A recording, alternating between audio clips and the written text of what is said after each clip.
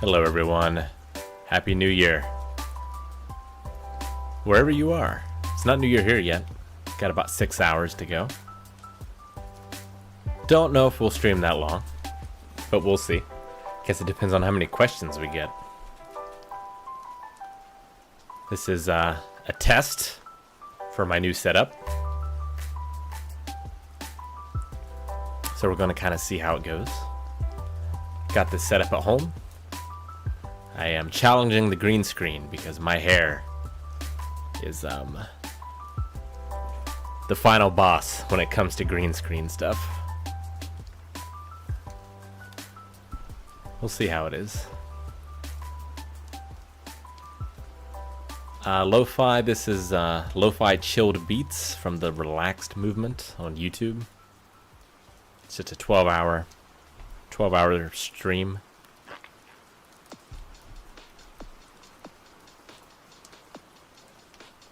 So, we're probably not going to use that. How's everyone doing? Having a good New Year, I hope. Nothing too special for me today. Yeah, the live caption took a lot of time to get where it is. It's still not perfect, but I like it. Going for a visual novel kind of look. Which I've been reading a lot more manga recently, and I'm probably going to dive into some visual novels. Unfortunately, got a bit of a cough going on, so I'll be popping these cough drops. Not ideal.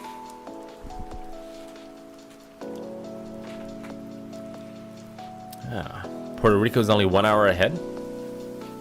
9 a.m. Nice. Movie night. What are you gonna watch?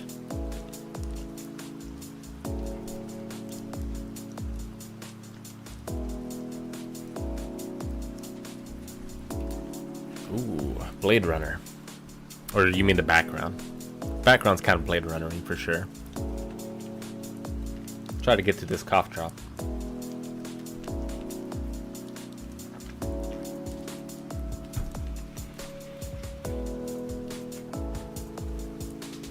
But yeah, I had a good Christmas.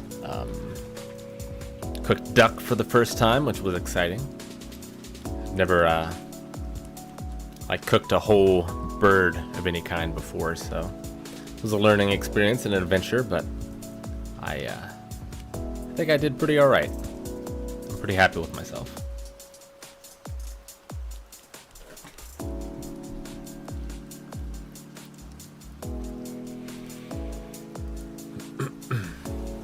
But yeah, if you've got questions, just I think we could just stick them in the chat. Here, I can start a QA maybe.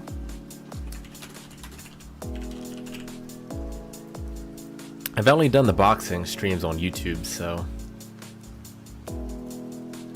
we'll try that. See how that works. Maybe stick some questions in there.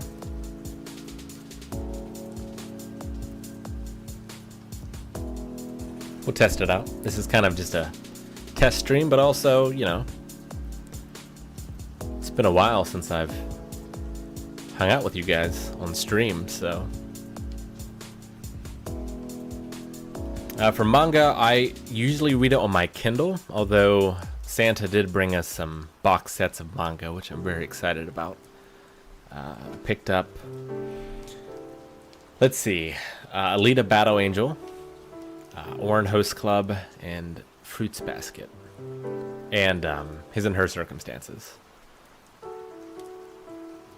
don't know if you can tell my taste, but it's also for Maggie and Evie as well. Stuff I think we'll all enjoy. But I've been reading, let's see. I've been reading GTO, Great Teacher Onizuka. I have the hardest time remembering his last name. But that's been interesting. It's very, a lot of it's quite like cringy, some of the stuff, but it's heartfelt and satisfying as well. I'm having a lot of fun with it, and having a little bit of teaching experience. It like, you wish you had a broader range of methods in order to get to your students. But you know, obviously you're quite limited because people abuse that sort of thing. But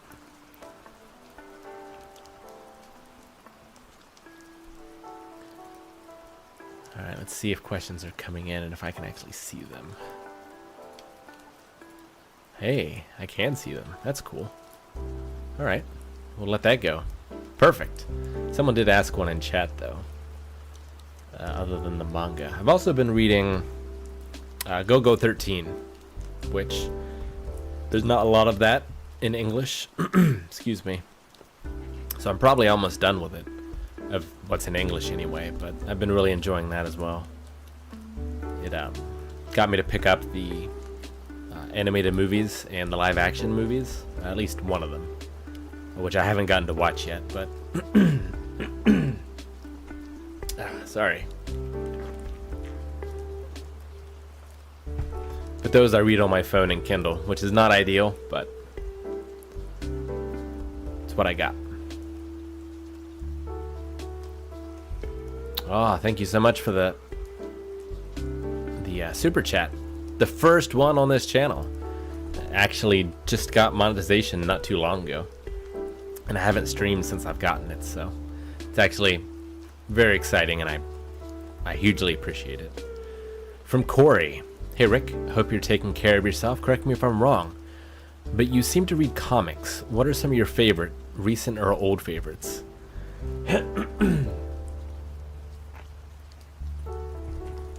Growing up, I didn't read any comics, so it's a relatively recent thing. I haven't read a tremendous amount. I've read more manga than I have comics. I really like... Hang on, I gotta look up the name of it, because it's been a while since I read it.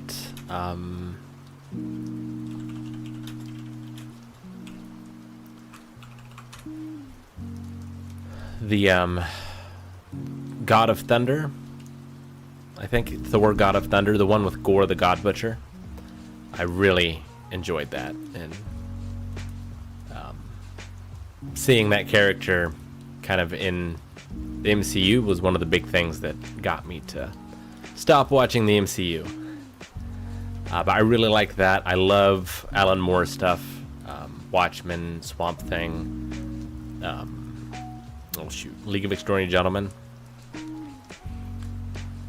And then, other than that, it's mostly manga, to be honest. I did start reading Doctor Strange. I don't know which one. A fairly recent one. I looked up a list of like best Doctor Strange, and it was fairly recent. I started reading that. I really enjoyed it. I didn't finish it, I don't think. I read, we got sent in mailbag an omnibus of the He-Man comics, and I read what was in that, and I really enjoyed that, much more than I kind of thought I would. Yes, Happy New Year. We have people from Kenya. Very exciting. Cairo. I'm here in Ohio, USA.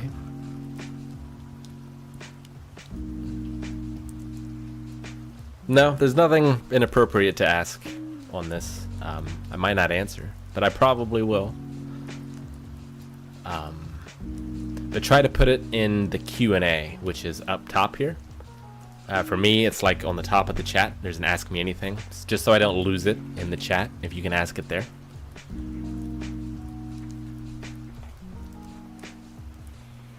Yeah, I love Berserk and Evangelion. I still haven't watched the new dub yet. I need to give it a chance. I haven't watched any of the new stuff. I've only watched the original. But I need to give it a chance because I need to watch the new stuff at some point, and that's going to be my only option, so. Yes, goes Darkheart. You are also from Ohio. You have been to my house. Alright, let's bring up the Q&A. I have to switch between the chat and the Q&A. If you could, this is Crimson, if you could have one devil fruit from One Piece, which one would you want? Man. I haven't gotten super far in One Piece. I'm still in Water 7. So I'm going to have to look up some fruits.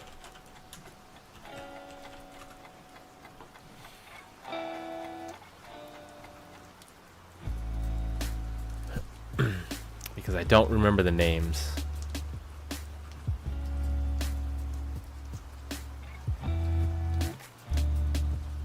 Don't want to see too many spoilers, but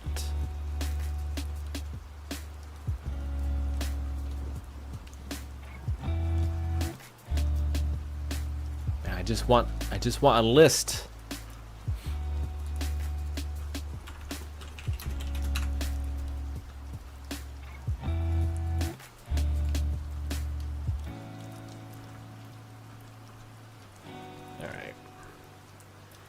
Let me just kind of skim through for ones that I recognize.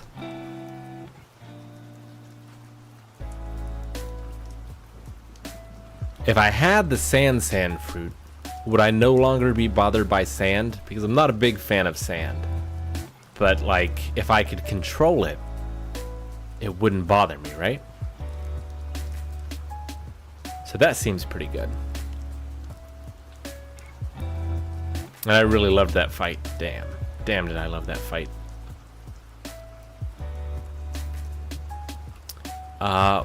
What was the fruit of, man, it's been too long, of the guy who could, like, freeze time? He had them fight for, like, crewmates, and he wanted to take members of Luffy's crew onto his crew, and he had, like, a tournament sort of thing. What was his fruit called? Can't remember. That one's pretty cool. Alright. Go back.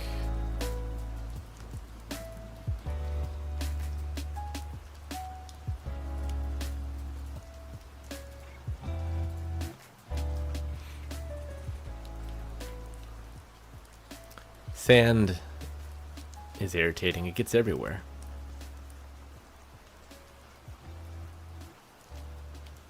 Slow fruit. I think slow fruit would be pretty cool.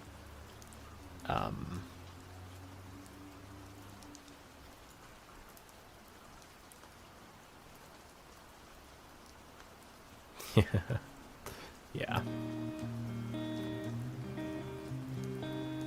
Oh yeah, someone asked who I would adopt in Haikyuu.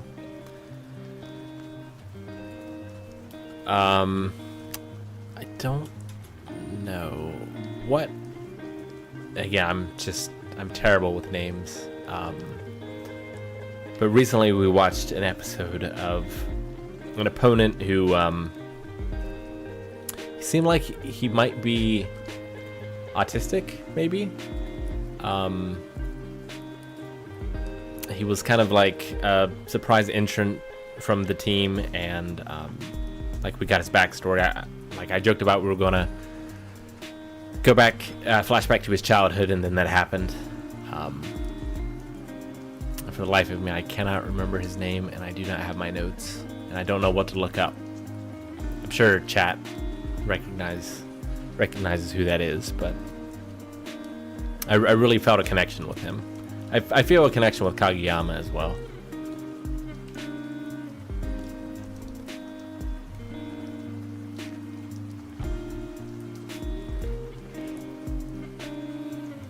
Just can't stay long in the UK. Well, Happy New Year to you. Yeah, I'm looking forward to Kita. That's it. Love Kita. Oh, might be my favorite of the show so far.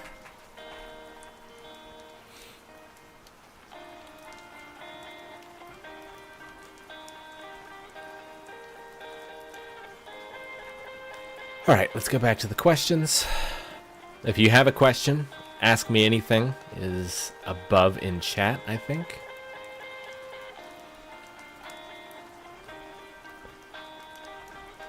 I can't scroll this window. That's annoying.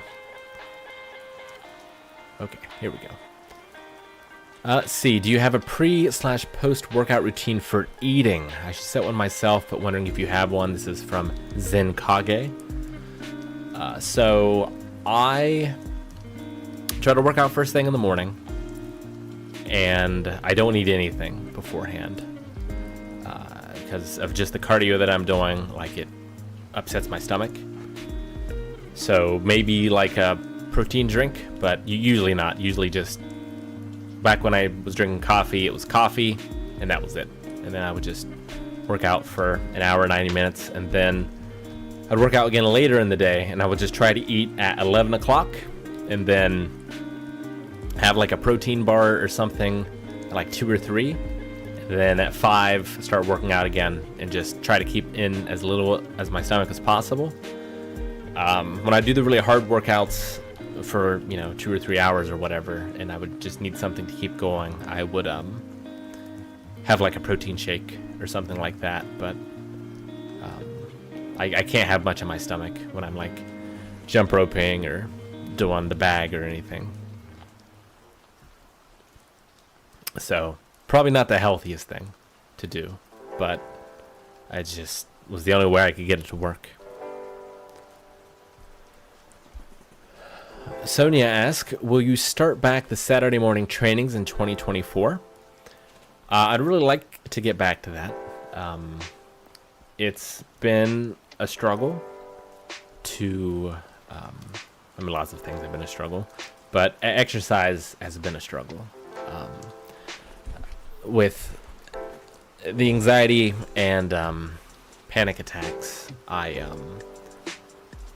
have been really focused on like my breathing and different like body sensations that have been triggering them.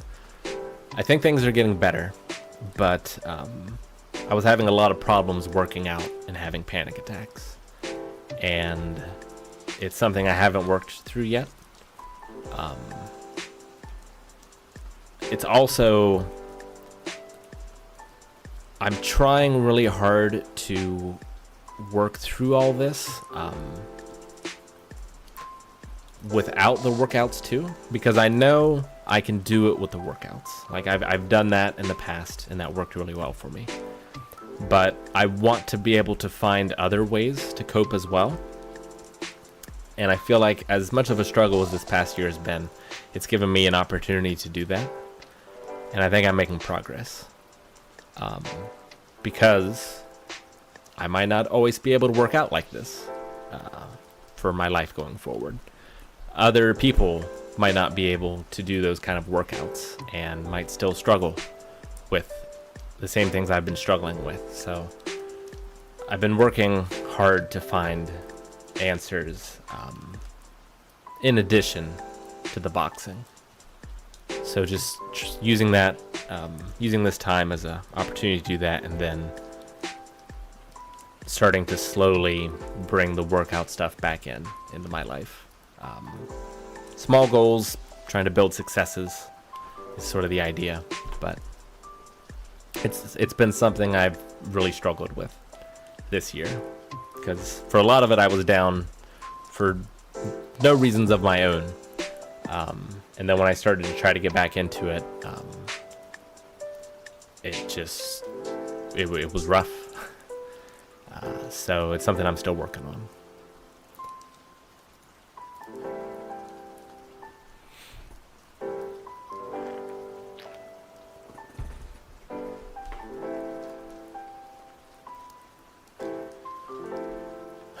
Esteban says, I get autistic vibes from Kita Kageyama. I do as well. Kinma and Wakatashi. I think Kinma. I can't remember who Wakatashi is off the top of my head. I'm ADHD and relate a lot to Hinata. I understand that.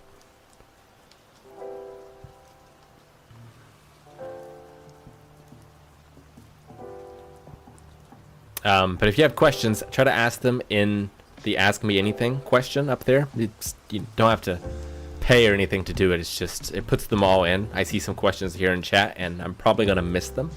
So try to put them in that Ask Me Anything question section if you can.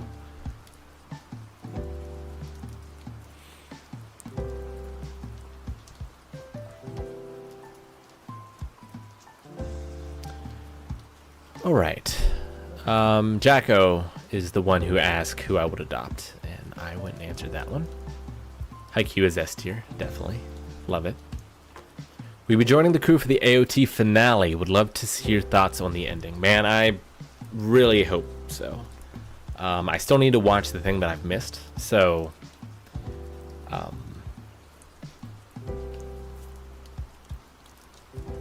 like, getting back to it, to reacting and things. I don't have like a firm timeline on that, and I have kind of a plan. This is part of the plan. Messing with lights and seeing like what sort of my triggers are and to what extent. But there's a lot about how we react to things that's just very hard for me. But it doesn't mean I don't ever like want to stop it completely. I want to do Ruby. I want to do Dr. Stone. There's a lot of stuff I want to do. I want to do more bad movies.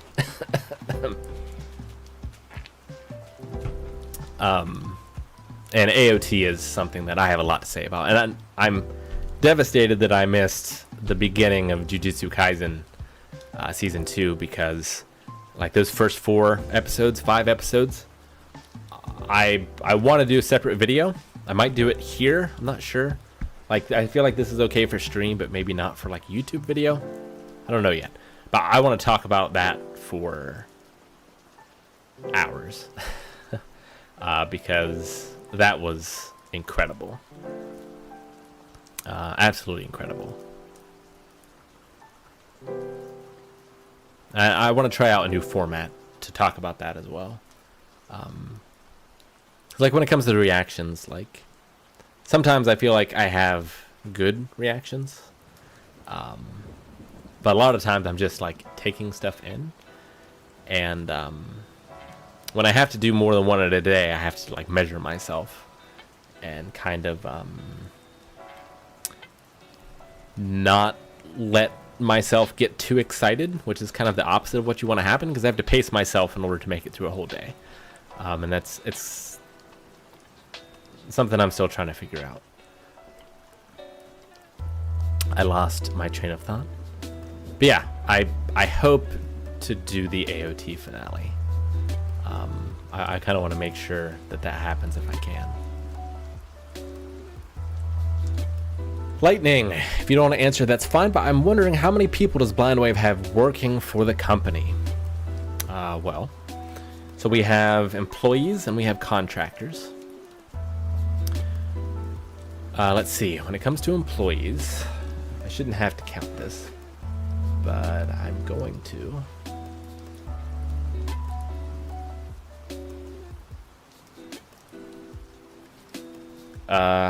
Six, I think. 7?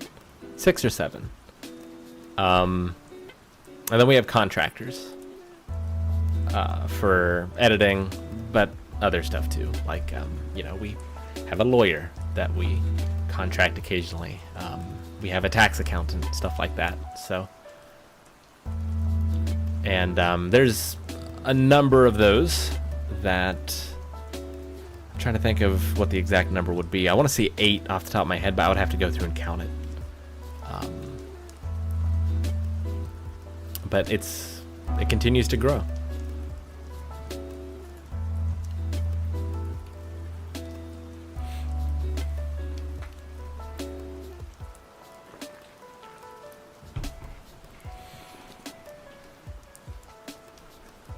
I am sad that I missed the live action Ben 10 movie. I was in the office, I think, and they were talking about that, and it got brought up that it was a live action one. I was like, ooh, I might need to see that.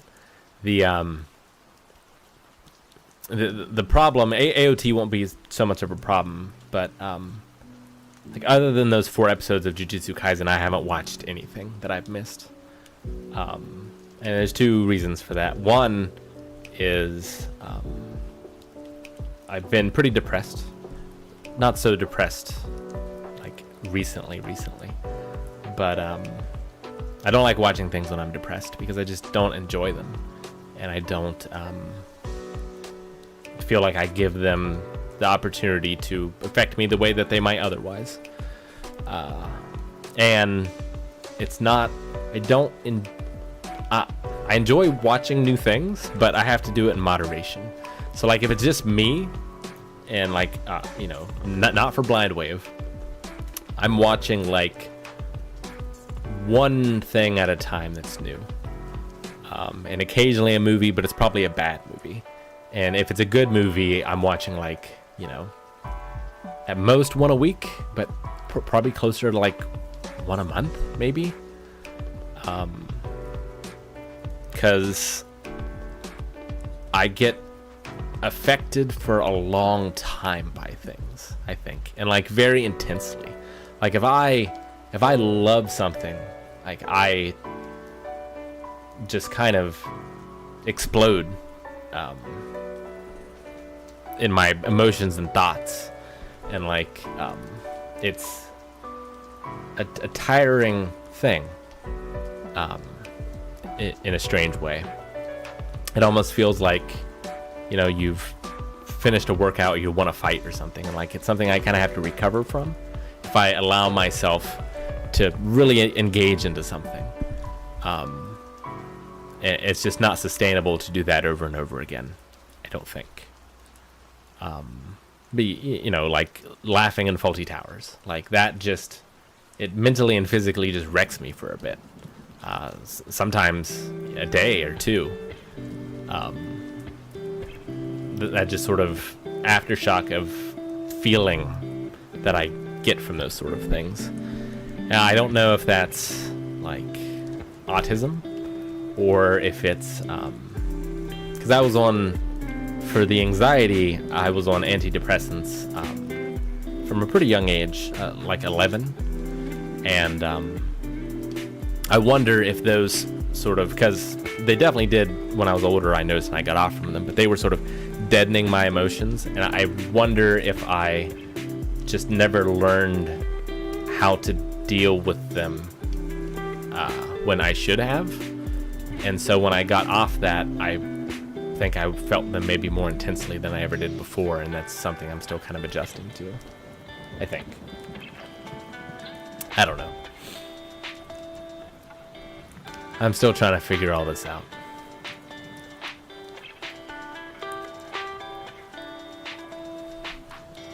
All right, next question.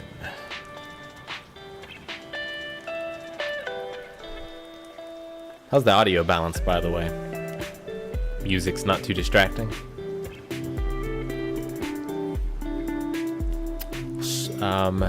Schwarto, have you watched Batman Subzero before? If not, any plans to stop by for the reaction after Batman the Animated Series Season 2? I have watched that one. It's very good. It's a very good Batman animated movie. It's no Mask of the Phantasm, but a few things are. But I like that one a lot. I didn't watch that when I was growing up watching Batman the Animated Series. I watched that within the last,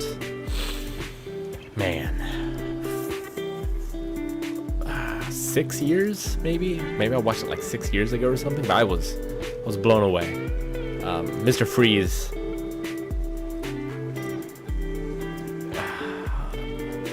I mean, the Joker obviously is amazing, but like Mr. Freeze is my number 2 from that show, and it's kind of close. I love Mr. Freeze in Batman the Animated Series.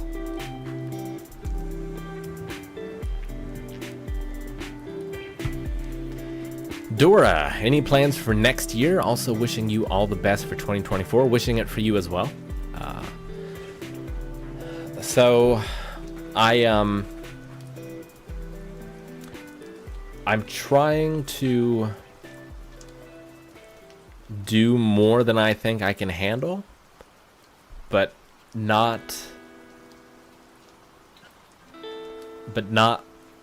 more than I can handle, if that makes sense. I'm trying to find that balancing act. That's why I made this setup. I want to make more content sort of here, where I can control everything when it comes to the lighting and somewhat the sound, stuff like that. You know, home, a comfortable environment.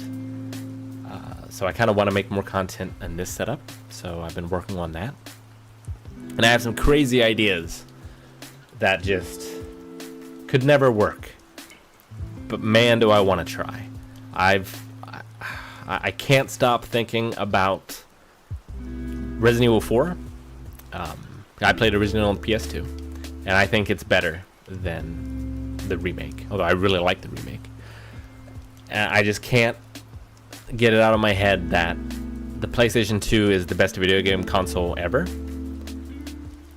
And I feel like the only way I can kind of prove that to myself is if I go and I play all of those games. And maybe I streamed that. Obviously, I couldn't beat them all. There's too many.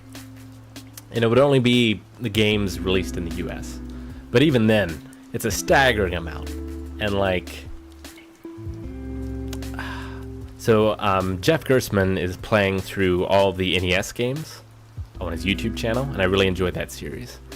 But he plays them for like maybe 20 minutes or so. And for most NES games, you can kind of get a feel in that amount of time. But I'm wondering, like, how much time would I need to devote to a PS2 game to get a feel for it? And obviously that's going to vary. Like, you know, if you're playing a JRPG or something, like, that's going to have to be at least a couple hours, at least. But like, it's not for PS2, but Dragon Quest VII, if I'm remembering correctly, like, you don't get into combat in that for like 2 hours. So, I don't know. It's crazy talk, but I've been playing Fatal Frame 2, and I'm just astounded at how good that game is and how well it holds up. I just wonder how many of those are there for the PS2. Like, could I make a top 100 that are all great to must plays for that system? I feel like I could. But man, like, would I stream every day? I'm not sure. Thank you so much, Knox, for the super chat. Wish you a happy new year and stay strong. You as well, for sure. Ryan, thank you. Howdy, Rick. From one dude with autism/anxiety to another, you huge inspiration. Keep up the good work. Say hello to the crew for me. You've made my year entertaining. Thanks and love from New York. Well, thank you so much. I really appreciate it. This channel got monetization recently, so I turned it on, but I didn't really expect any donations tonight, so I really appreciate them. Zarwick, I'm glad you could stop by. Alright, let's go to the next question. And if you have questions, please put them in the question section so I can get to those. Should be at the top of the chat.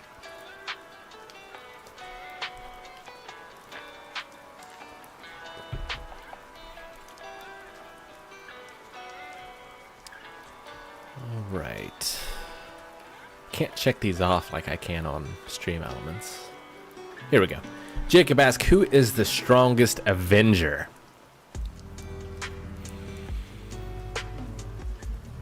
I think it's Hulk.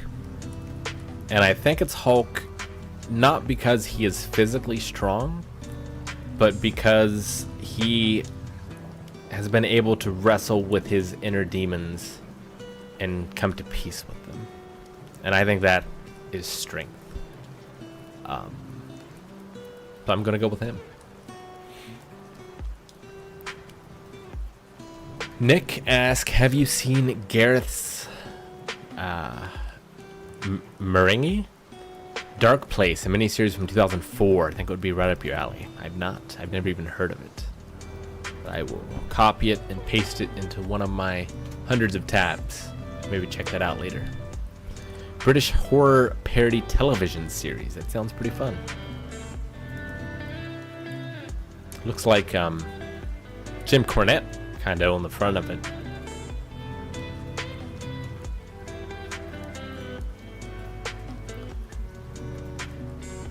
Jacob asks if you could have any power from any cinematic universe, what would it be and why? Any power from any cinematic universe.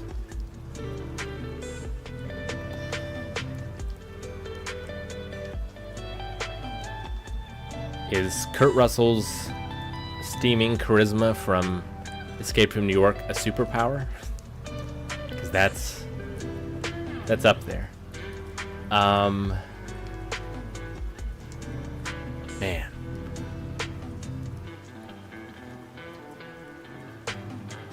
I don't know. I think, reading minds. Like what women would want, but just reading anyone's mind would be super useful. I think that would help me so much in life. Because I think I miss a lot when I talk to people. I miss a lot of cues, I think, and people don't always say what they mean, but I have like no choice but to take them at what they say, kind of thing. So I don't think I would use it for any sort of malicious purpose. I think I would use it as like a crutch or glasses in order to better help me interact with people, I think. Maybe. That sounds about right.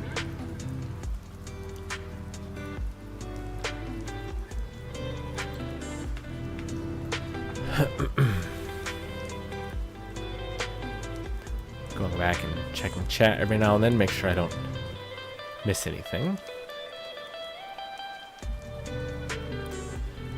Dylan, a Berserk Manga podcast with me and Eric. Maybe. That could be fun. I thought about, because like I said before, I want to talk about the hidden inventory arc from Jujutsu Kaisen. And I thought about maybe trying to talk about the manga of it instead, which I haven't read yet.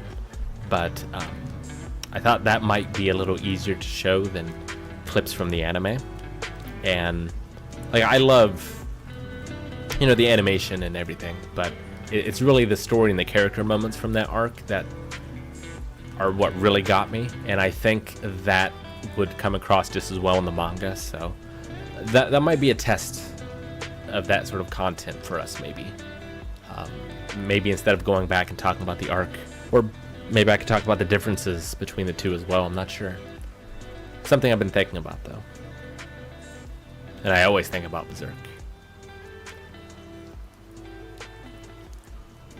Dora, when you have a panic attack based on physical experience, like weird body pain, how do you deal with it? Do you distract yourself? I've had something similar recently. I tried to distract myself. So, if I'm like driving in a car, then I might try to distract myself. And distracting myself is what I did for a long time. That was like I was having these as a kid, and I went to my therapist, and like she talked about some things, and like I was already just sort of instinctively doing most of them, and one of those things was distraction. And I think it kind of depends on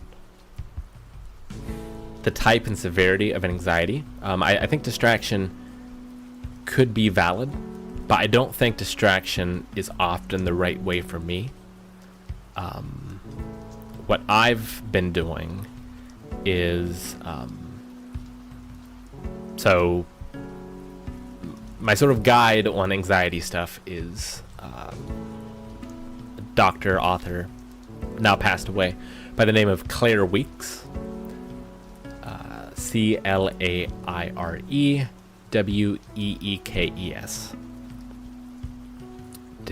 Oh yeah, I haven't watched my, yeah, alright, got got it pretty good. My live chat.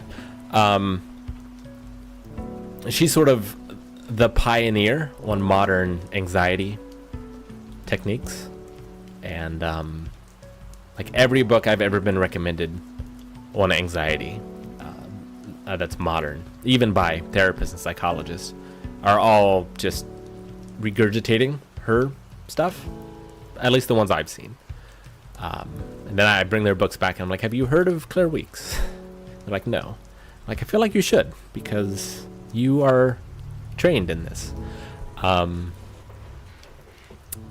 But her main way of dealing with it is floating and accepting is the main idea.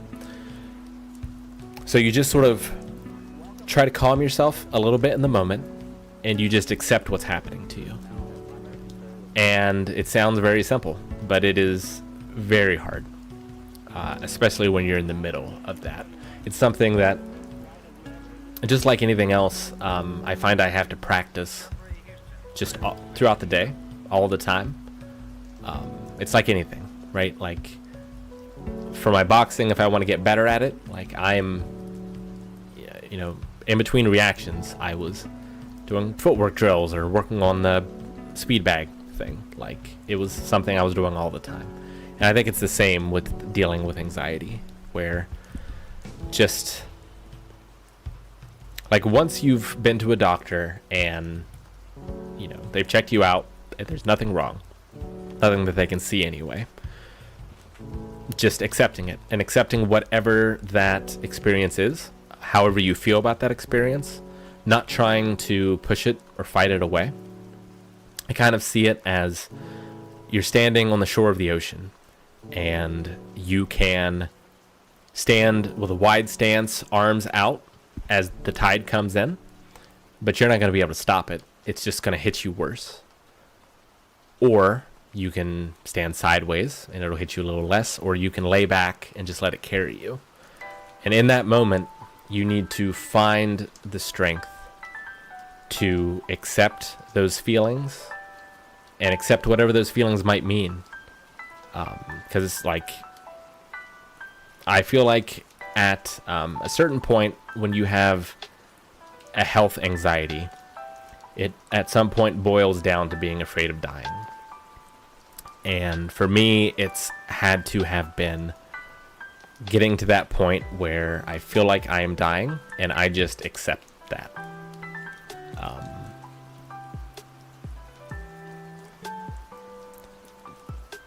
And then it just loses the power.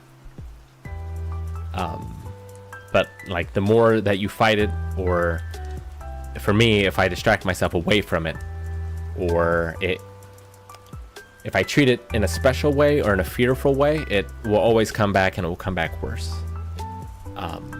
Because I'm giving it that power.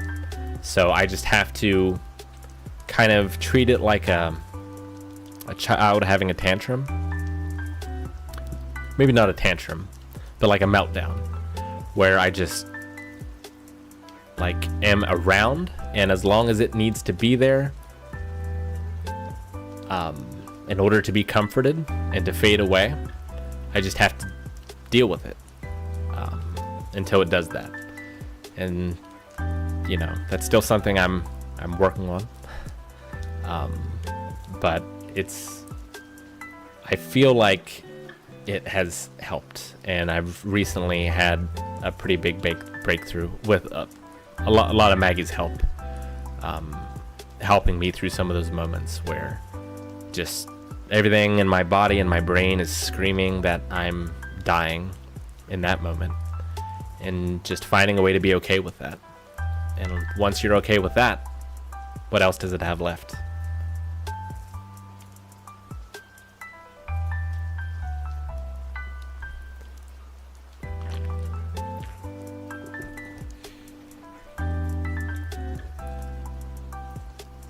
Okay.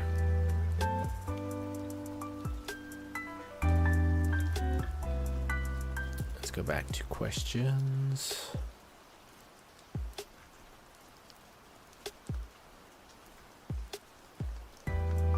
Crimson, are you a Persona fan, Rick? And are you going to stream Persona 3 Reload? I am a Persona fan. I've played 3, 4, and 5, although I haven't beaten 5. I really need to go back and beat it. Because I loved what I played, but it's so stressful. It's probably not the right game for me right now. I don't know if I'll play Reload or not. I haven't seen a lot about it. It's just a remake, I assume? Like Fez? I might. I haven't gone back to play 3.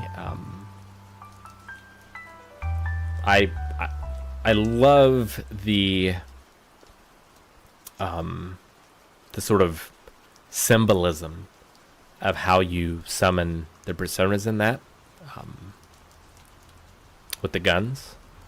But like even then, it was like an uncomfortable thing for me, and I think it's supposed to be. But now I'm not sure, at least in the state that I'm in right now, I'm not sure if I can handle that. But that might change at some point. But I do love that game. 4 is probably my favorite, but I haven't finished 5 yet. But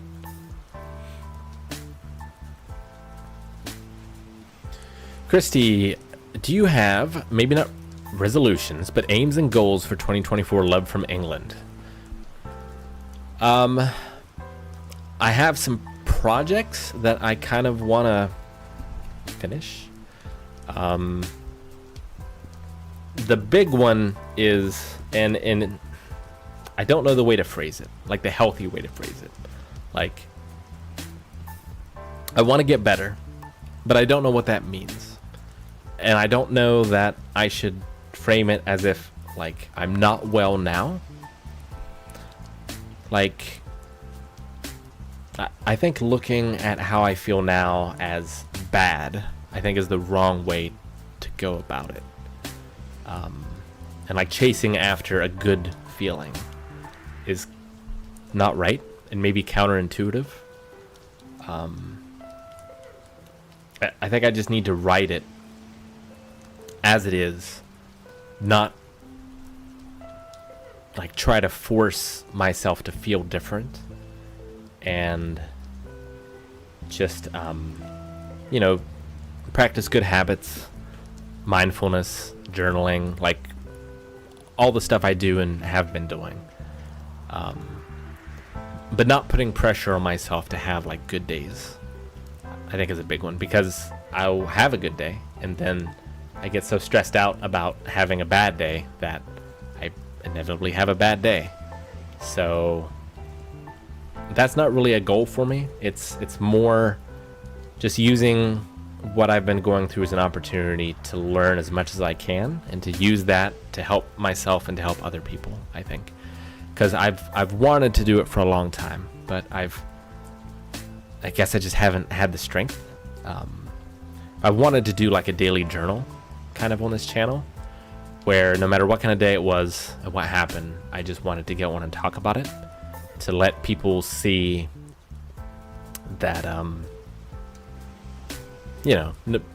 matter how hard things get, that not every day is like that, even if it feels like they're all going to be like that, and to just be able to see a progression of ups and downs. Because if I don't like mental health or just health YouTubers who like just show all the good all the time, and only do pictures when they're at their peak or stuff like that. Like, that's not being human. And I think having something out there that can show ups and downs could be a good thing, I think. I'm just not sure, because it's something I feel like I want to do every day, but do I do it every evening? Do I do it as a stream? Do I do it as a video? It's just like some things like that I haven't decided on yet, but I should just forget all that and just start doing it and change it later, I think. Because I think that would be a good thing to do. Like to be able to talk about just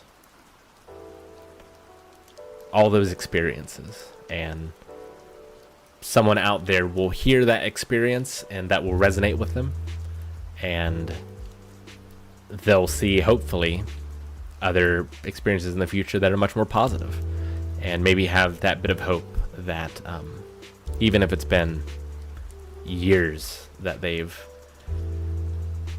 just anxiety or depression or whatever has ruled their life, that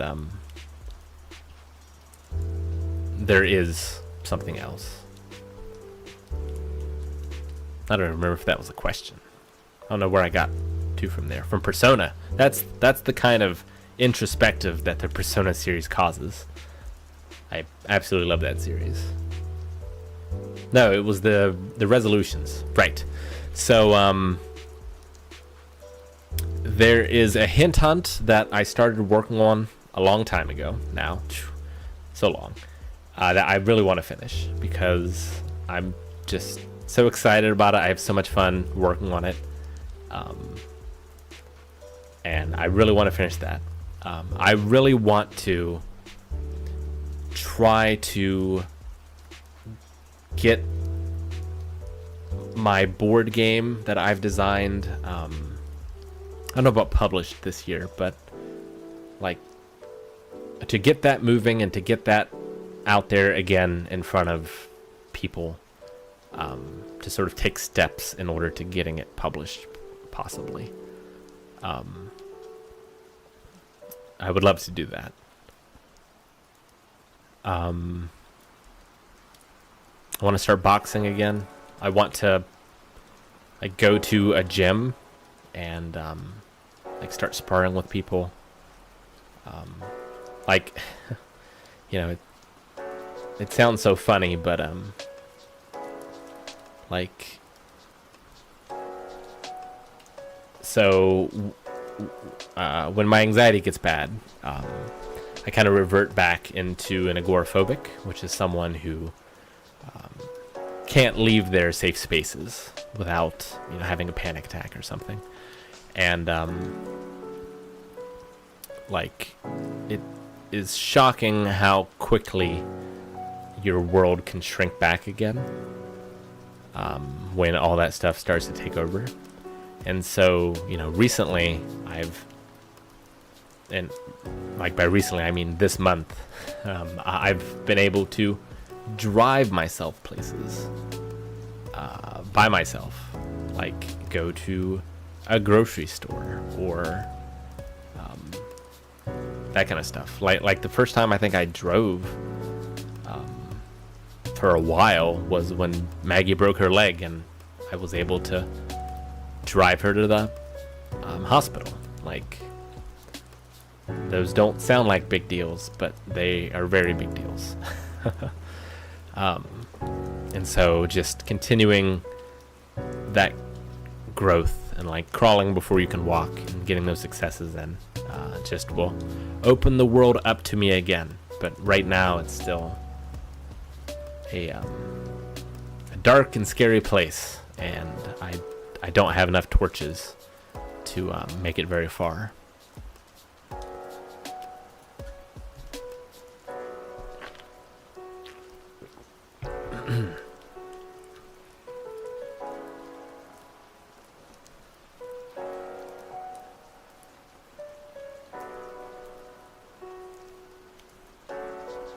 Just reading through chat before I get back to questions.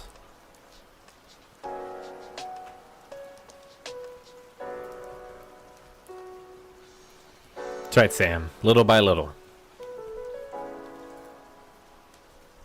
And that was what was stymieing me in the beginning, I think, was just trying to do too much too fast.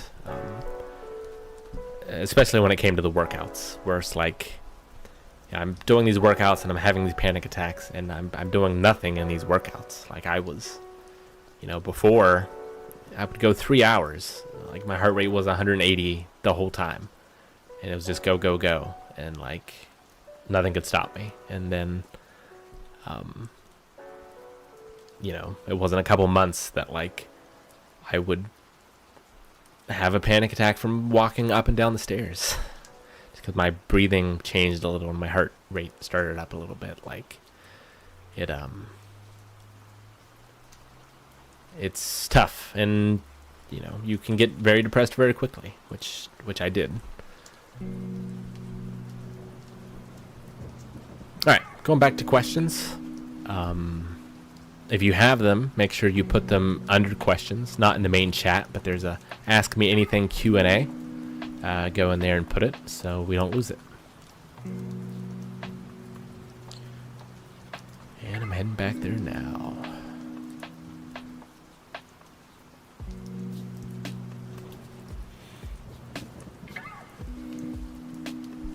All right. Ben, Happy New Year's, Rick. And family. My question for you is, are you planning on returning back with Ben 10 Alien Force, the rest of the series with Blind Wave? So I'm not sure. Right now, I kind of want to slowly start picking some things up. I don't like picking up long series because... So the thing I run into is, you know, if I feel like I can't do it, you know, the day that it's scheduled or the time that it's scheduled or whatever, like, I hate pushing everything back because of me.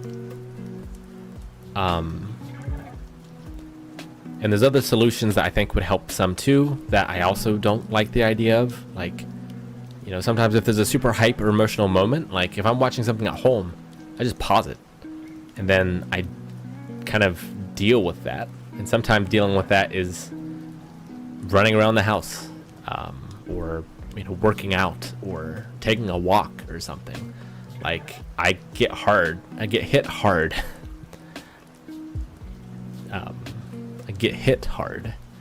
by the things I watch a lot of times, and like I don't want to have to pause something for all those guys and like ruin the momentum and go off and do something for 15 minutes. Like it's just tough to figure it out. And is it like I get up and I go into the background and I do some stuff, but then I miss things? I haven't quite figured it out yet. I'm sure. My doctor's advice for me has been, and he is also autistic, and that has been incredible. Finding a doctor who understands the things that I'm telling him, because I wasn't diagnosed with autism until recently. Has it been a year? I'm not sure. But he said make work as much like your life at home as possible, because you've made your life at home whatever's sort of the most comfortable and works for you. And so try to do that as much as possible at work. And he said, like, he has a bed at work that's similar to the one he has at his house. And when he's getting stressed or overwhelmed, he just like sits in that because that's just comfortable for him. And like, you know, other things like that. And so I've been thinking about like how to incorporate that, but how not to make it intrusive for everyone else. And some of it is tougher than others because like there's fluorescent lights at the studio and places, and I cannot stand fluorescent lights. They're just terrible. And the lighting at the main set is hard, and I can wear the glasses and it gets better, but it's still not best. I got these new ones actually, which I like quite a bit more than the old ones. Christmas present from Maggie. Man, I lost my train of thought. Ben 10. So I haven't watched any Ben 10 that I've missed. The only stuff I've watched that I've missed has been a little bit of Jujutsu Kaisen. So I do not expect to go back to any of those long-running shows for a while, or if ever. I'm just not sure. But when it comes to like more succinct stuff, like the season of Ruby that we missed was like 8 or 10 episodes or something. Like, I think maybe I could do that. Movies are long in one session, but it's just a one thing. So like maybe I can do some of those. I want to do the Dr. Stone when it comes back. Like I want to do Cobra Kai when it comes back, but I just kind of want to juggle it very carefully. Hey, Dustin. Happy New Year. Thanks for joining us. Appreciate it. Sorry, my voice is going out a bit. I've just had this cough. I'm not sure if it's just like the time of season or whatever, but I've had nothing else. Just a cough.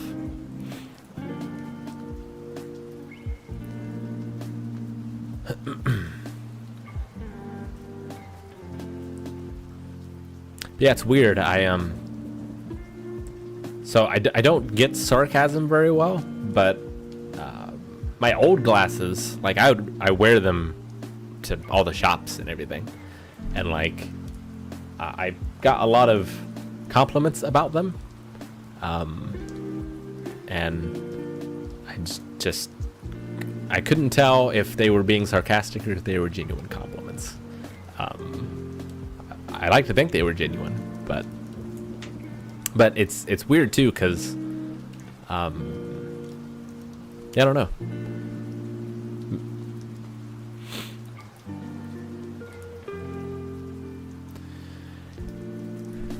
Yeah, Jason, most businesses don't understand people dealing with these sorts of things, so you're fortunate in that way. I'm definitely fortunate at my work, and like, everyone there's been super supportive. I feel guilty about a lot of that. Yeah, I know I shouldn't, but like, just like,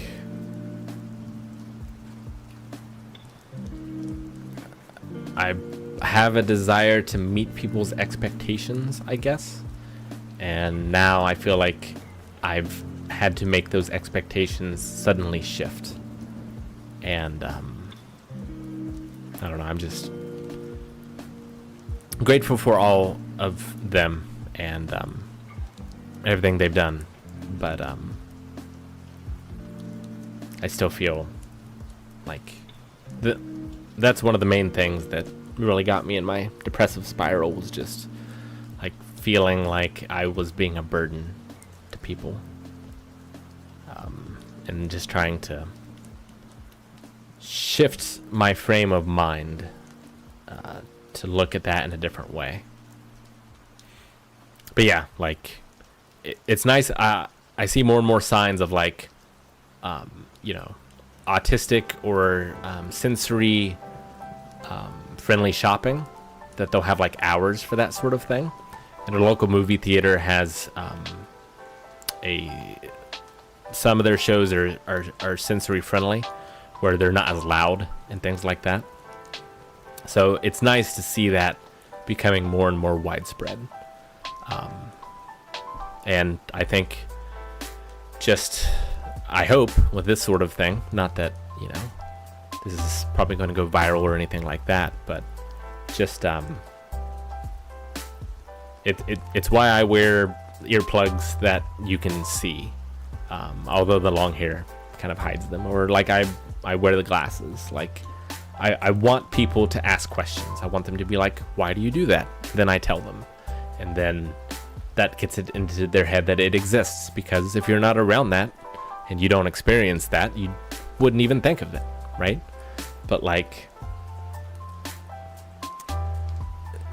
just putting as much of that into the world as possible, as this is a normal thing for a lot of people, or something that those people need, and then just having it be seen, and then once it's seen, people can think about it, and then once people think about it, changes can start to happen.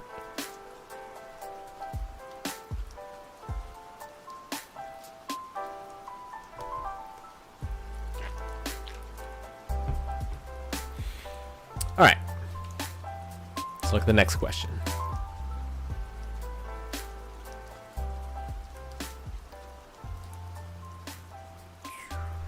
This is from NoX. Okay, Rick, this debate has been going on for a while. Which is the better show overall, Death Note or Code Geass? For me, Death Note holds a special place in my heart, and I will always love the ending. Man, that's a tough one. So for me, it's kind of the opposite, where the first half to 3/4 of Death Note is amazing, as close to perfect as I could expect. And then it really drops the ball for me in that last quarter. And it's a damn shame. Whereas Code Geass, it kind of... So it starts kind of slow, and then it peaks, and then when it changed networks or whatever and did the reset, like that's a huge valley. And then it sort of goes back up and it peaks at the ending for me, for Code Geass. So if you ask me which one has the better ending, it's no question Code Geass. One of my favorite endings ever. I love the Euphemia. Is it Euphemia moment? Like the big moment when everything changes in that show. I love that. And there's some weird stuff in between there in the ending that I'm not going to tell you that I understand. With like the elevator and stuff like that. Like I kind of get it, but not really. So honestly, man, I don't know. It's tough. I think like Death Note just squeaks by just a little bit for me. I think I would rate it just a little bit higher. I also watched it much longer ago, so it's sat with me for longer, which I think helps. I also read the manga for it. Yeah, I think it's Death Note, but I think Code Geass has the better ending. We'll go with that.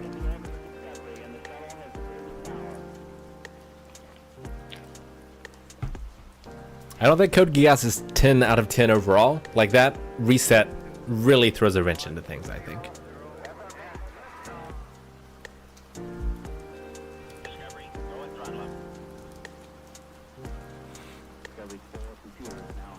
Death Note was the first manga I think that I read. It was at least the first complete one that I read. My sister actually got the box set for Christmas or something. And I borrowed that and devoured it. Loved it.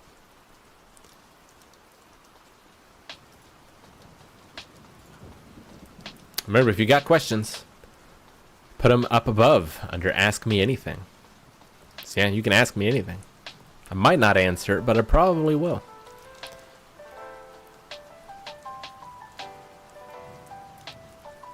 Crimson, are you going to stream Final Fantasy VII REBirth when it comes out? I don't know when it comes out. I hope to stream it. There's quite a bit that I want to stream.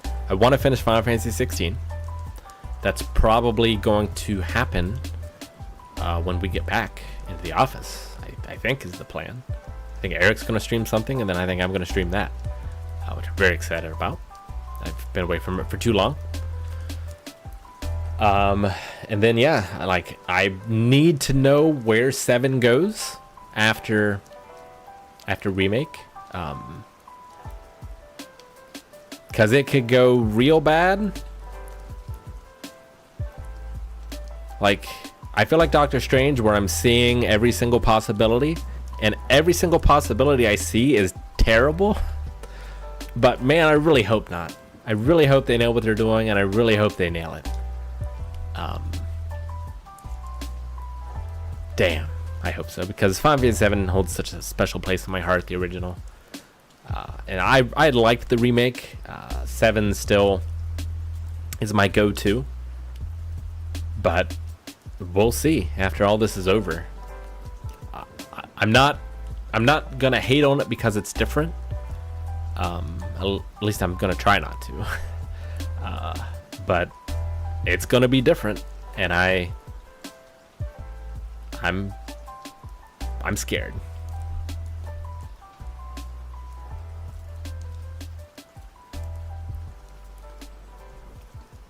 Sam, your first manga was Fruits Basket. Awesome. We got Santa brought us Fruits Basket for Christmas, the manga. So I'm excited to get to read that for the first time.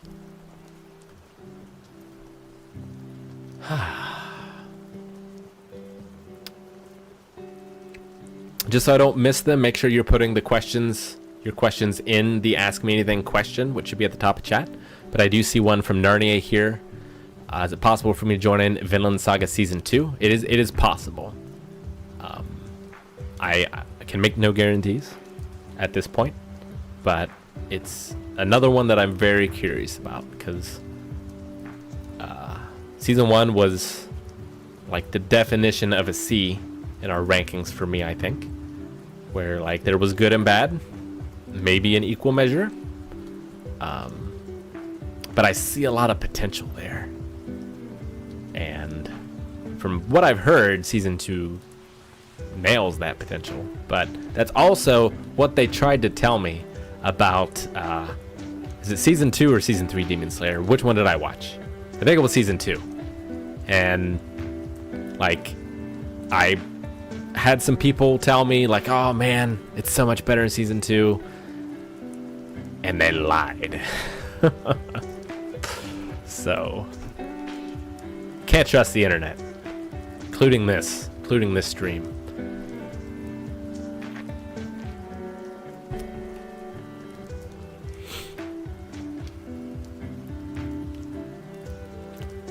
I doubt very many questions that you can ask are going to be too personal this wave, but please put your question in the question thing so I don't lose it. All right, I'm going to go back to the questions.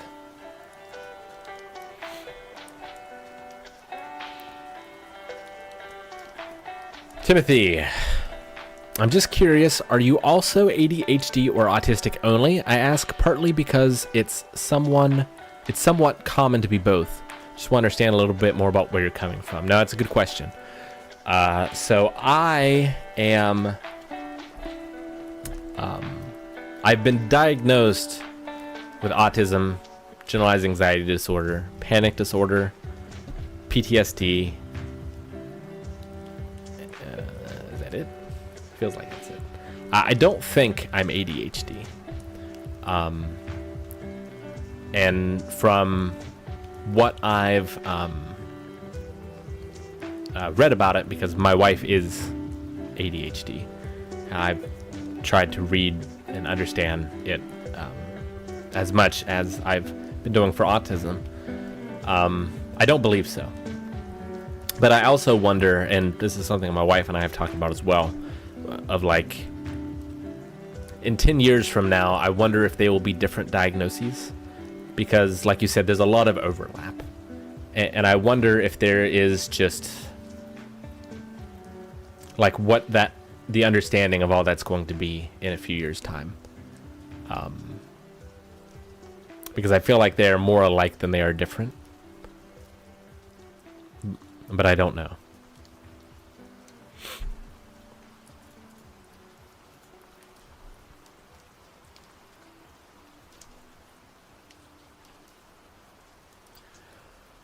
All right, next question. Cameron, Happy New Year. Are you caught up with the One Peice manga? I have never read it. I probably should. So I've been watching the anime. I'm in Water 7. And one of two things happens, which is why it's taking me so long to watch. Is either one, so I've been watching it with Evie and Maggie. And Evie is a lot like me, where she gets very excited when she watches something that she enjoys, and she can only handle so much. And so she has very much enjoyed One Piece, and she needs to have long breaks from it. So therefore I also have long breaks from it.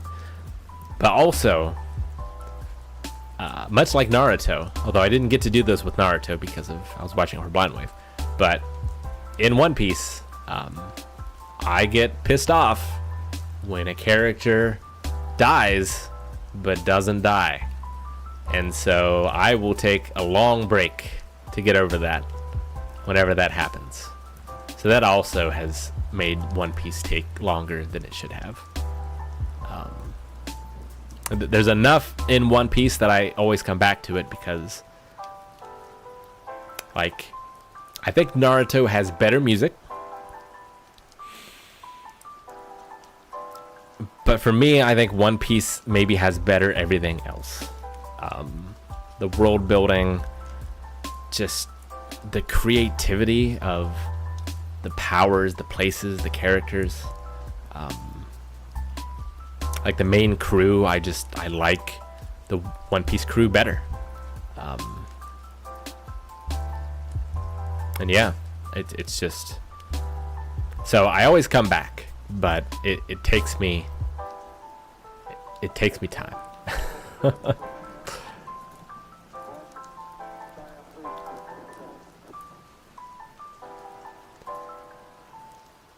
All right. Next one. The Ash Dragon. Hi, Rick. I have a son with autism and was wondering if you could link the glasses or talk about other items or practices that I could use to help him. Thanks, George. Absolutely. So,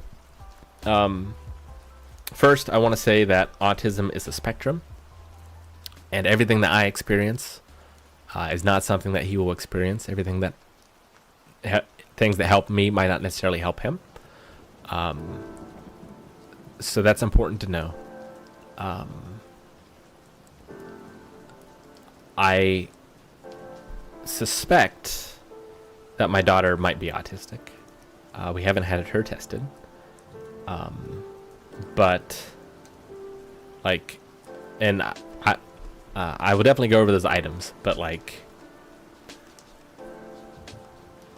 patience and listening, like really listening to what they say, and like watching how they act, and this is true just in dealing with people in general, but like always assume the best intention from all of their actions, I think is very important. So like,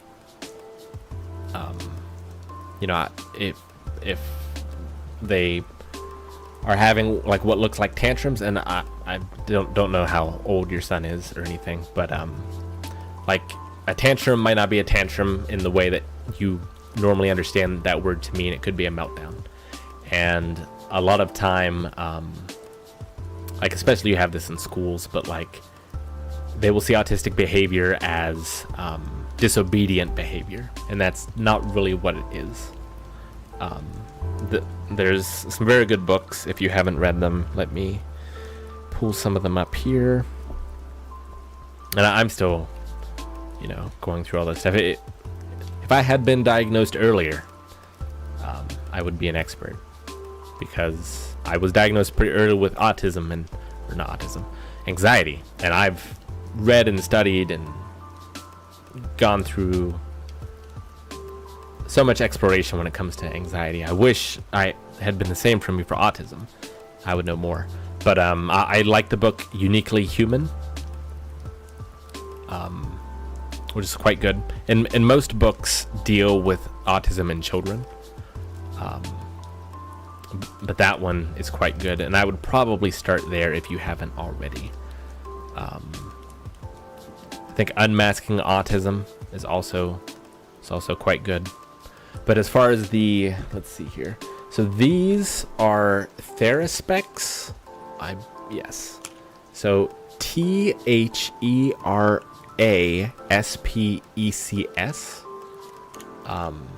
They're sort of red filtered glasses. So, and big shout out to Maggie for finding these, because she uses them as well.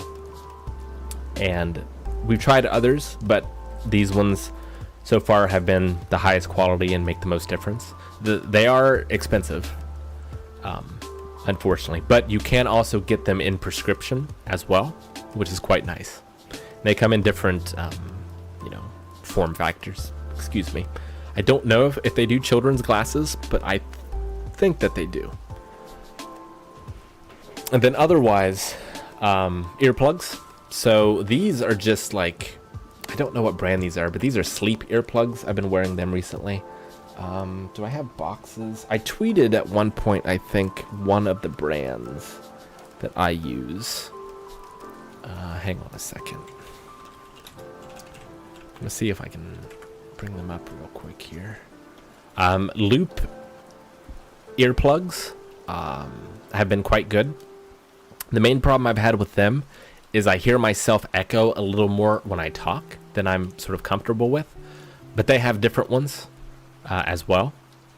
I do like loop earplugs. I also like,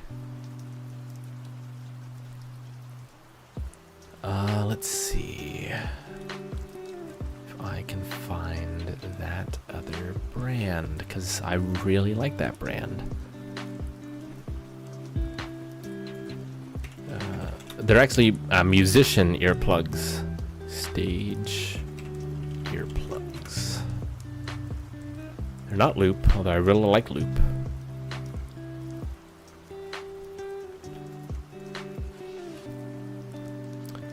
Oh, come on. They're clear. They're just so good.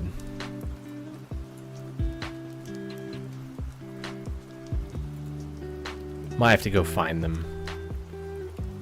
So I have a box. I have a box in my room, I think, for them.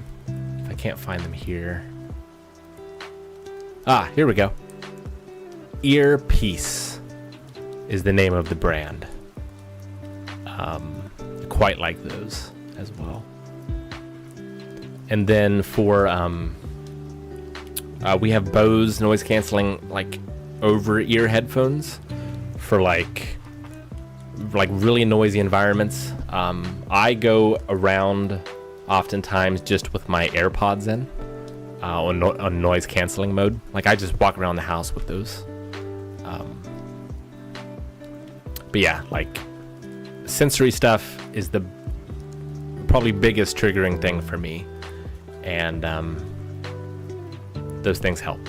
And getting the right lights in the house helps. Like maybe take him to a hardware store or something and just go through different lights and see what works best, or get the LEDs that you can change on your phone, the color temperature. The color temperature is really the important part. And also indirect lighting is nice as well. The kind that shoots into the wall and then bounces out is better than like something that's in my sight range. But again, everyone's different.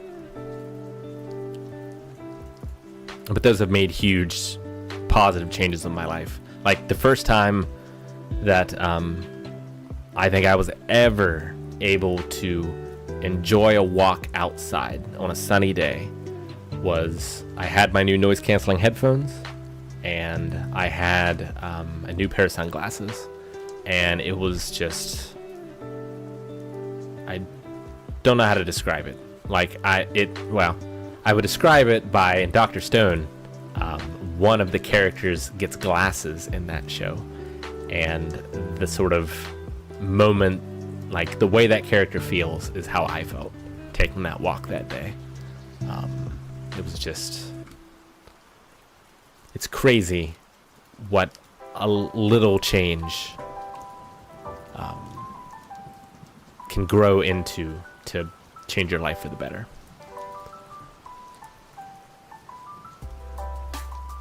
All right, I've lost everything. Where are my questions? That's not it. Is this it?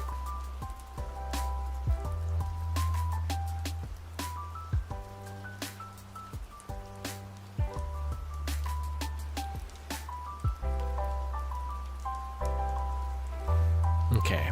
And thanks everyone for joining again. If you are joining to ask questions, please put them in the Ask Me Anything Q&A, which should be towards the top of chat. I think it's still there, but please put them there so I can not lose them. I'm trying to go into chat eventually and just kind of look at what people are saying, but I might miss stuff. Bigfoot, I will just answer this one because I see it. Curious what you've been really enjoying watching, reading, or playing recently. So, said this a little bit before, but have been struggling with depression. Was a lot worse than it is now. But I don't enjoy much when I'm like that. So I've been kind of avoiding the things that I think I would really enjoy, because I don't want them to be sort of tainted by that. Although on the other way, so this is also kind of this stream's kind of a kickstart for other videos I might want to make on the channel talking about mental health stuff. And one of those things is what I call my torchbearer. So I have a lot of journals. Nowadays they're all on my phone, but one of them I call my torchbearer, and it's where I put ideas that sound interesting in the moment that I want to save for another day, like a darker day, you know, when I'm depressed or down or whatever. So something maybe I don't want to get into right now, but sounds interesting and might sound interesting again to me later. Because, you know, when you're depressed, one of the things is the things you used to enjoy, you just don't enjoy anymore. The first time I can remember having depression, I wasn't really sure what it was, but it was like I felt down and sad a lot, obviously, but I just wasn't enjoying video games anymore. And like, I'm not gonna say video games were my life, but like video games were certainly my autistic obsession, and I played a lot of video games. And I thought maybe like I've just grown out of them, because I talked to people like some of my uncles and stuff who really played a lot of video games as a kid, but just lost interest as they got older for one reason or another. It's like, man, like, is this happening to me? I was, I don't know, 16, maybe 15. I could probably go back and find the year because of kind of how I got out of it. But, so I just started searching for other things that I thought might be interesting. Like, nothing was really doing it. And then, like, Devil May Cry 3 came out for the PlayStation 2. And I loved the first one. Did not love the second one. The third one was getting rave reviews. And the first one held a special place in my heart. So I gave the third one a try. And it was just, it was like it broke the glass that was surrounding my heart. I just felt so much better. And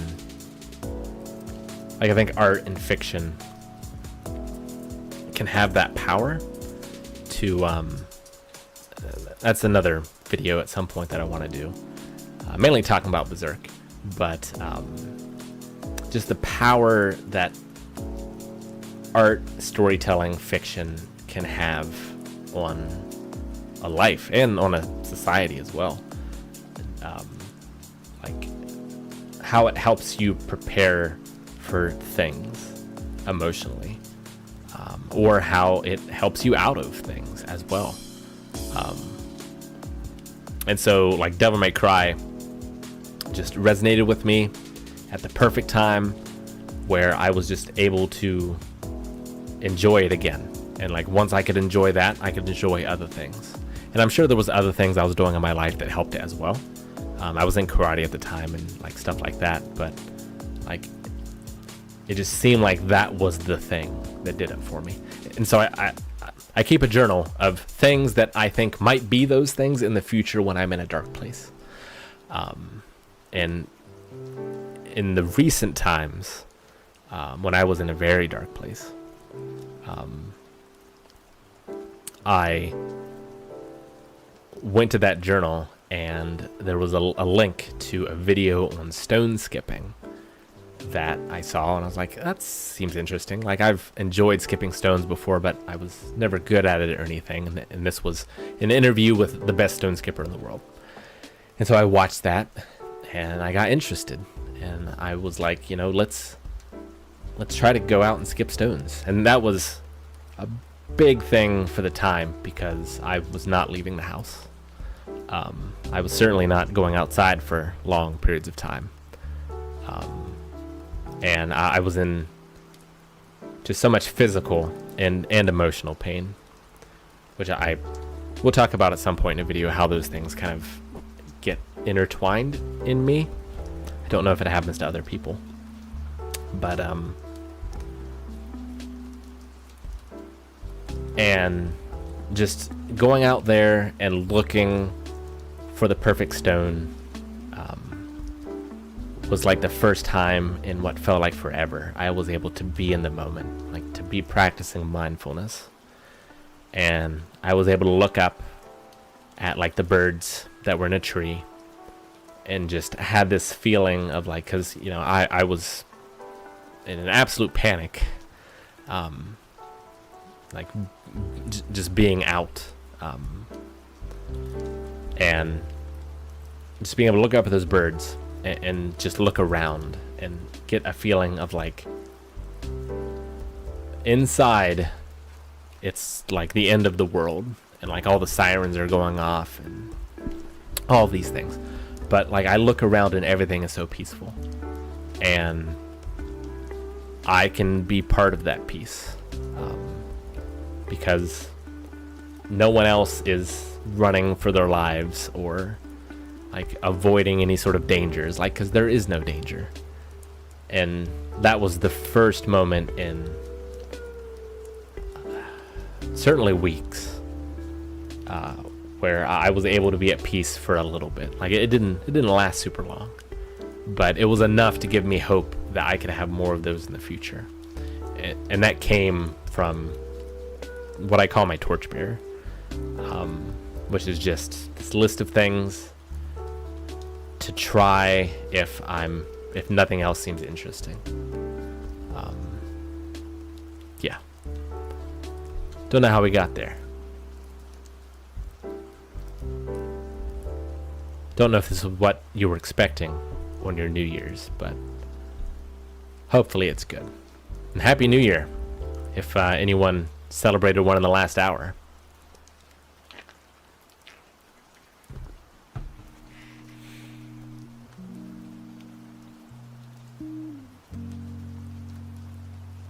All right, where are we at for the next one?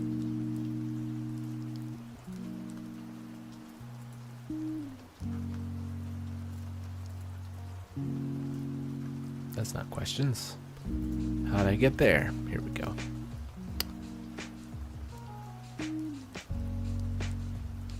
Go back. Sonia, if you decide to stream the PS2, will you start with Resident Evil or would you start with something else? Oh, that's a great question.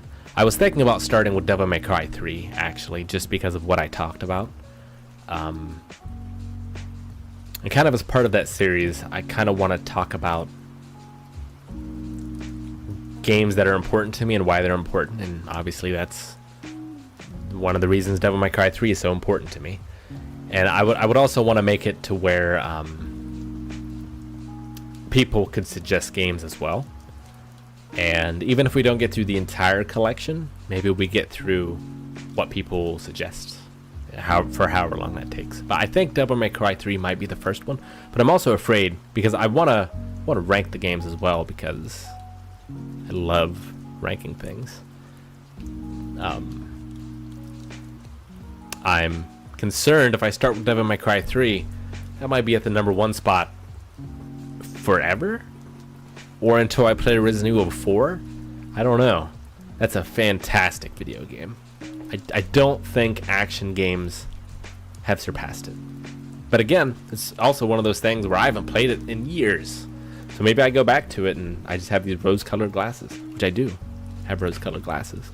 But maybe I have it about the PS2 era, and I'm just a crazy person. But I don't think games have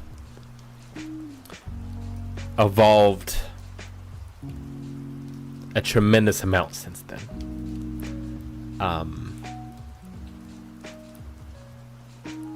But we'll see.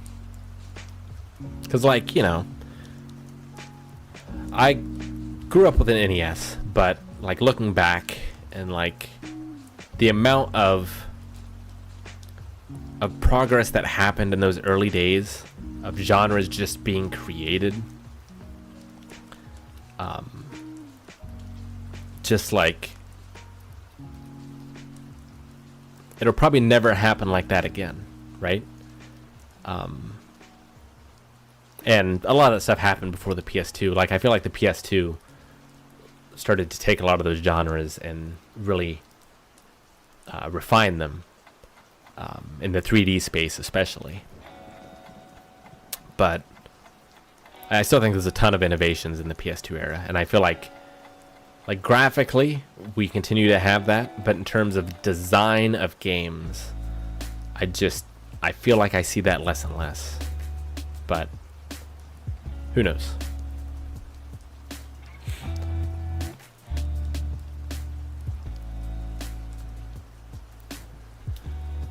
Arlen, how goes the attempt to get the guys to do some Yu Yu Hakusho? Not well.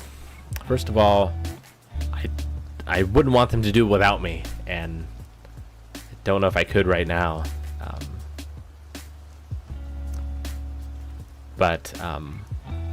Man, I want it. I want it. Sam asked a very good question. Is there anything you're afraid you won't accomplish? Yeah, there's a ton of stuff. I don't know if I'm afraid, but there's so much I want to do, and like, it's one of the things that got me really depressed too, was like, I have all these things that I want to do and I wanted to do, and I was in this state where, like, every moment, every day was consumed with depression and anxiety and panic. And I was like, you know, it feels like this is going to be the rest of my life, and I'm not going to be able to do these things that I want to do. And like, at a certain point, I might not even want to do them anymore because of just like the depression or whatever. And it feels like forever, and it feels like it's never going to end. You know, it doesn't matter how much you try to logic yourself out of it. Like, once you're in that real, like, deep abyss of despair, it's really hard to get yourself out of it again. But yeah, there's a lot. Like, I'm afraid I won't get my board game published, or publish more board games, because I have other ideas.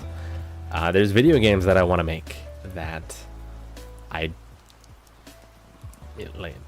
might not ever get to do. There's books I want to write.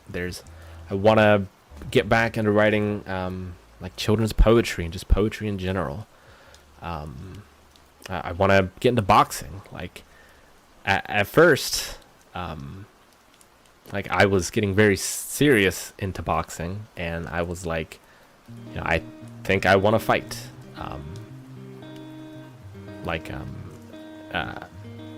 Amateur fighting. And I was like, well, if I'm going to do something, I want to be the best at it that I can. And I was like getting stupidly worried. It's like I'm going to age out of being able to go to the Olympics. And like, of course, I'm not going to be able to go to the Olympics. But like, you know, that there's a lot of amateur boxing stuff that the age stops at 35. So just being worried about that kind of stuff. And like, there's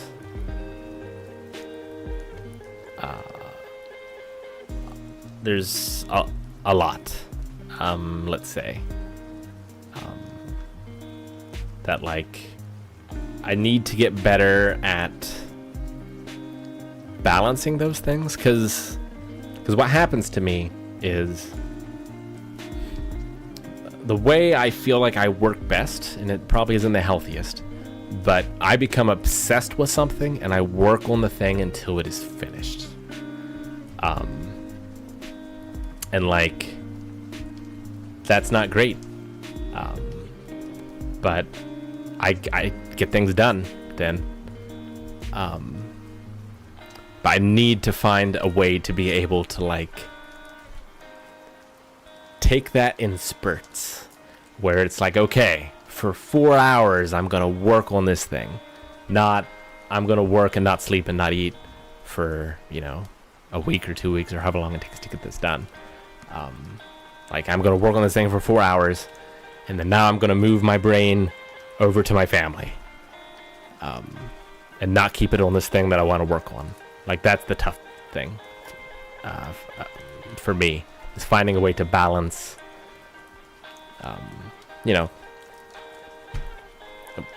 blind wave work, which some of the stuff that I want to do very well could be blind wave work, but not like reactions. But like balancing that, and then balancing family and balancing friends, because I just get obsessed with things that I want to do, and I want to put everything I have into doing them, and like that's not fair, especially to my family. So like, just I need to find ways to do both, to be obsessed about my family and to be obsessed about this thing at the same time. I'm still working on that one, to be honest.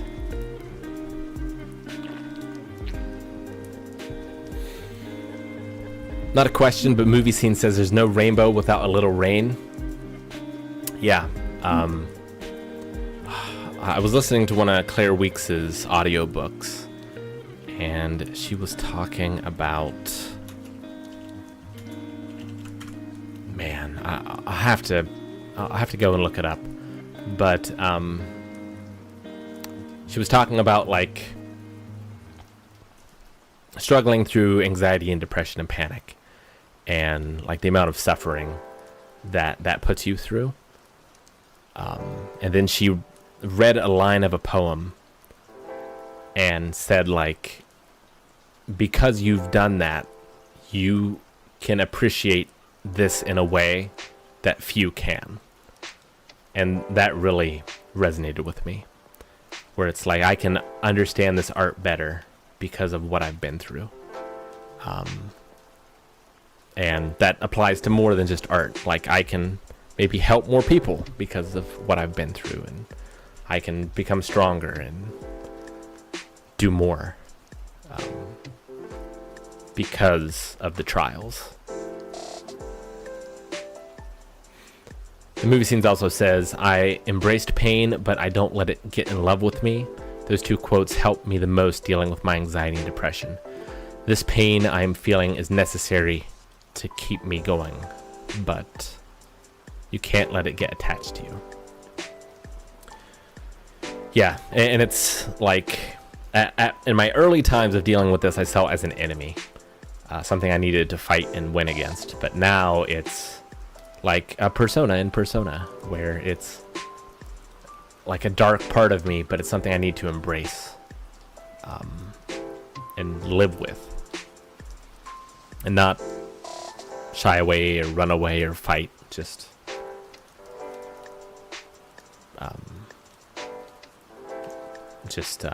accept.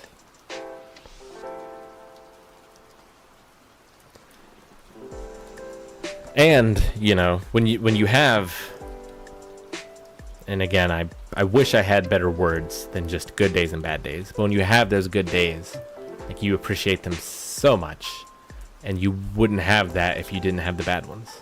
Like, I'll just be sitting in a moment, and being in that moment is enough to bring me to tears of just happiness and joy because of all of the pain that I had been through before. And I wouldn't appreciate those moments if it wasn't for the other stuff.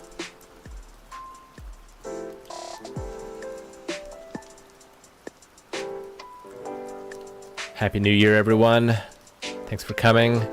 Turtle, Shaz, looks like England and Scotland are hitting theirs. Happy New Year, Happy New Year.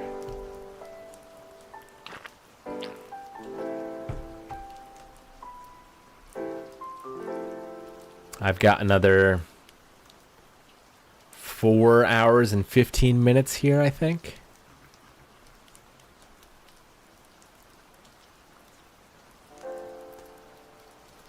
All right, let's get back to the questions. If you got questions, put them up above in the Ask Me Anything Q&A. And I'm going to try to get to all of them. I'm running low, so if I don't get more questions, the stream might end. So if you got them, you better put them in there. All right, where are we at?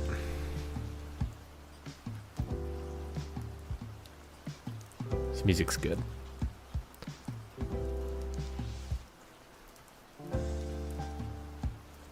Let's see. Okay. Gerardo. I know you don't like either.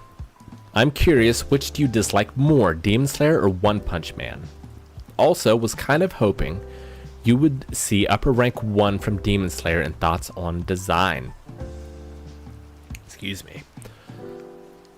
Man, that's tough. So I watched One Punch Man twice because I thought I was just missing it. Like, you know, it doesn't have to be depression, but you could just be in the wrong mood a day for something. Like the first time I watched Fellowship of the Ring, did not like it. Second time I watched it, one of my favorite things ever. So like One Punch Man, watched it, did not like it. Watched it again in the sub because I've had that happen where, you know, I watch the dub and I don't feel it, and then watch the sub and I do. I've had the reverse as well, more rare, but it's happened. But yeah, One Punch Man, I don't know. It doesn't feel like there's stakes, and that's okay. Like, not every show needs to have stakes. So I feel like it's supposed to be a funny show, a comedy, and like it's making fun of something that I love, which is okay. Like Orin Host Club kind of does that as well, a deconstruction of the genre. But I just did not find it funny. And like some of the animation and stuff is really impressive, but I just never connected with the characters or the story or anything with that show. Demon Slayer, closer. I think Tanjiro is super boring as a protagonist, at least so far. But I don't hate him. I feel like there's something there for Zenitsu, but I hate him. Enough that I don't want to watch the show. And I tried the sub and the dub for that as well, because I thought it just might be the dub voice actor is just making this character too grating, and that wasn't the case. And yeah, it's just like the animation is incredible at times, for sure. Absolutely. I love the idea of like how they use breathing in fights. That's a super important technique in fights, whether it be boxing or karate, which are the only two things I've experienced with. And I love like illustrating the importance of that, and obviously using it in a fantastical way, but I think that's very cool.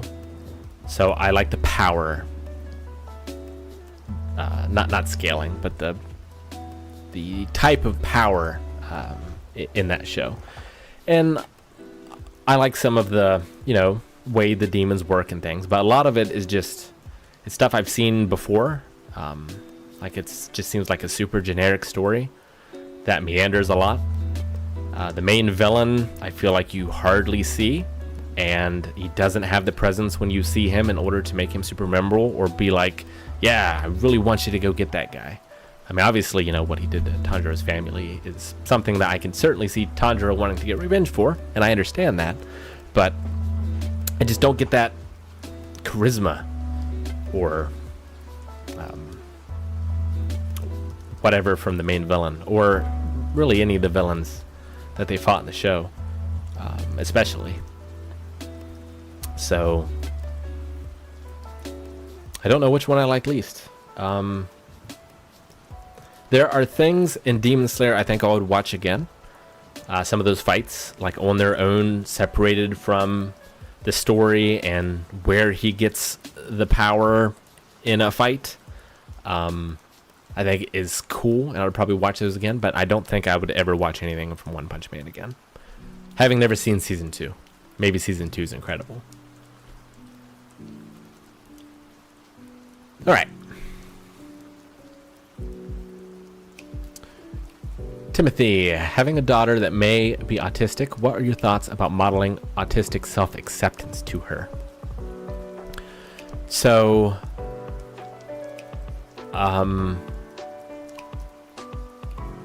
I didn't grow up knowing that I had autism, but I did know that I had anxiety. I was super ashamed of it. I didn't talk about it with anybody. Like, my mom knew, my doctor knew, my dad knew, and like that was it. I think one of my aunts knew, but yeah, it was, like I said, in my early days, it was something that I wanted to conquer, I wanted to beat, and I just felt weak every time it overtook me, and I was just ashamed. And so, like, I never want my daughter to feel that way about anything, whether, you know, she gets anxiety, or is diagnosed with autism or anything like that. Like, there's so much healing in talking about something, and you need to realize, like, as a person being talked to, if you ever find that yourself in that situation, how hard it probably is for that person to be talking to you about it. And you need to be very careful to make them feel heard. And if you don't understand, at least make them feel comfortable in talking about it as much as you can. Because it doesn't take very many bad experiences of doing that where you just shut down completely. And you could be that person that shuts them down for the rest of their life if you don't handle that interaction well. So I think that's a super important thing. I don't hide stuff from Evie. She's seen me have panic attacks. She's seen me have meltdowns. I sort of, you know, we've explained what it is and like how to best deal with me in that time and in that situation. And when she has had, I don't know if they're meltdowns or just moments of great emotion. Just being as kind and understanding as possible. It's just important.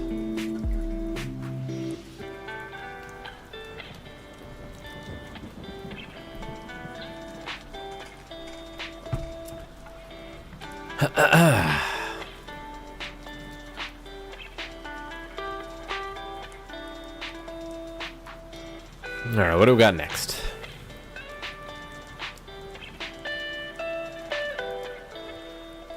Dark, Nutty, and Killing Me? My bad habit is consuming my inner thoughts and not fixing them. That habit only allows me to use it as a treadmill, if you know what I mean by that. The question is, what helps you with mood swings? Yeah, so you're talking about, I think, I call them reality spirals. I've seen them called that before. But this idea of, I mean, it could be a few different things of what you're talking about. So, bad habit is consuming my inner thoughts. So, you could mean the thought of like you think a negative thought, as in like, this person doesn't like me, or I'm going to do poorly on this thing, or something like that. And then you just live with that in your brain and you take it to more and more extremes until either it just kind of stays there forever, or you, by having those thoughts, can cause those things to happen. I actually want to do videos on this here on the channel, on Roll With The Punches. But yeah, no, that's something that I struggle with all the time, for sure. So a few different ideas. If you head over to rollpunches.com, let me see if my subtitles got that. Oh, they did. Except ROLE punches.com. There we go. There's a free journal over there that you can download that has some techniques that I use. One of them is writing down those negative thoughts, pretending that those thoughts came from a friend, and then what would you tell your friend who came to you with those? And then using those insights for yourself. Because what happens, and why therapy can often be so important, is it is so hard to get outside of our own thoughts, especially when they are negative, that we just lose all perspective on them. And it takes another person or externalizing those in some way in order for you to be able to put them right. And for me, that's writing them down. And then, like I said, either writing a reply or like speaking out loud or whatever it is that works for you. That helps me a lot. Writing in a journal at the end of the day, sometimes for those thoughts can help, because it's like, well, if it's on paper, I'm not going to lose it, so it can go away from my mind, kind of thing. And that can be worries, that could be tasks that you want to do the next day that you're worried about. You just write those things down at the end of the day, and you give your mind permission to let them go. The other one that's in the journal is, I'm pretty sure this is in there. I haven't looked at it in a little bit, but you do that same technique, but from different perspectives. So the perspective of a friend, but you also do it from the perspective of like a loving parent, and the perspective of your inner child. And then you sort of look at all those and you try to find the reasonableness between all of them. The inner child one can be helpful a lot, because that's sort of like your base instinct of what it is that you're feeling. And that can often be hidden from you, I think. And understanding that and then being able to filter it through those other perspectives can help as well. It's explained in more detail in the journal, and you have room to do it there. The journal's free, by the way. And then, man, I had one more thing that helps with that. Oh, yes. So it also kind of overlaps with what's called intrusive thoughts. And so intrusive thoughts are negative thoughts that get stuck in our head that won't leave, right? We sort of become obsessed with. And the first thing to remember is that just because you think something does not mean it's reality. And I know that that sounds obvious. Like, you know, I can think that I'm a fire-breathing dragon, but I can't breathe fire, and I can't fly. And obviously, you know, that's... I can recognize that as a ridiculous thought. But when the thoughts aren't so ridiculous, we give them a lot more weight just because we thought them. You know, this person doesn't like me very much. I said this thing and that upset this person, right? Just because you think that doesn't mean that it's true. That's something that you need to understand. Our brains just fire random thoughts out sometimes, and the thought itself means nothing.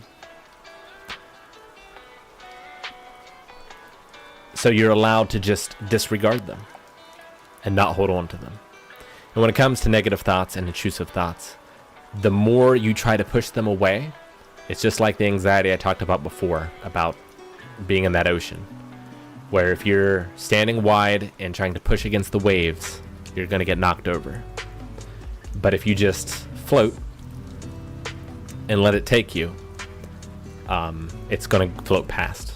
And it's the same with those thoughts. If you're like, I'm a terrible person for thinking this thing.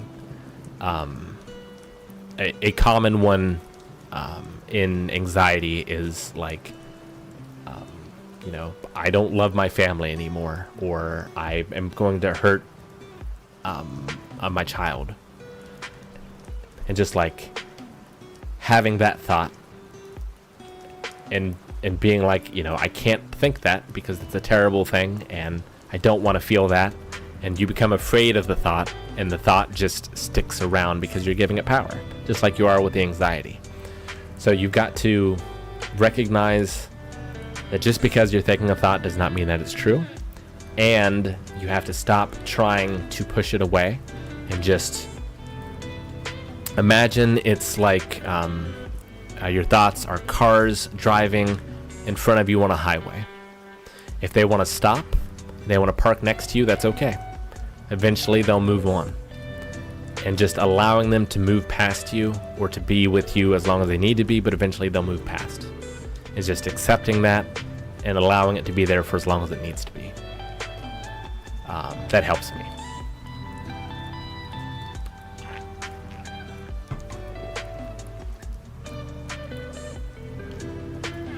Hopefully that helps you.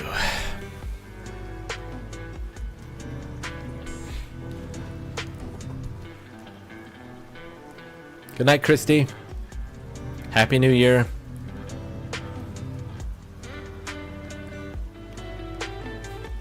Mohammed, please know April Fool One Piece. I'm crying once a year, but I'm so happy once a year because I get to watch One Piece with my friends. And you get to watch One Piece with us. Change your perspective. See it as joy. Because there would, like otherwise, there would just be none. But I get one. I get one every year, and I look forward to it so much.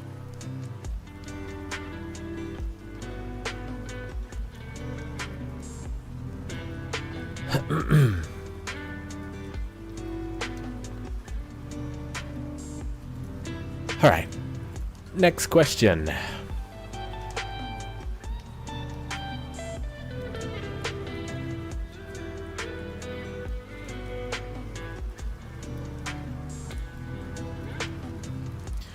Timothy, I'm autistic. I don't think it's either useful or accurate to say that everyone is autistic. There's a deep divide between the experience of brain function between autistic and non-autistic people. It's extremely obvious to me. I'll wait for chat. Okay. I see.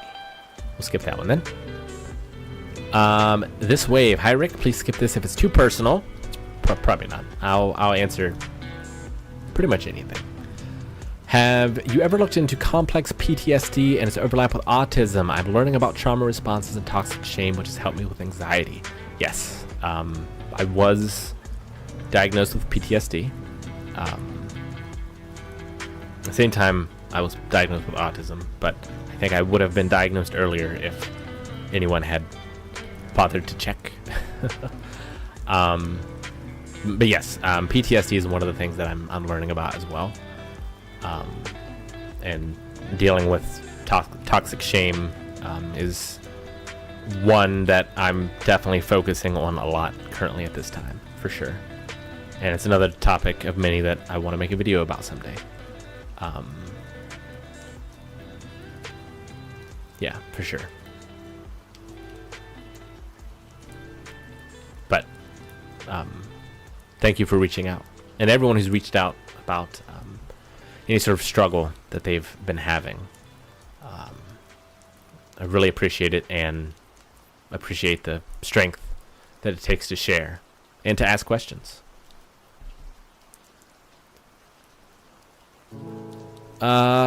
Gerardo. Rick wanted to ask if you know the anime Bleach. It's up there with the big three for anime people who grew up with One Piece and Naruto. Would you be opening to watching it one day? I would. I have heard of it. Like Naruto, I see a lot of people dressed up as those characters in conventions. But other than that, I know next to nothing about it. At least that's how Naruto was for me before I started watching it. So yeah, it would. I've heard it has a lot of filler. So I probably would skip that. Yeah, I would be open, interested. I've heard it's good. Bailey, got a Nintendo Switch for Christmas. Have been playing Breath of the Wild. Do you have any pointers? I am not the person for that. That is Eric, who you want to ask.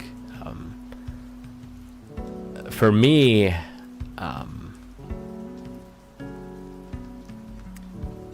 at least the start, it started out as like a very special game. Honestly, it reminded me of the original Legend, playing the original Legend of Zelda when I was a kid. And just, I've got no internet. I've got no friends that are playing it. It's just me in that game. Although for me, I did have, I inherited it from my uncle, and he filled in the map that came with the instruction manual. So I had a little bit more than most. But just don't look stuff up and try to discover as much on your own as you can, I think. Because I think that is what is special about that game. And I think there's a lot in the design that gets in the way of that specialness. It's not my favorite game in the world, but there's a core there that is one of the best video games ever made, I think. And there's, you know, like I said, there's mechanics that turn me off from that, but I think discovery is what is great about that game. So don't let your worry about doing things perfectly ruin that discovery for you, would be my pointer, as someone who has not finished the game. Dark Nutty just says hello from the Netherlands. Hello.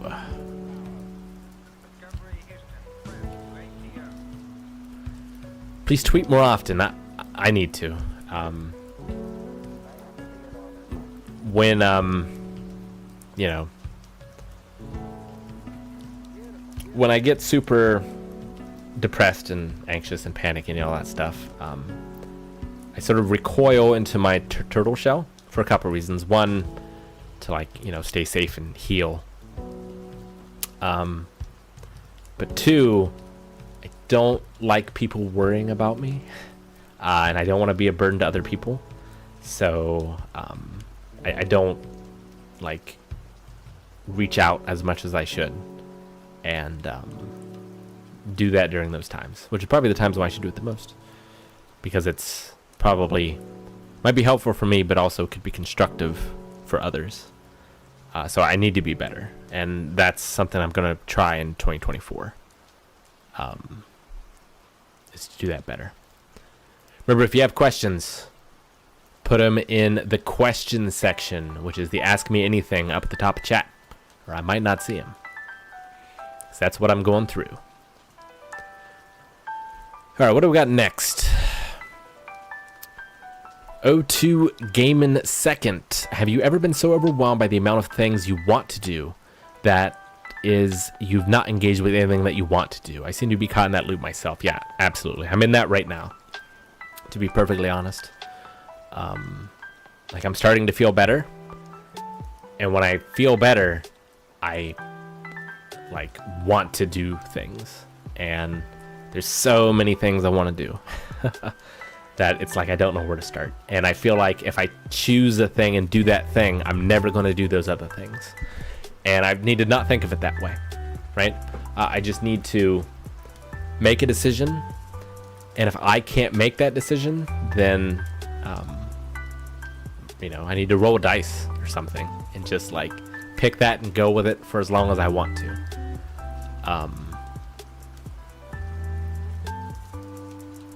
For blind wave stuff, I don't just want to.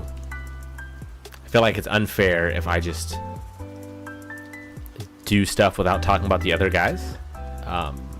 For some stuff, like roll with the punches, I feel pretty okay doing that because it's kind of my thing. But it's still a part of blind wave, and like I respect those guys' opinions and their thoughts, and so I kind of want to go through with them some of the things that I want to do and be like, are you guys cool with this? Because it's a group thing, you know, like blind wave with all of us, and I'm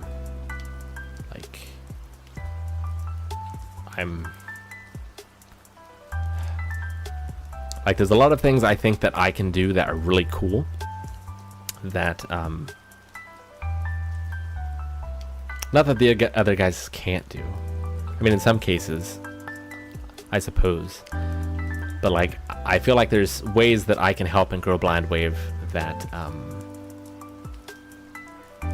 like isn't reactions. It involves my specialties when it comes to like making games or programming, or there's new stuff I want to do on the website too. But man, like, and I'm sure it all adds up together. But like this year,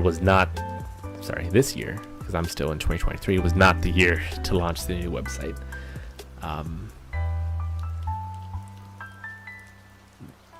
It was hard to deal with that. It's a lot of stress. But maybe it was the time, I don't know. But there's more stuff I want to do to it. And stuff like that. And like, I need to find that balance of being a member of that group and creating things, but also creating things sort of more on my own too. I think there's a balance there. I just haven't found it yet.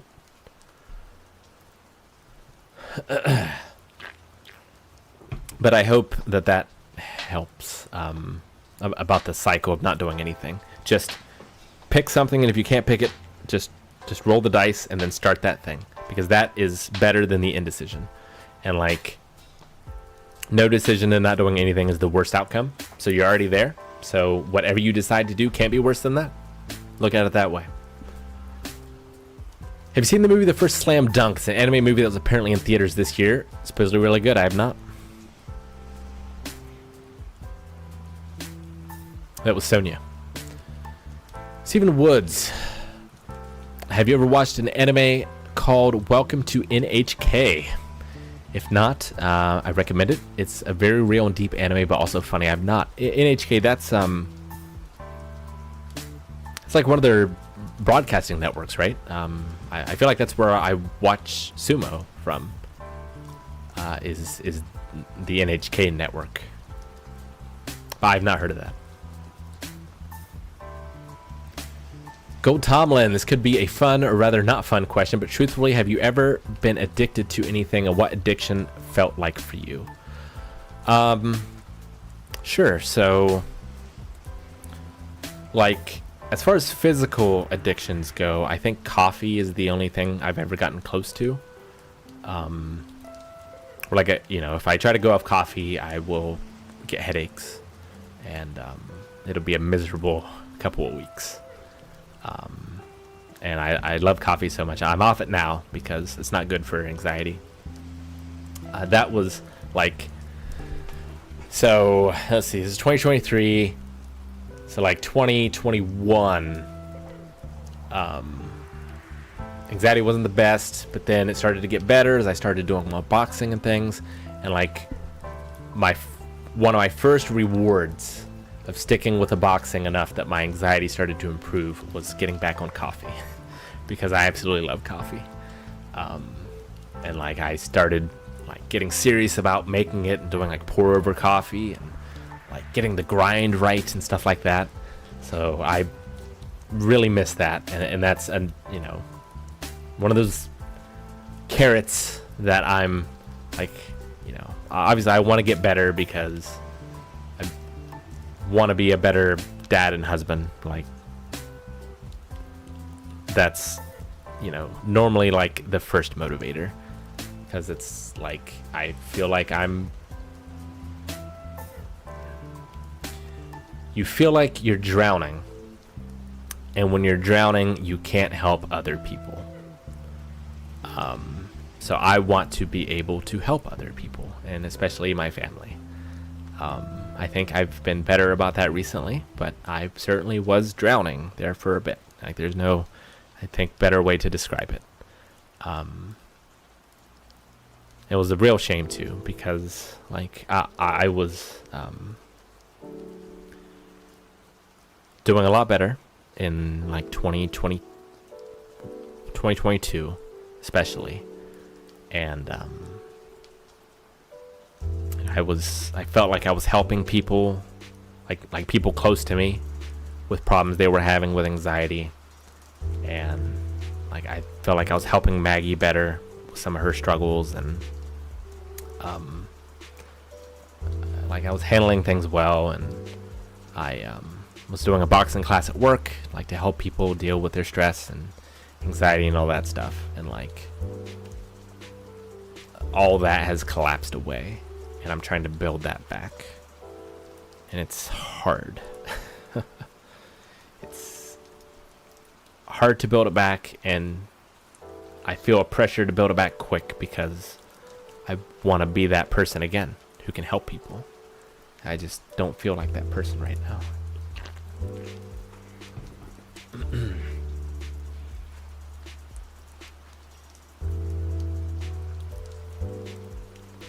Thanks for stopping by, Tetsuo. Happy New Year. But otherwise, when it comes to addiction,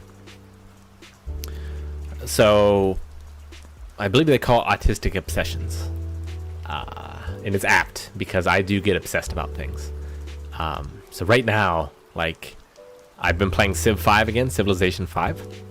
And I don't know if addicted is the right word, but like, I think about it a lot. And like, I want to play it right now. And it's been nice because I haven't had one of those in a while. So that's a good sign for me that like I can get obsessed about something and that I can engage in that obsession, and that makes me feel good. That was boxing, you know, for a long time there. And I was learning how to have multiples of those at once and to juggle them. And I'm going to get back to that, and it's going to be great. For sure. I'm going to have to take a bathroom break pretty soon. Questions keep coming. We might be going till New Year's. I'm really enjoying this. Thank you so much, everyone who's come and spent a little bit of their New Year's with me. I really appreciate it. Means a lot.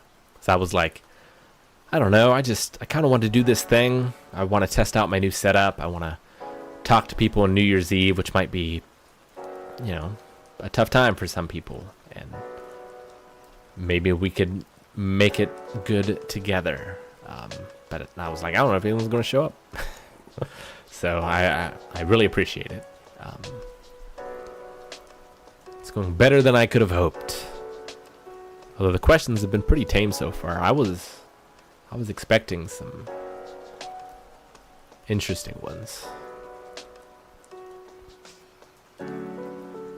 But I've never been addicted to like drugs or alcohol or anything like that. My dad was an alcoholic, my biological dad, and so that has always made me very weary of engaging in anything that I felt like I could be addicted to, and that would make me into someone that I did not want to be. So for the longest time, I swore off drinking. Eventually, I came to the mindset of, you know, I wasn't going to let my dad's failures affect like my life. So I have since drank, but you know, I've never been addicted or anything like that. And I have such an aversion to taking medication. I don't know that I would ever be in much risk of being addicted to something like that. But I definitely get obsessed, 100%. SDK, apart from Sekiro, have you played / wanted to play any of the other FromSoft games? Yeah, I played Demon's Souls back when it first came out. Dark Souls, which I loved both of those games. I love Sekiro. It's weird, like, I know obviously I didn't, but I felt like I beat the final boss. Like, that boss was so amazing that I wonder if the rest of the game can be that good. And so I just haven't played it anymore. I felt complete.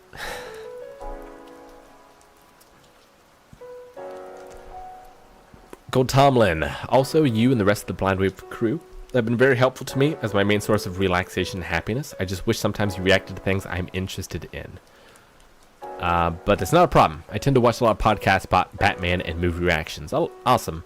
Also, there's a ton of stuff in the backlog that you might be interested in. And you might find things that either you didn't know you would be interested in, that turns out you are, or the reactions are just so much fun that it doesn't matter. I think Brooklyn Nine-Nine could be one of those. Like, you might not be interested in the show, but those reactions, pretty good. All the bad movie reactions, pretty good. And yeah, like, don't be afraid to try something new. Like, we just tried Bridgerton, and we all really enjoy that show, for various reasons. So don't be afraid to go outside your comfort zone, especially with reactions, because you don't have to commit to the whole thing. Just use my 4-episode rule. Try to give it four episodes.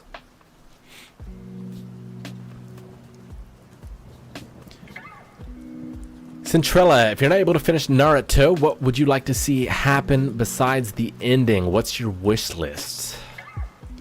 So no Naruto spoilers in chat. Let's see.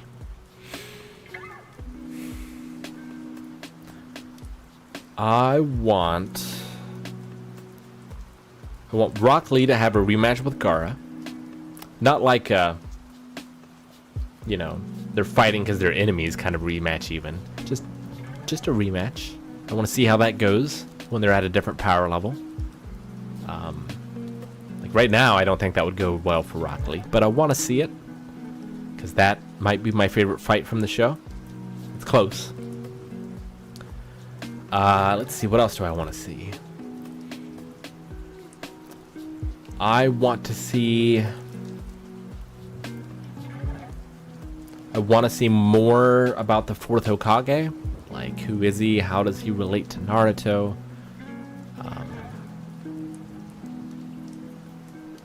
I'd like to see some stuff about Kakashi's dad. I think that would be interesting. And just more Kakashi. I love Kakashi. More Kakashi and Guy, especially, together. For sure. For sure.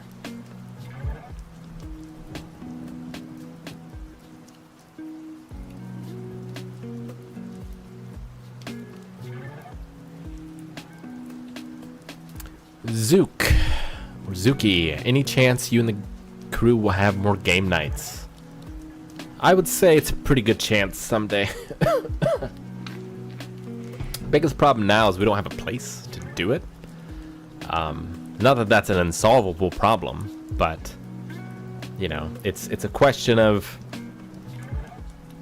because I think we all want it to be better presentationally than it was before, and it wasn't bad before, but I think it's just the nature of us that we want to always be improving and making things better, like ourselves and how we present things. So I feel like we would have to build a dedicated set for it. And the thing is, like, if you're looking at it from a cost to revenue standpoint, that could be a tough ask, because those videos do not always get a lot of engagement. And they take usually a tremendous amount of time and effort on my end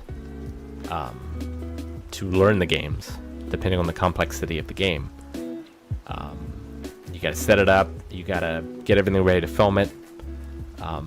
Like, I would scan, like in the later game nights, I would scan in every single card that we used in the game, so the editors had that. Like, all that stuff takes time. It's the same with the tabletop D&D stuff. Like, just a ton of time and work goes into that, and I love it. But, like, financially, does that make sense? Or should we do One Piece live action? Which there's not a lot of setup time for reaction stuff, because we have the set, and you just go, you sit down, you do it.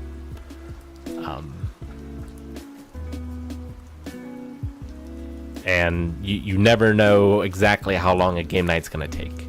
So it can be tough to schedule. So that's part of it. But we all really enjoy doing those, and we love them. I want to find a way to do it more often. I really liked, if you haven't watched it, because again, like, you know, for Halloween, we did Dread the Antarctic Adventure, which is over on the gaming channel, Tabletop RPG. And, you know, we put, Maggie and I put a ton of work into that. And, like, you know, it got a pretty good amount of views, but not a number of views where it's like, okay, we can dedicate like a new set to this and like do this every week or every month or something like that. So, but it's also the thing where, well, if we do start doing it again and establish ourselves as doing it, or doing it on a different channel, maybe even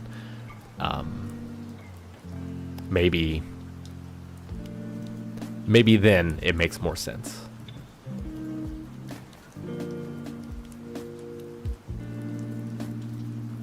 Oh, I got an error. Are we still good? Am I still live?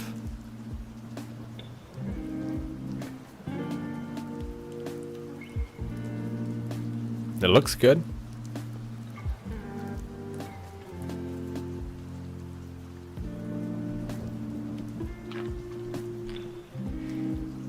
Switch back to chat here. We're back? Okay. Don't know what happened.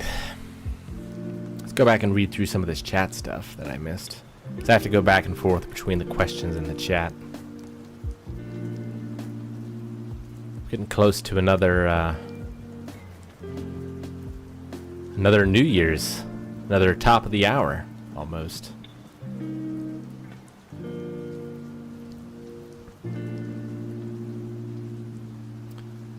Let's see. I finished Yu Yu Hakusho. That's in chat there. Thank you so much, Blake, for the super chat. From one internet stranger to another, you aren't alone in your struggles. Here's to a year of us all being gentle and kind to ourselves, but keep pushing ourselves as well. Cheers. Thank you, Blake. Couldn't have said it better myself. Really appreciate that. Thank you, Polar Bear. With the launch of your channel, Rick, I found the strength to pursue personal goals. I want to say thank you. Well, thank you. It really means a lot.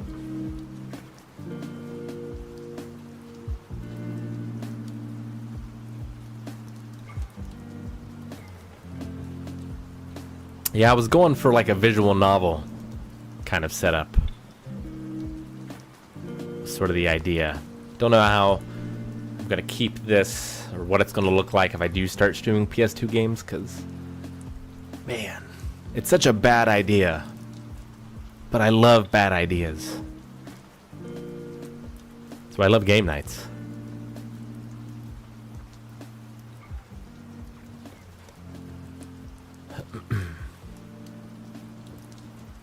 Yeah, if you haven't watched the Dread Tabletop RPG, go watch it.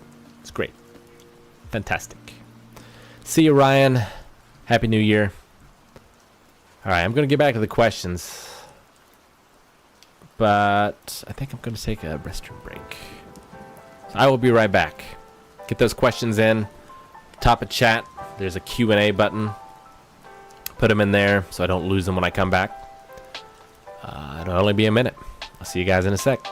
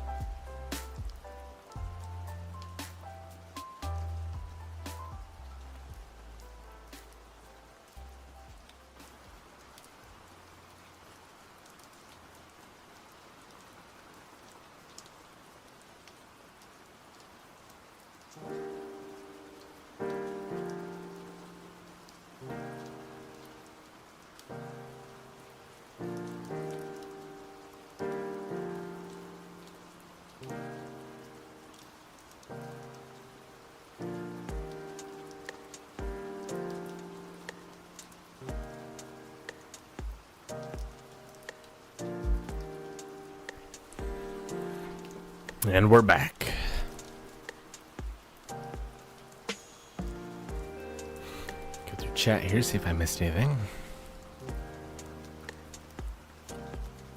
I suck on a cough drop.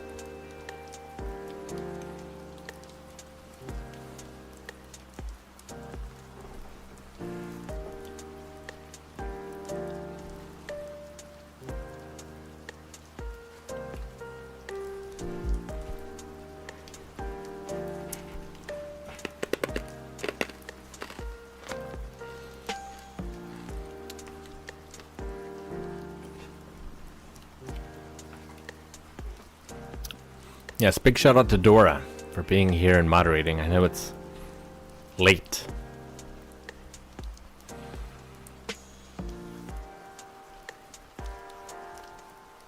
Alright, back to questions. I have my mic live, right? Yes. It's easy to check because if it's muted, the words do not pop up.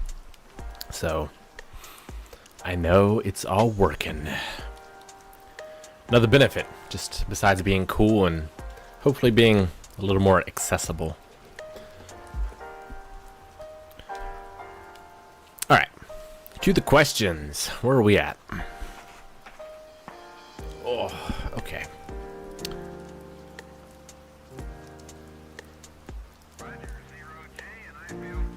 It's not a great way to mark where I left off, unfortunately, so I kind of gotta scroll around and see.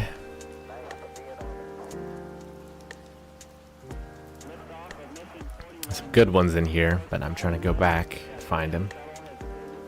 Okay, here we go. This is from Afro Jam. Hey Rick, have you thought about doing an episode sit down with Dr. K from the YouTube channel Healthy Gamers GG? They talk about mental health and video games. I haven't thought about it. I'm aware of him. I think I've seen like 1 or 2 of his videos. I haven't thought about it. No. I might like once I build this channel up a little more, I might start reaching out for that kind of stuff. I don't know. I don't have a lot here right now. Hopefully more and more as time goes by. I don't know. Like I think I'm trying to think of like, you know, is this good enough to do videos with, or is this just like a streaming sort of thing? Like I don't know. Don't know. But I don't want that, like I tend to be a perfectionist as well, so I don't want to stop myself from making videos that I think will help people just because I want them to look or sound perfectly. Just that could be good enough, and we can tweak and make improvements as we go, right? Just like life. Liquor, I think. 2 questions. How do you and Blindwave deal with criticism and negativity towards your channel? So I can't speak necessarily to the other guys. I mean, we like laugh about some comments sometimes. Like someone will find a particularly juicy one will be like filtered, because we try not to look at comments for spoilers for a lot of things. But like, you know, sometimes people will bring us some who we trust, and we'll have a good laugh sometimes. But you know, sometimes a comment can be super negative, and like 99% of the criticism and negativity can be invalid, but 1% of that criticism can be valid, and then we try to take that into account. Like, we'll, you know, we try to not disregard opinions just because we don't like them, if that makes sense. Like we try to look at things and be like, is there something here we could change for the better? So that's how, one of the ways that we deal with it. But for me, like for criticism, negativity, I kind of go through different moods, but normally I think I like it too much, and it kind of drives me. Like, you know, I was never on, you know, I always did like solo support things, karate, like stuff like that, like seriously. But like I imagine, like, if I was on like a pro basketball team or something, like, you know, I would want those negative things in order to drive me forward. And so I try to be careful to not engage or act in a way or try to purposely make that, because I do find myself enjoying it a little too much. You know, I like the good comments too, for sure. Like some of the ones when I'm feeling down, I'll go back and read some of the comments on Reactor Feud and some of those kind of videos, which aren't about shows and probably don't have spoilers. And you know, that's kind of nice. But like, what I think is what matters most. So like, if I think something was good, like, I can read other opinions about it and I can maybe make the next thing better, but I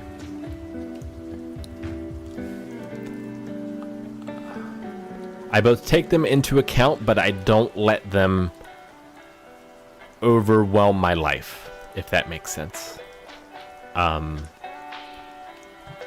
Because like, and it kind of shifts, but like, sometimes I feel super confident about myself and I feel like I'm just the best, and like other times I feel like, man, I'm just the worst. But comments don't really seem to affect that. Like, when I'm feeling the worst, if I read negative comments, I'll get a little more embolstered and be like, I'm gonna prove them wrong, or something like that, I guess.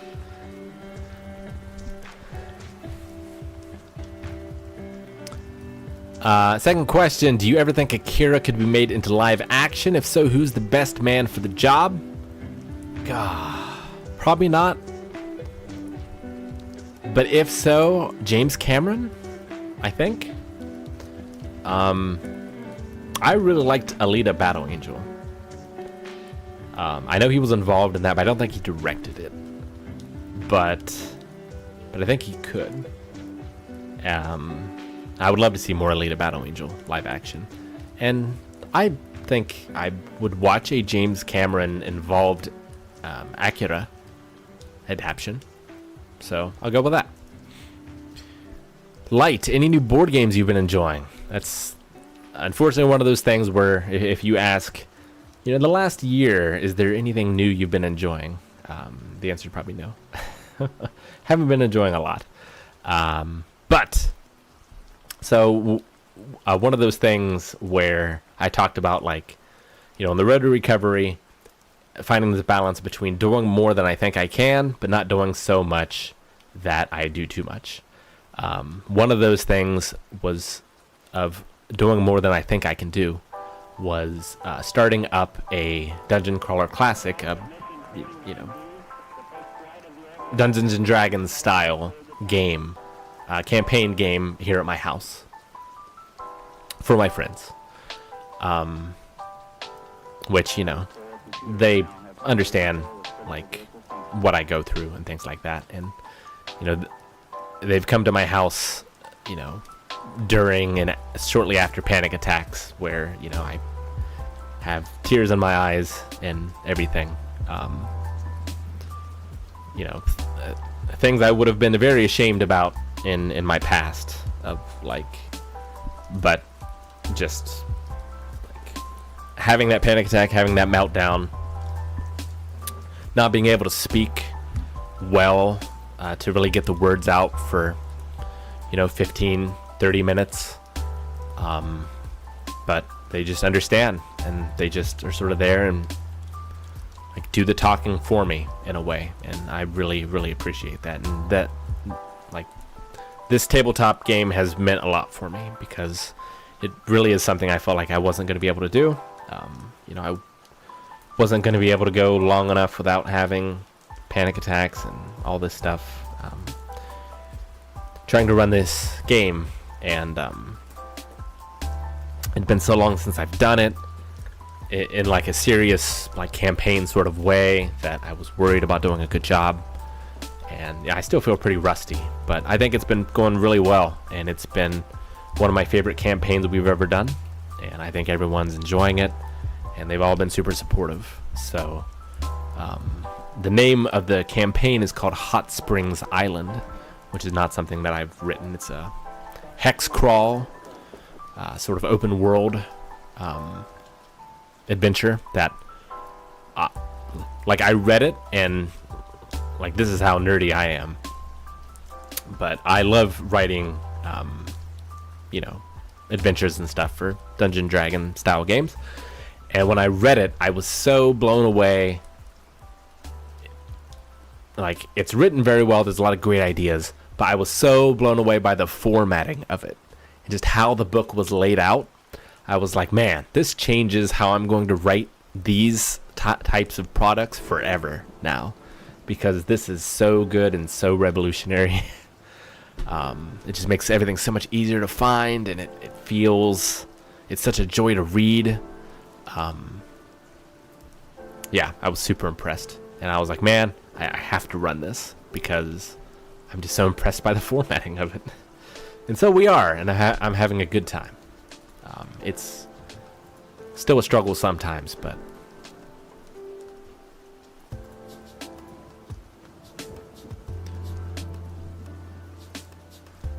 all right.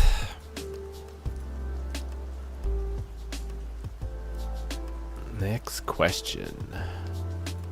Yeah, I've got to find a way to I'm gonna start removing questions that I've answered. Maybe that might help. At first I felt like removing was like a moderation thing, but it might just be the way to get rid of them. I don't know. Alright, next one. Bailey Silverton. Do you do any mindful techniques? It has helped me. Yeah, absolutely. You can look at my journal over at rolepunches.com. It has some mindful techniques there that I do. Mindfulness techniques. And some of the journal entries towards the back of the book. But yeah, just things like meditation, a lot of that, a lot of like taking moments to name 3 things around me that I see, 3 things around me that I hear, 3 things around me that I smell, that I feel, just sort of trying to externalize myself and get out of my thoughts or what I'm feeling on the inside. Stuff like that. I found stone skipping to be a very mindful thing, especially like hunting for the stones, looking at them and trying to figure out the right way to hold it in order to send it out. Like stuff like that. But yeah, absolutely. A lot of different journaling techniques. Hey Kitty, ever struggle with vices? I do. Like always telling yourself, I'll cut back tomorrow, then another month goes by. Fortunately not. I sort of, I talked about it before, but my biological dad struggled with alcoholism. And I was very aware of that growing up and very committed to,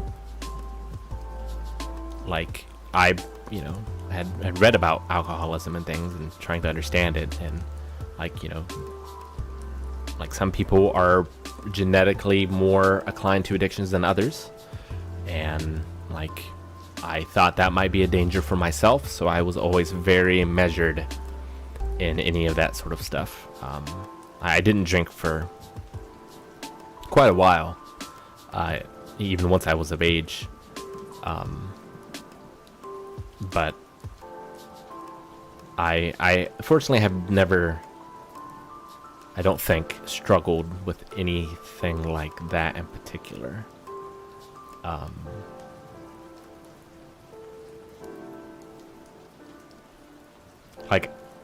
I had a kind of similar question before, but like I've had obsessions, but never addictions, I don't think. I've never had anything that I couldn't just stop. Like, I've really enjoyed coffee, but I can stop it. Like, it's not pleasant, but I've been able to do that.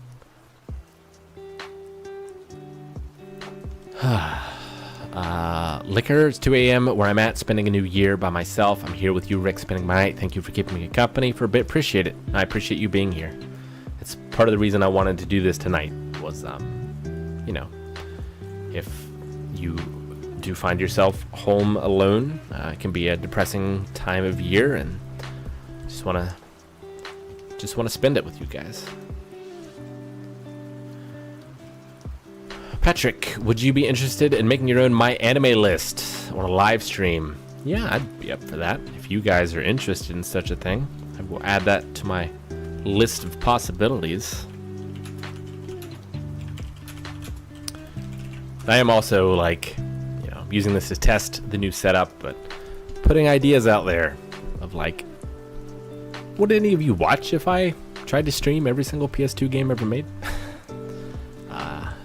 and you know, like, trying to fish out video ideas for 2024. Going back to live chat real quick.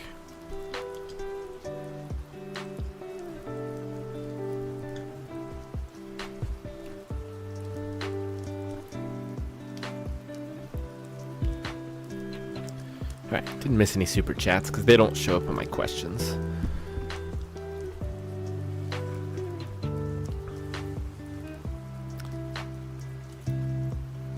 Alright. Sorry, it takes me a bit to go back and forth. Alright, Dustin.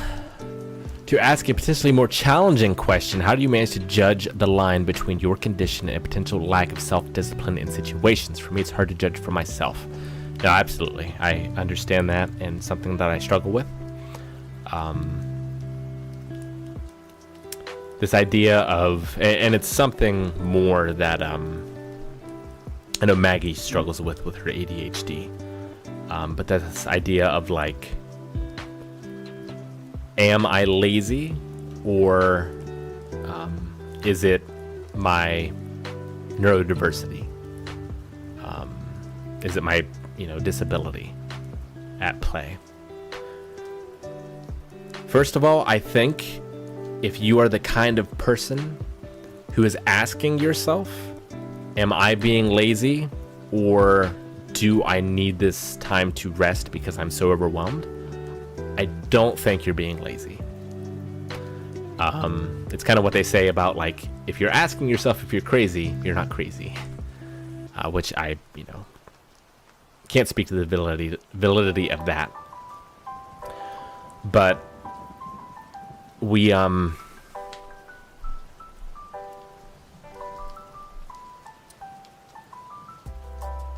think this applies to a lot of people. Not just neurodivergence, but I feel like neurodivergence are hit harder. But, like,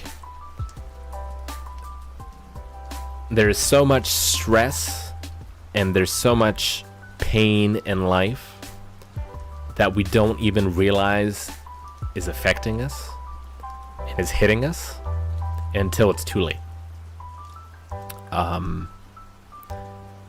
And I think when you feel like you need that break, I think you need that break.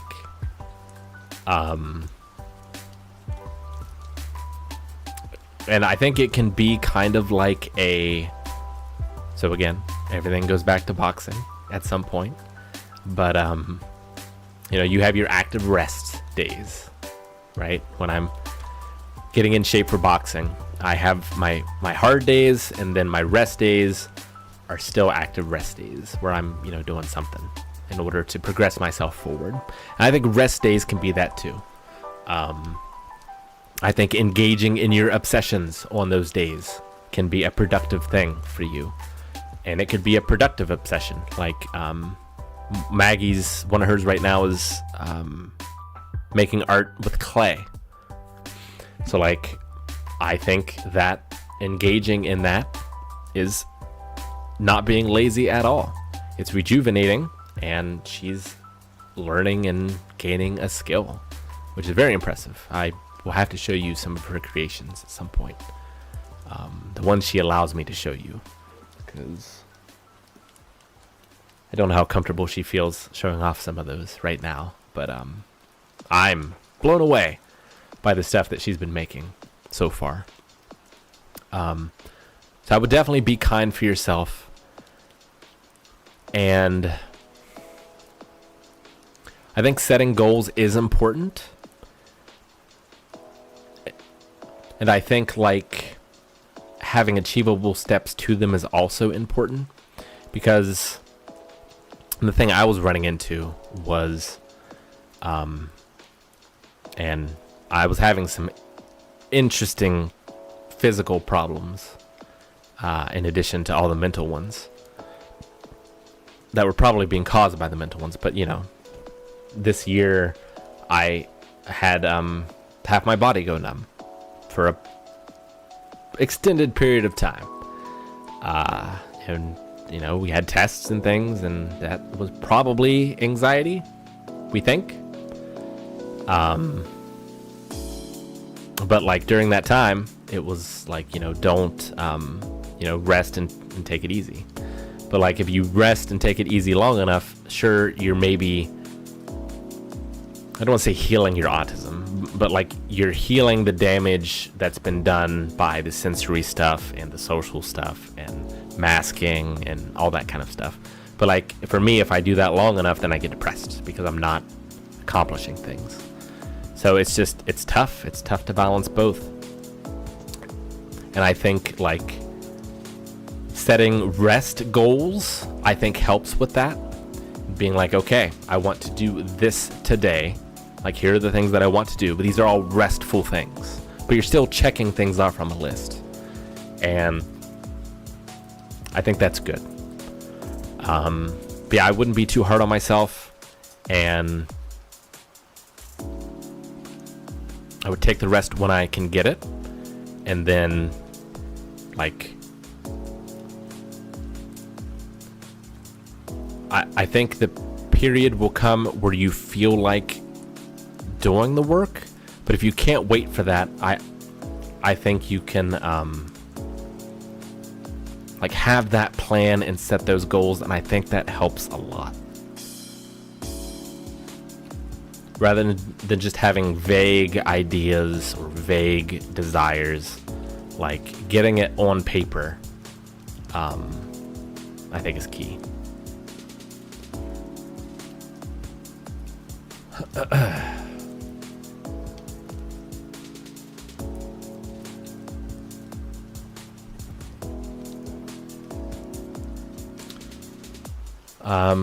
Liquor.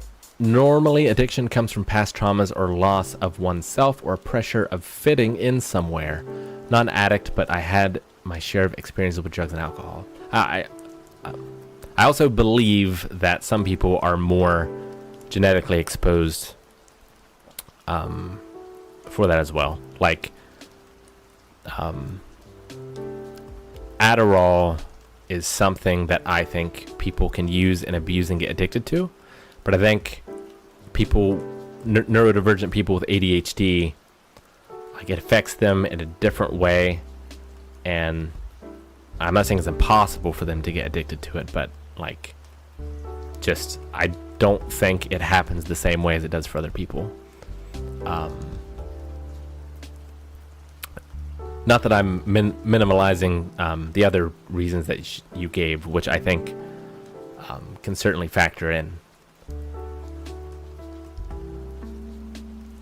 Okay, writer, someone may have asked this already, but what are your thoughts on the announcement of the One Piece remake anime? I mean, I'm confused because it's not finished. So they're going to be finishing one while working on the other. I don't know. Other than the fact that it's happening, I know nothing about it. I don't know if it's going to have the same cast. I assume it's going to be dubbed, but maybe it isn't. Yeah, I'm really confused because I'm one of those people that and it might be for the better, and I haven't read the manga, so like I don't know if people who are like really big fans of One Piece feel like there is stuff that's been left on the table and that a better anime adaptation could be made. If that's the case, then I'm all for it. But if it's just to do it because the old stuff is old, then I don't think that's a valid reason for a remake. But I can't speak too much about it because I don't really know much about it.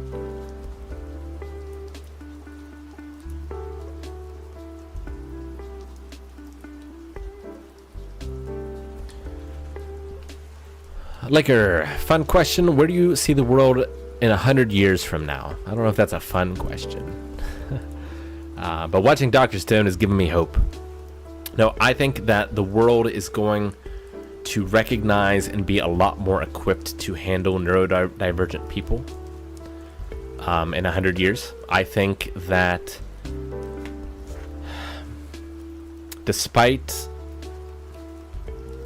I hope that there are going to be ways to mitigate the echo chambers on the internet, and that the internet will continue to expose people to people and thoughts and ideas and cultures that they would never be able to come in contact with and experience otherwise, and that will bring about broader acceptance for a wide variety of people. I hope that that's the case.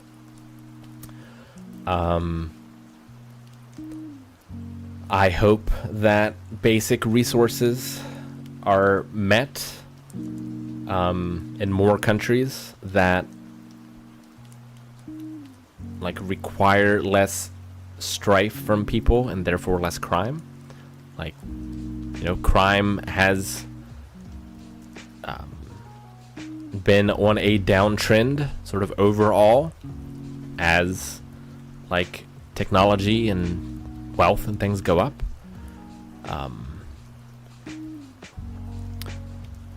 I don't know. I hope that I know like masking and immunization and stuff became a real politicizing thing here in the US. And I'm not sure if we're gonna get over that in the next 100 years, but like I hope the idea of doing things for the sake of others continues forward. So like, you know, if you're sick, wearing a mask so you don't make other people sick while you are out and about. You know, I think that would be a great thing to do, and I would love to see that just become part of the culture in America.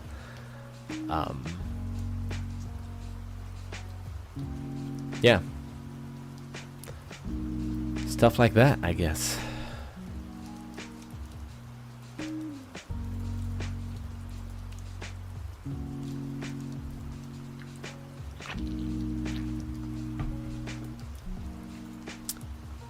Yeah, Polar Bear says near 50-year low as of this year, surprisingly. But like the only reason it's surprising for you is because of those, and it's not an echo chamber problem necessarily, but it's a, you know, the news, and this goes for all sides of the news, like,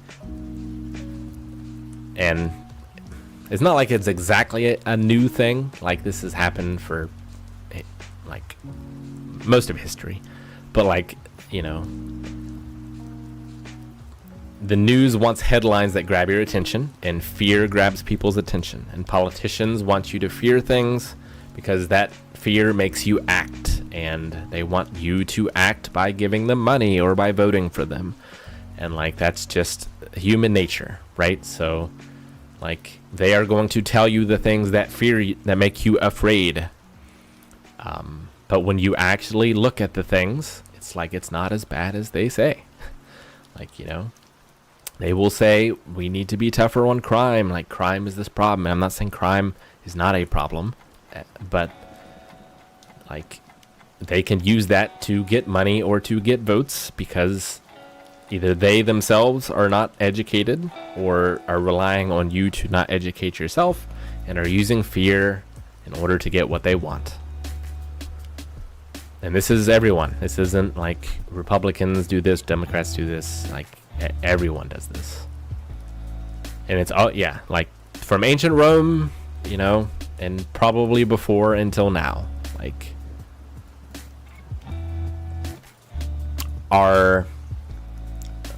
I feel like the human race has grown a lot, but at the same time, we haven't grown that much either.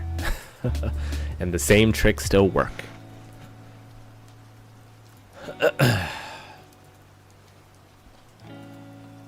Alright, back to questions.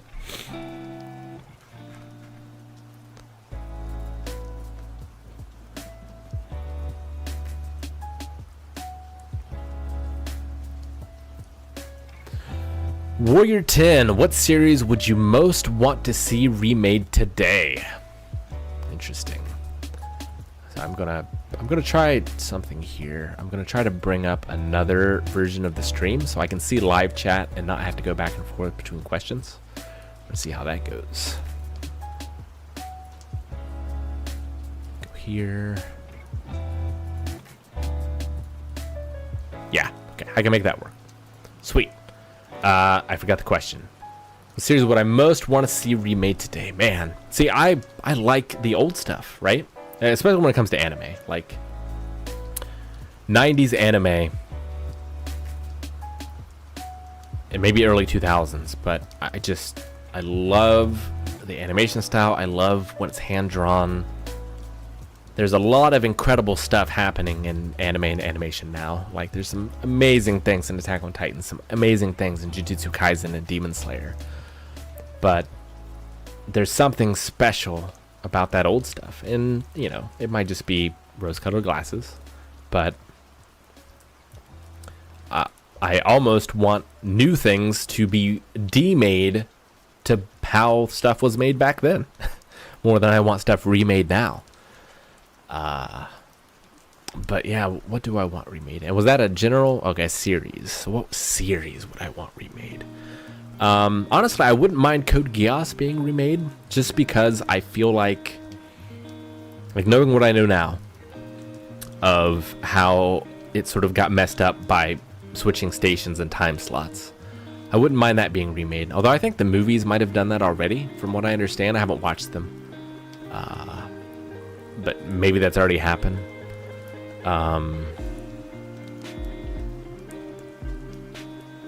That's the only one that comes to mind. Like right now, I'm trying to think about it. I'm trying to think of like unrealized potential.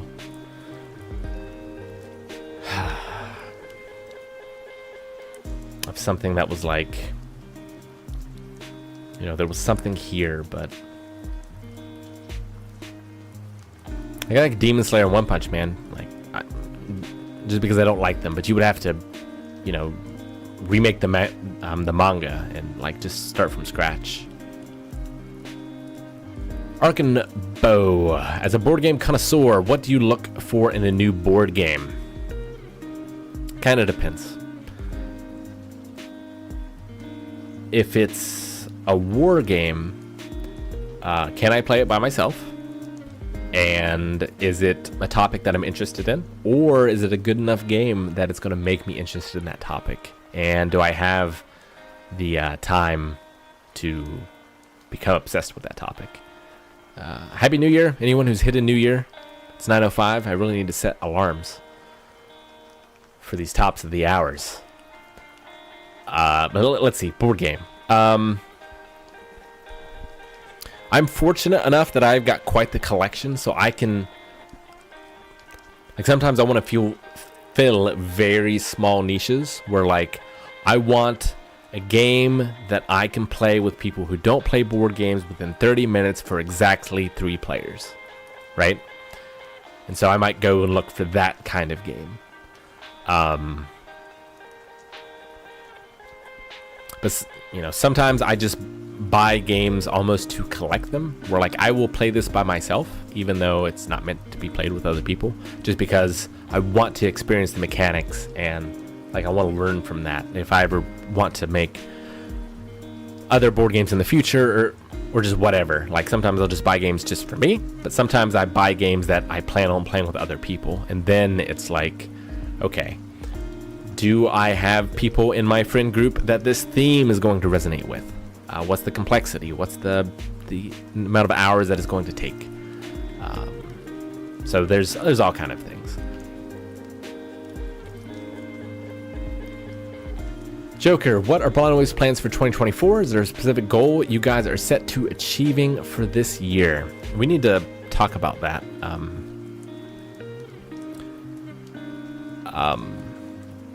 We have some like vague ideas, but we don't have like concrete goals made yet, and we need to do that come January. Should definitely make this at least once a week. It feels intimate. It's nice to connect. Well, thank you. Yeah, I definitely want to do this more often. And like I said, I thought about doing like a journal entry thing. That might just be me doing a video and posting that. Then I gotta make thumbnails. But yeah, doing this live stream is good. And just more live streams in general. For sure. Pina, were you a fan of Choose Your Own Adventure type books growing up? Absolutely. I didn't have access to very many. I think I only had one growing up, and I got it at a so I lived in a very I believe it was technically a village. Most of the time growing up, it did not have a post office. It had one gas station, and the gas station also was like the general store. And for a time, it rented movies and DVDs. It rented movies and DVDs for quite a long time. It still might now, actually, because you could not get great internet when you could get internet. But they rented NES games for a time, which was very exciting for me. And they also, I'm trying to think if they if they like let you borrow, or if they sold books. They must have sold books, but we didn't have a library. But from there, I got and I gave it to Evie. She has it now. A Transformers Choose Your Own Adventure book, and I loved that book. I actually, that being my own experience with one, I asked my grandmother, who would write me stories sometimes, to write me one, a Choose Your Own Adventure book about me and my friend, and she did. And I need to find that. I doubt she has a copy. I'm pretty sure I scanned it in at some point, so I think it's digitized, but I've got to find that at some point, and read that to Evie, and maybe share that. It's something I wish my grandmother, I mean, it's not too late, but I wish she had pursued that, because I thought she was a very good writer of children's fiction. It's something I was inspired to do by her as well. I have never released any of my stuff, but I've forgotten the original question.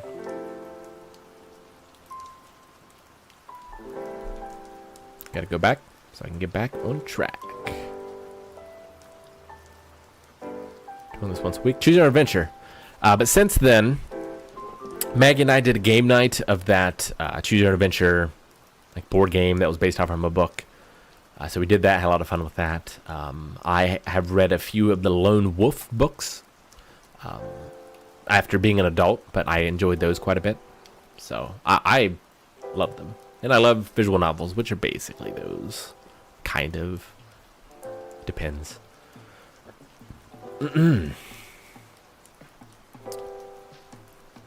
Alright. The Joker. People say all the time, I'm so tired of feeling lonely, in pain, or sad. But we are all here to experience all of the emotions. So what emotion taught you the most about yourself, Rick? That is a great question, and very true. For most of my life, I was like, I do not want to feel anger, and I do not want to feel anxious. And I didn't want to feel anxious because I had anxiety, panic attacks, and all that was terrible. And I didn't want to feel anger because my biological dad was an alcoholic and had anger issues. I still have trouble with the anger one, to be honest. I don't know how to do it. I feel like I feel like when I'm angry, it's like a puppy being angry, where like you can't help but laugh at it, because like I just don't know how to do it, and I feel very awkward at doing it. But it's something I need to learn how to do. I need to learn how to do all my emotions and separate them from just the physical feelings of them, because for the longest time, like, you know, being autistic, emotions are hard. They're hard to understand. They're hard to express. And so, like, you know, I distinctly remember, you know, growing up, and I was, let's see, 4 years old when my sister was born, and people were in the hospital and they were crying, and I was like, why are there tears like coming down people's eyes? And you know, they're saying, yeah, they're crying because they're happy because your sister was born. And not learning for a little bit after that sometimes you cried not because you're happy. And that being a bit of a shock to me. So like a lot of that stuff just not coming instinctually. But I understand emotions by the physical feelings that they cause. So like I understand anxiety because I start to feel my heart race, and I start to sweat, and my hands get cold, and I start shaking, and my chest feels tight, like my throat starts to swell up. And so like that equals, like, that is what it is to be anxious. And like, you know, when it comes to be sad, it's like, you know, crying, nose running, like having trouble breathing, just feeling like overwhelmed, and like shaking and throat closing. But very recently, like, you know, before, throat closing was like panic attack, because when adrenaline hits, like, that's one of the things that happen. You feel like you have a lump in your throat, you can't swallow, having trouble breathing. But Maggie pointed out to me that also kind of happens when you're crying, and I was like, oh yeah. I just kind of never put that together. And so, like, just looking at it now, it's like, oh, okay, I'm not panicking here, I'm crying, and it's like sadness, it's not fear. So I'm really trying to separate how I feel physically versus how I'm feeling emotionally, and trying to understand those things better. And it's just like learning a new language. And also understanding that sometimes physical sensations don't mean anything at all.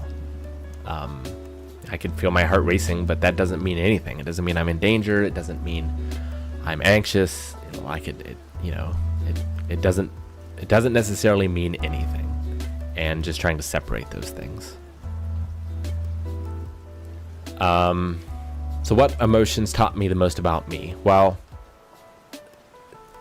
definitely fear and anxiety, and just realizing that, you know, to be brave, you have to feel fear. And I felt a lot of fear in my life, so it's pretty easy for me to be brave, because I don't have much choice if I want to live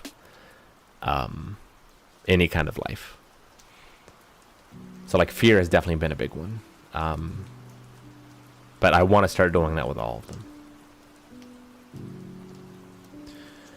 Dustin, on the topic of obsessions, do you also struggle with the feeling of being a beginner in something again? It becomes harder once you progress to a high level in something else, in my opinion. You struggle with the feeling of having... So like a beginner in something else? So it's a struggle for me now, because felt like I was really getting to a good level in boxing, and then I blew out my knee, and I've had some other problems since, and I haven't been able to put as much time into it.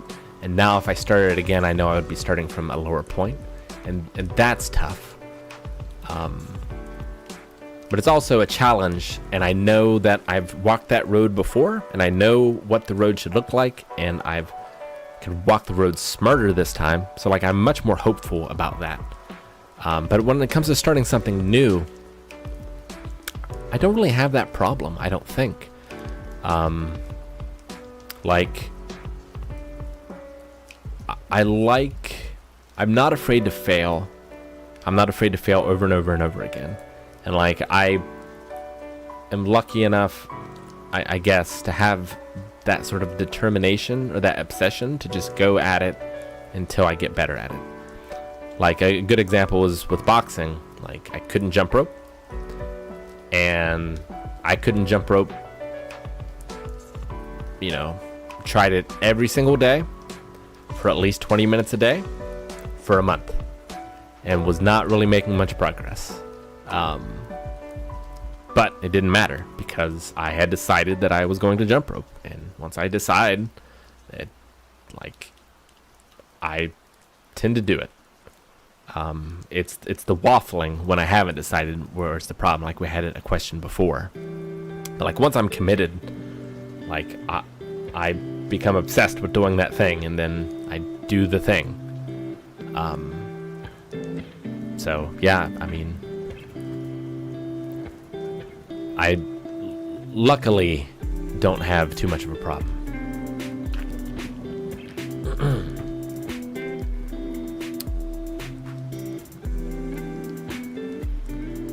Remember, if you have questions, put them in the Q&A Ask Me Anything up above, because I shouldn't have done it. I did it from habit, but I have chat over here now. It's white. The bigger question was in regards to things in the gym. I have 10 plus years experience in magic. I've made it my profession. I feel that way to get very good at something. Yeah, no, like, understand that it is hard, and the fact that you're trying something hard is laudable. Celebrate that. It's worth celebrating. Trying something new is scary, and like, those first few steps, that beginning, might be the hardest part for you. It might not. Harder parts might come later, but it's not an easy part for sure. And just accept that it's not easy, and that you're gonna struggle, and that you're gonna fail. But as long as you keep at it, like, and I mean actually keep at it, not like showing up and not doing things, but like putting effort in, you will improve. You might not improve as much as you want to, as quickly as you want to, but you will get better at it.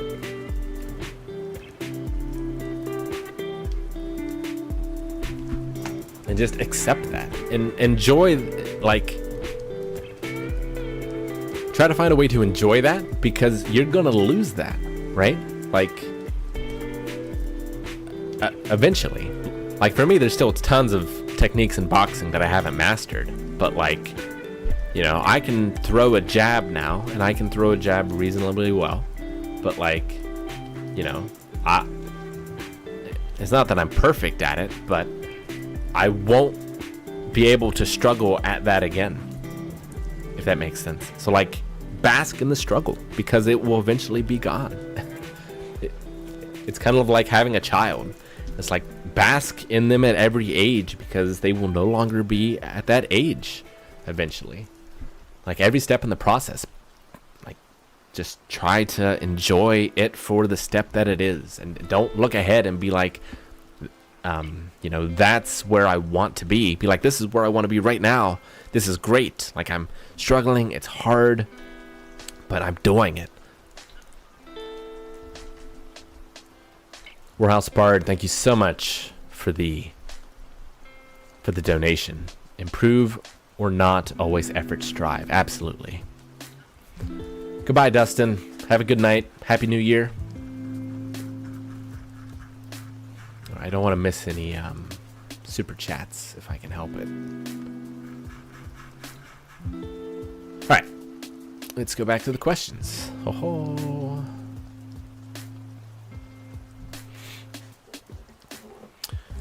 Gold, it's funny how sadness is more of a current emotion or an emotion that exceeds all others. It's like one emotion that comes at any time of day, but happiness is something I feel like you should earn.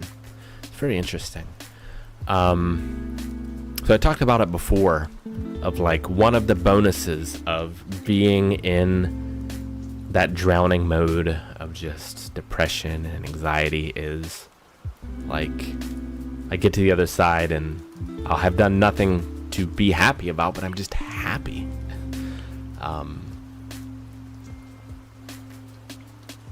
And I think it's possible to find that for happiness, where you can just get yourself to a point where it's not an event, it's just being mindful in a moment. You know, it's a small thing. It's, you know, skipping a stone or feeling a breeze and just like being able to be in that moment and be happy.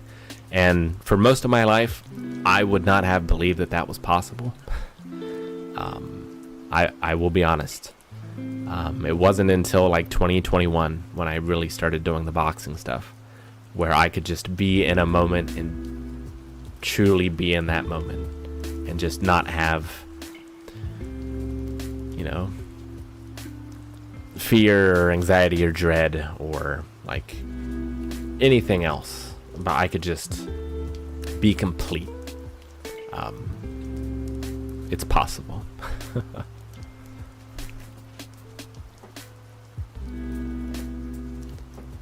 Bailey, Resident Evil 4 is your favorite. What's your second favorite Resident Evil? That's a good question. I think it's GameCube remake of the original. I think. It's a beautifully designed game. I like it more than 2, but I like Resident Evil 2 quite a bit. But I'm not sure if survival horror that I've played has ever gotten better than that.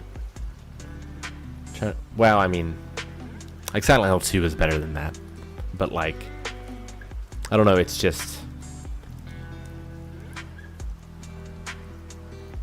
I love, you know, the puzzles, just the camera. Obviously, a lot of it is cheesy, but it's very special. It's a very special game, and it scared the hell out of me when I was a kid.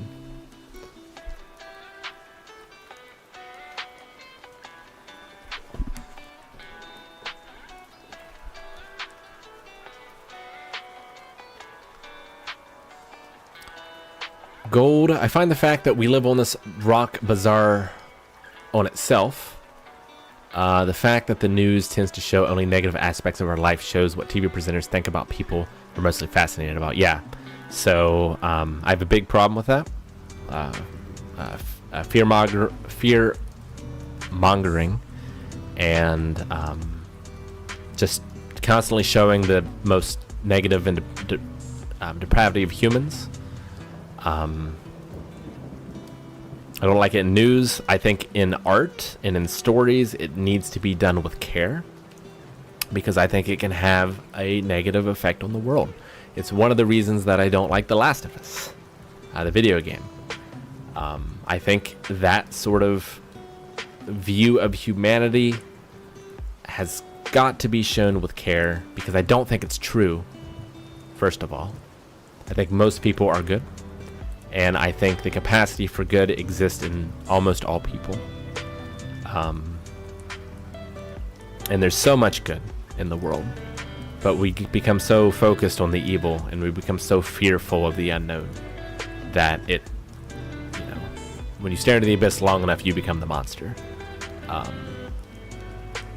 Like, we make life so much harder than we need to because of those things. And yeah, we should celebrate each other's struggles, successes, and goodness, more than we glorify the horrible. Like, you know, it's a balance, because you shouldn't ignore that stuff. Like, you shouldn't deny the Holocaust, and like, you shouldn't go over the horrors of slavery and, like, you know, the evils of the world. Like, you need to use those to educate people, to be like, this is what people are capable of. But, you know, like, you look at the sort of rhetoric that Hitler and the SS used in getting the German people to get on board with Nazism and the atrocities that that regime committed, and the same with the Civil War, and like the fear of slave revolts and things like that that politicians did when it came to the South.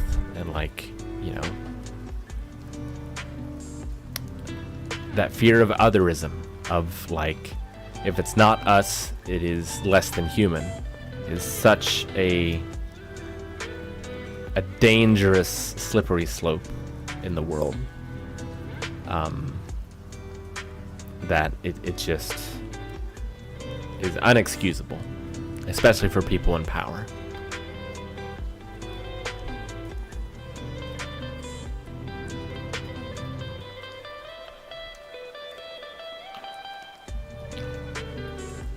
Remember, if you got questions, put them in the Ask Me Anything Q&A up top, because I might not get to them if it's in chat. I might miss them.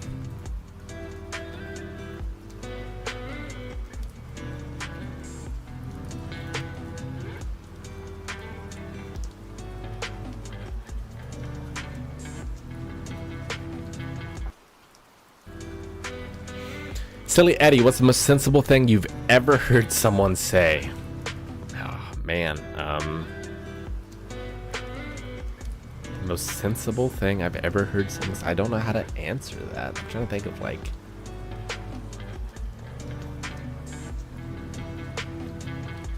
I'll tell you something Maggie said recently that is incredibly sensible, and something I'm really trying to work on is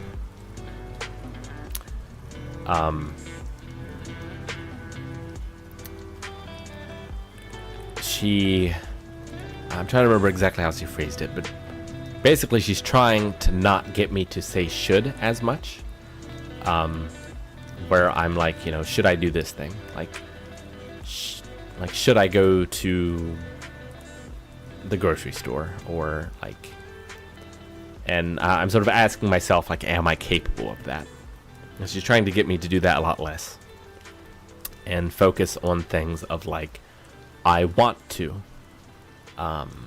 do X, or like reframing it in a way that it's not like a question or a doubt. It's more of a desire and a will. Has been very helpful. So that might not be the most sensible thing, but that is a recent sensible thing. Billy, Rick, if you could time travel, what past era, place, or moment of human history would you love to experience like a fly on the wall? I mean, there's just so much that, like, I would like to be able to write the history of, exactly how it happened, right? So, like, I would want to do that if possible for all of human history, and just document it completely the way it was, because, you know, human memory is incredibly fallible, and the victor does not always write the history. And, like, you know, I'm sure there's so much that we accept as truth that is not true. But of a particular, like, incident, I don't know.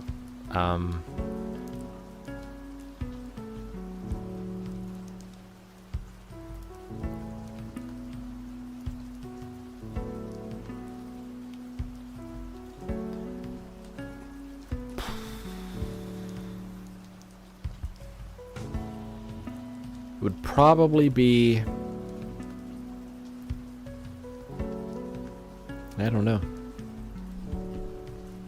I can't think of a good answer.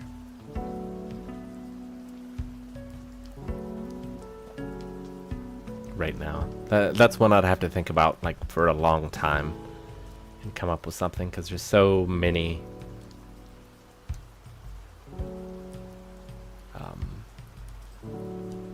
Like I'd want to pick the one that did the most good, and I'm not sure what that would be.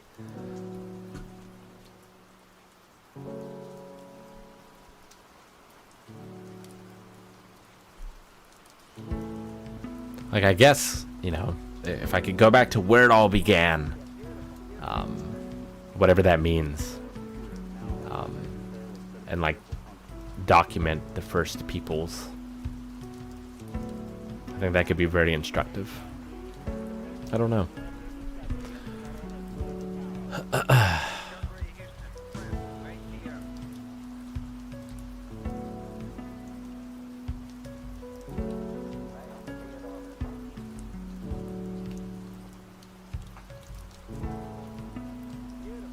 Movie scenes. Bruce Lee for me is the only person I would love to have a one-on-one chat with.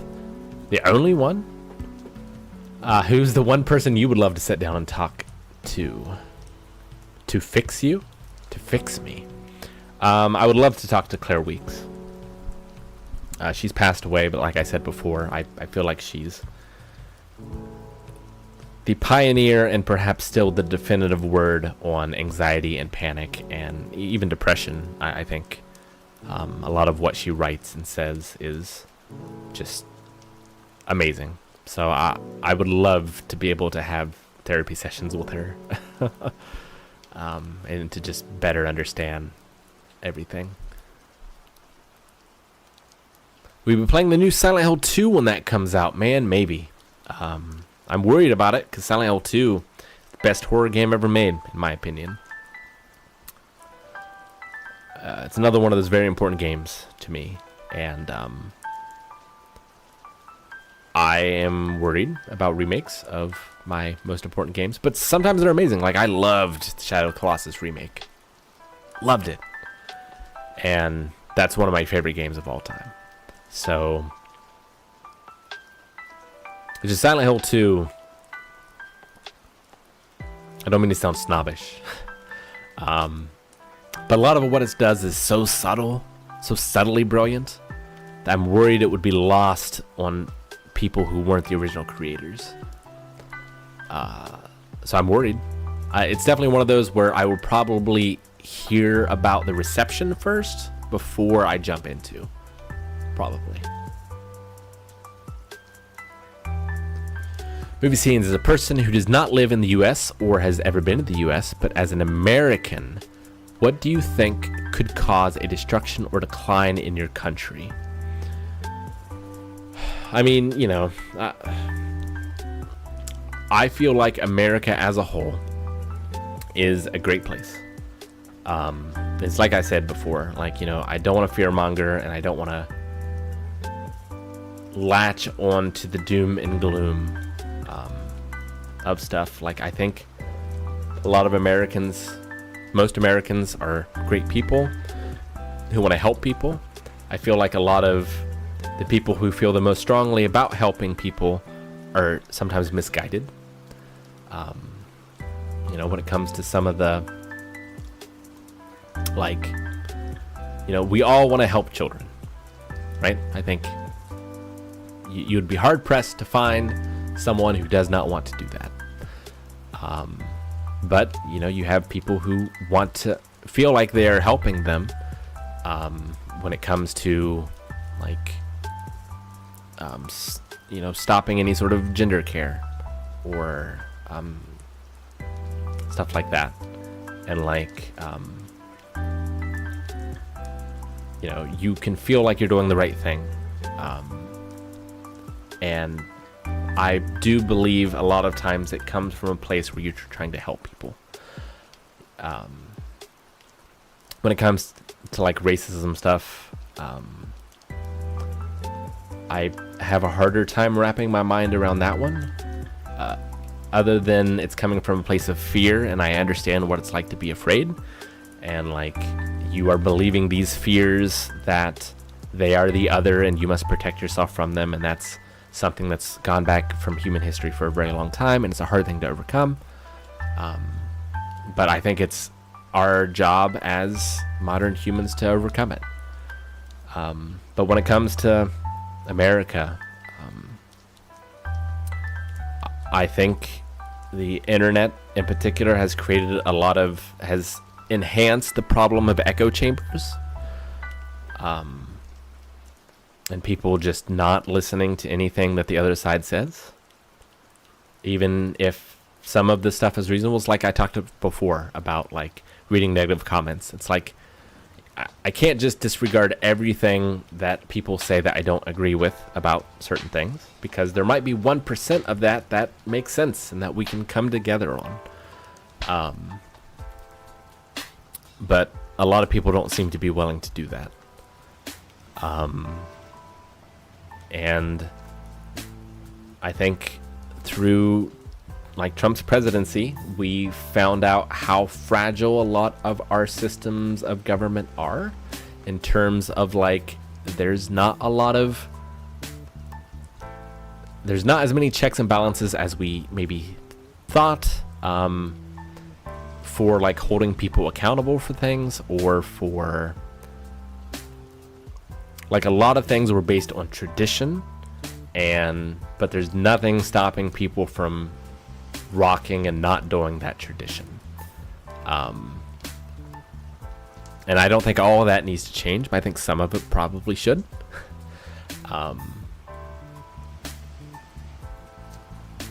So like I hope that that presidency in particular has showed some of the weaknesses of our government, and that we can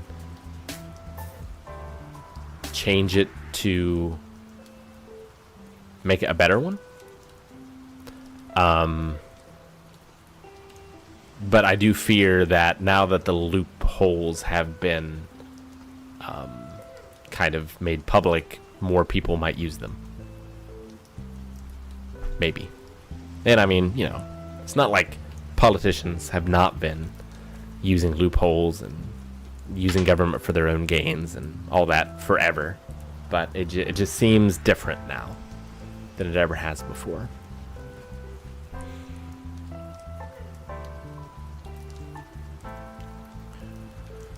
So, relationship between responsibility and freedom. As it gets later, now we're getting the harder questions. Responsibility. You mean like responsibility as a citizen, and freedom?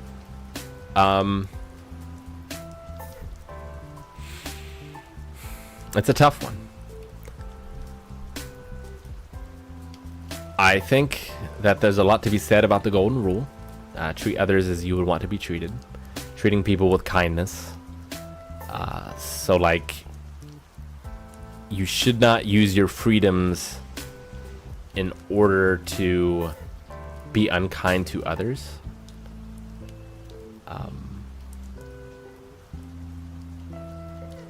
It's kind of a simple and childish way to answer that question.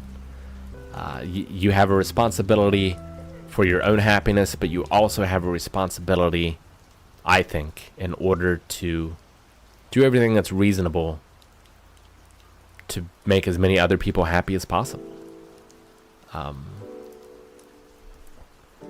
In a way. I don't know. Jacob, what do you think your favorite accomplishment of the year?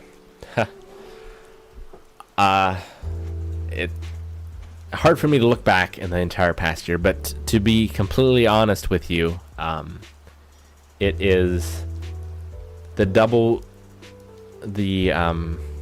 like 12 hours where I drove my wife into the city after she broke her leg, and you know this happened this month. But I drove her. I sat with her in the hospital. Like, I was able to be in control of that situation and help her how I could. And then I was able to get her home, and then I was able to go and drive myself to the pharmacy and pick up her medication. And that is something that I could not have done or imagine myself having done for the last too many months before that.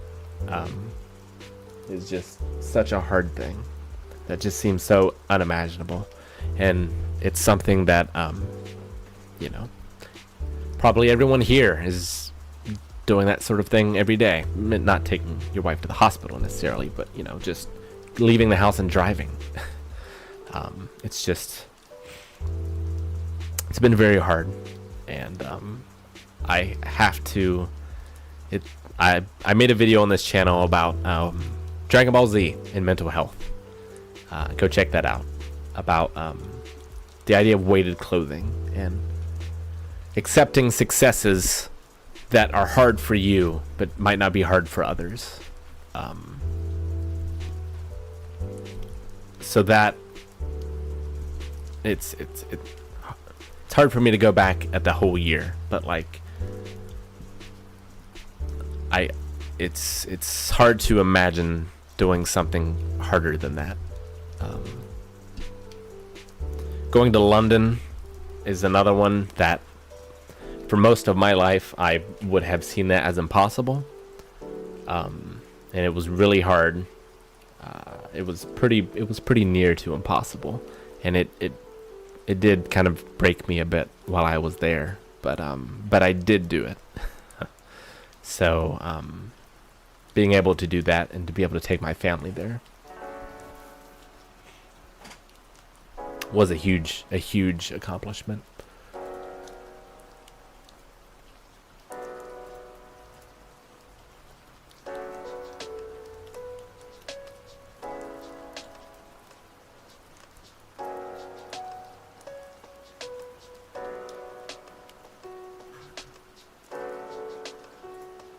Oh, why do I keep switching? I have chat over here.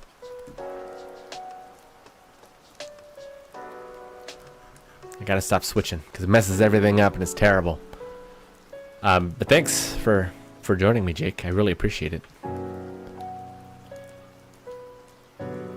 Movie scene's another question. Would you ever consider fighting for your country, which means leaving your family behind? If you do so, do you consider yourself a patriot? So when I was not even that younger, I still had a family. I had very seriously considered going to like military college, mainly for military history because it's something I'm very interested in, but also like with the idea of signing up and trying to like be an officer or something like that. It was something I had considered a few times throughout my life, trying to figure out what I was going to do, because I figured like with the anxiety and now that I know that I'm autistic, I don't think that I would ever be able to like be in the field, probably. I like to believe that in a moment of emergency or a moment of life or death, like I would deal with that, but I'm not sure.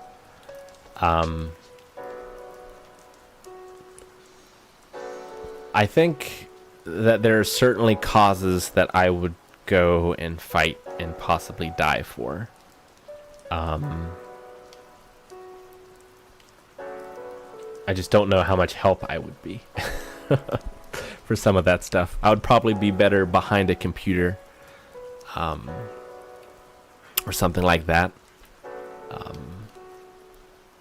But I think I'm capable of that, although I don't know for sure.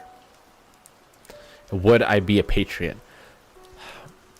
I don't think the cause would be for my country necessarily. Like, I think I might almost be as likely to go and like fight somewhere in like Ukraine.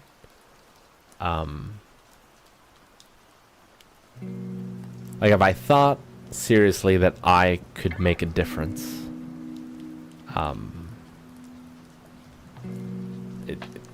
something that I have considered, but I don't think any army would take me. And it would be tough to leave Maggie and Evie.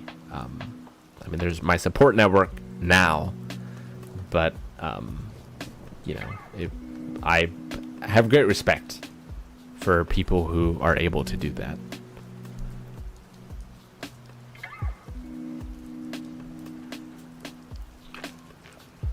So movie scenes.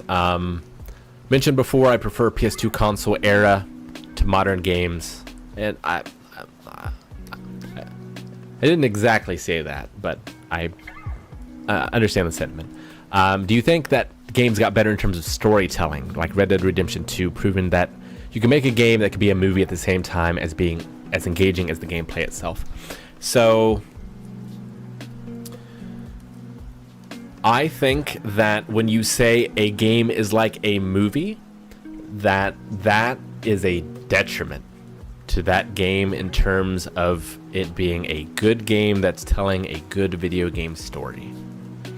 Because movies and video games should tell stories differently.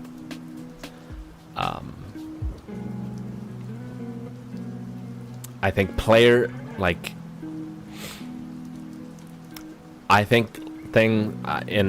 haven't played Red Dead Redemption 2, but I have played not the most recent God of War, but the God of War 4, I guess. Well, it wouldn't be 4. Whatever the first one is of the Norse stuff. So I think that as a cinematic story, I think that does that fantastically. However, as a video game telling a story, I don't rate it nearly as high. And it's not just because like your actions can't affect where the story goes, because that's a lot of video games, and I think some of them still do it kind of well. But like, I don't think games should be chasing films. I think you should be looking at telling stories that you can only tell in the medium. I think Shadow of the Colossus tells a better story, a better video game story than God of War for the PS4, PS5. Because I feel like it is harder to tell that story in a movie the way that it tells it than the God of War game does. Like, I think God of War could be made into a movie, and I think you would lose little. Same with The Last of Us. I think The Last of Us could be made into a television show, and you would not lose very much. And I think that is, that is not a compliment when it comes to making a video game. That is a detriment, I think. If that makes sense. So like, some of my favorite stories in video games. Silent Hill 2. And, in that one you have agency, you can get different endings.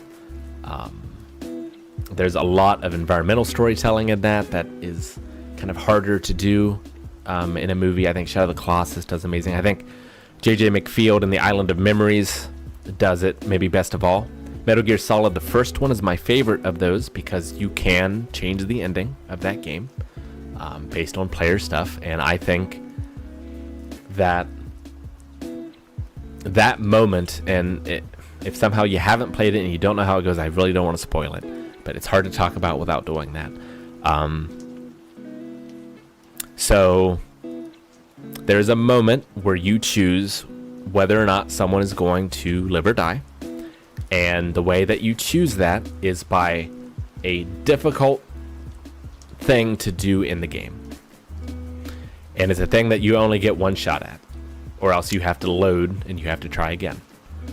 When I was a kid playing that game, I failed at that over and over and over again, and I loaded it again and again and again and again. And the first time I started playing, I didn't have a memory card, so I had to start the game over and get there and do that again and again and again. And being able to do that made that ending of that game that I earned mean so much more than it would have in a movie if I had just watched it, because I had struggled and suffered similar to how the character did in that moment. And that's something that only video games could do. It's not to say that movies and books and everything else can't tell great stories. Absolutely they can. But video games can tell stories in a way that those things cannot. Just like a movie can tell a story in a way that a book can't, or can't do well, and vice versa. So I think people get caught up on cinematics and like motion capture, and like I think all that has place in video games, but I do not think that that determines whether or not it is a good video game story. Rant over. Especially if, like Dora said, if game mechanics are part of the story, like in J.J. McField and the Island of Memories, in A Tale of Two Brothers. No, Tale of Two Sons. Tale of Two Sons, Tale of Two Brothers. Damn. I can't remember. Passage, which is an indie game from the 2010-ish. Using gameplay to tell stories is the pinnacle. Okay.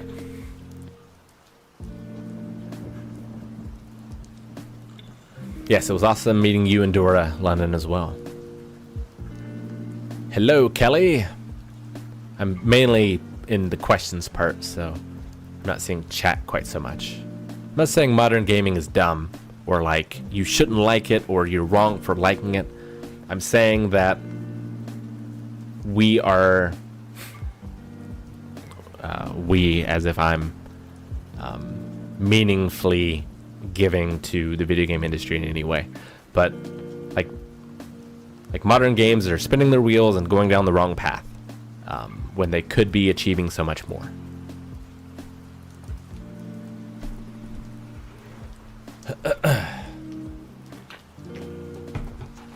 All right, let's get back to the questions.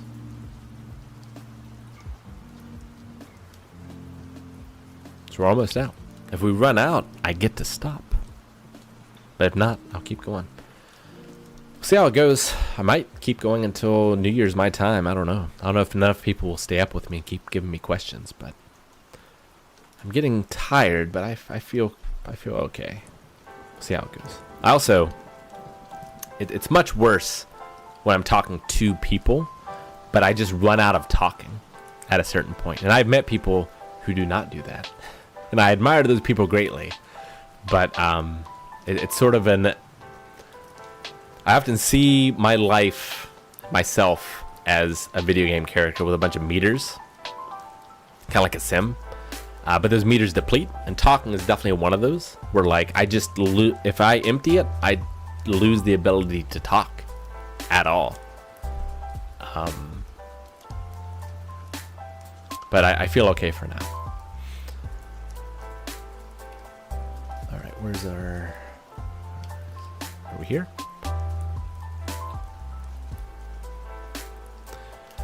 Okay. The blip, bloop, bloop. Tomorrow I'm planning on starting a new diet and exercise regime, but as someone with bad OCD, it's difficult as it gets in the way. Do you find it difficult to get out of a specific bad habit or regimen? It's a good question. So I definitely fall into habits and regimens.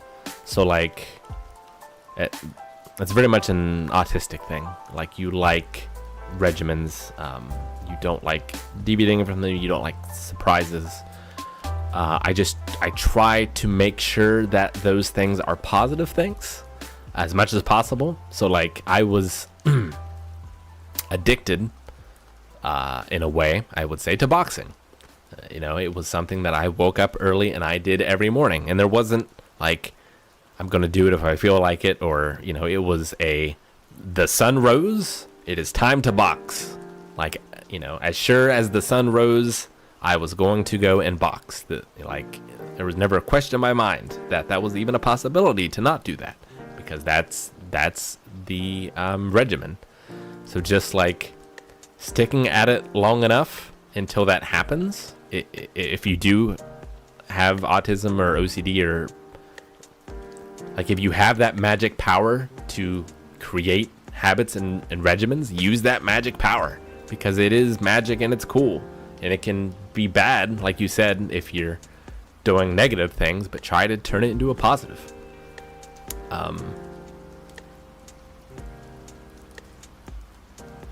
Yeah, good luck. And don't, if it's something you want to stick with, don't, like, the reason that you have to have for doing it has got to be better than all of the reasons that you could come up with in the next few days and next few months for not doing it. Because those reasons will win out, because it is harder, like you said, to start the thing and to keep with the thing than to do nothing.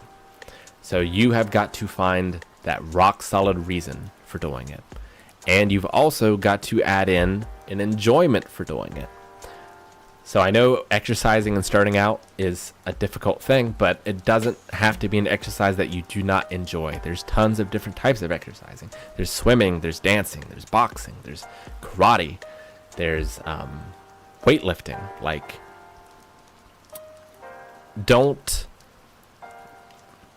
it's better to find something that you're going to enjoy, even if it's not the most effective thing for you to get in shape, if that is your goal, right? So like weightlifting plus cardio is a great combination for you to like lose weight and to get in shape. But if you can only do that consistently every now and then, when you can force yourself to do it, it's not going to work. You got to find something that you want to do. It's like, you know, teaching a kid math who doesn't want to do math. You put it in the form of something that they enjoy. You turn it into a video game, or in how it relates to video games. Like, you have to frame it in a way of doing it, or you're not going to keep doing it. I have thought about writing a book, Age. Actually, my therapist has tried to get me to write a book for a while now. Because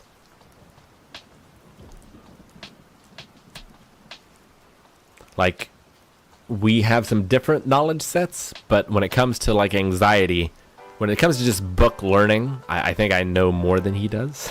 And that's not a knock against him. I think he's a fantastic therapist. But it's been my obsession for a very long time, and I've read a lot about it and listened to lectures, and you know, I've read part of it too, like growing up being autistic and like thinking maybe I'm a sociopath or a psychopath, because like I am not getting these emotions, and I do not understand how these people think and why they act the way they do.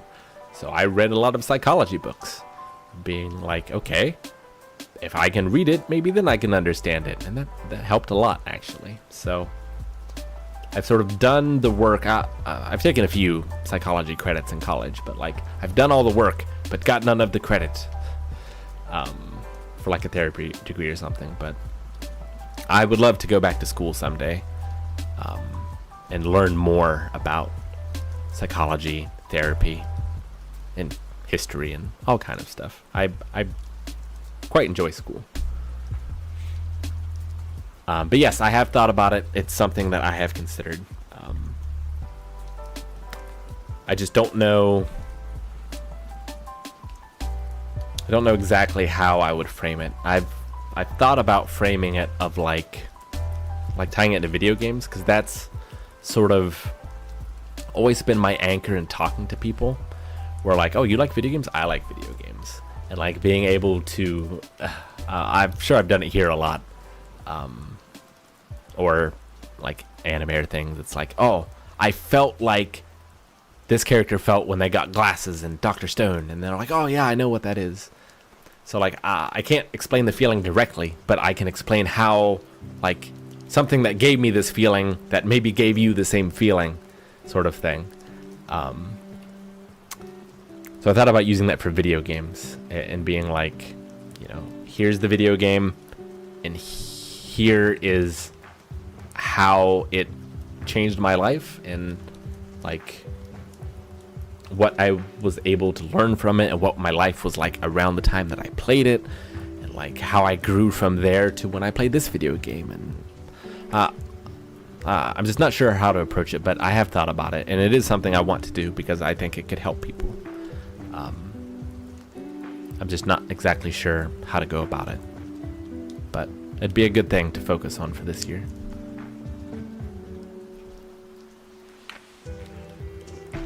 No X. Sometimes I think to myself how it would feel to be cold, distant, and emotionless, but then I think of my mother and I can't imagine not having her or feeling some sort of hatred towards her.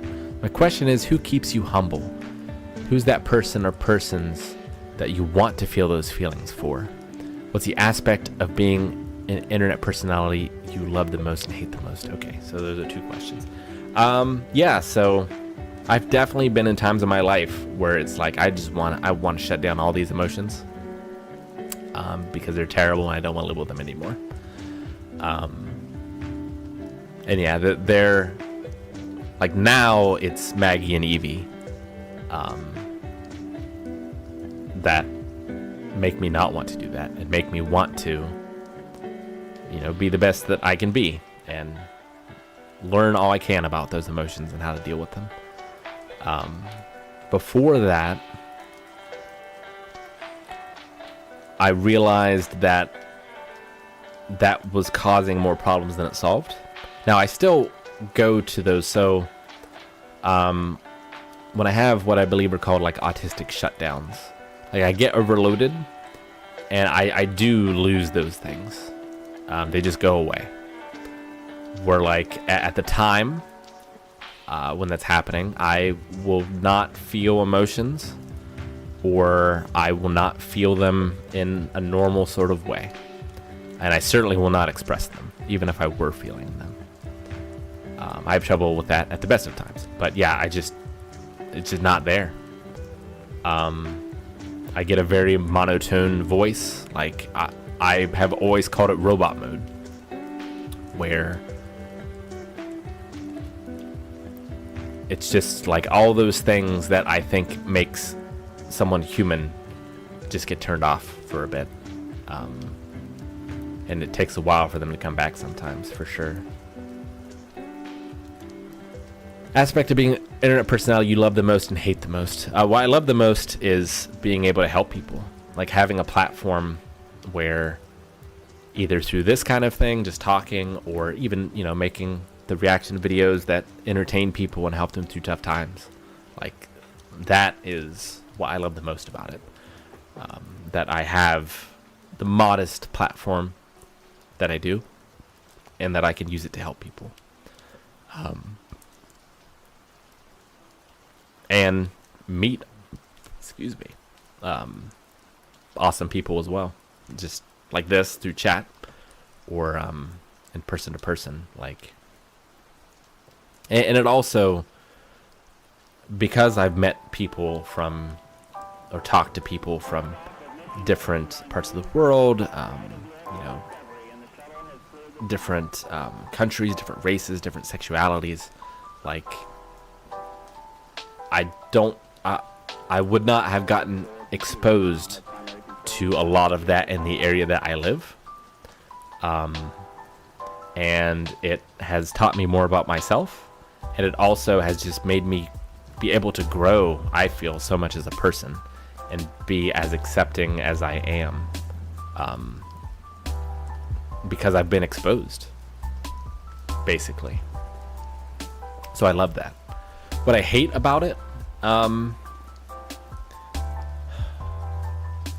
most of this is on me, but like I feel expectations. I feel like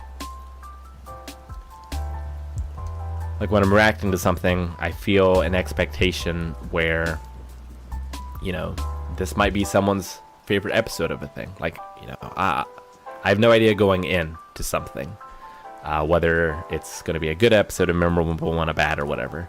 So like, I feel expectations of like, you know, this might be someone's favorite thing.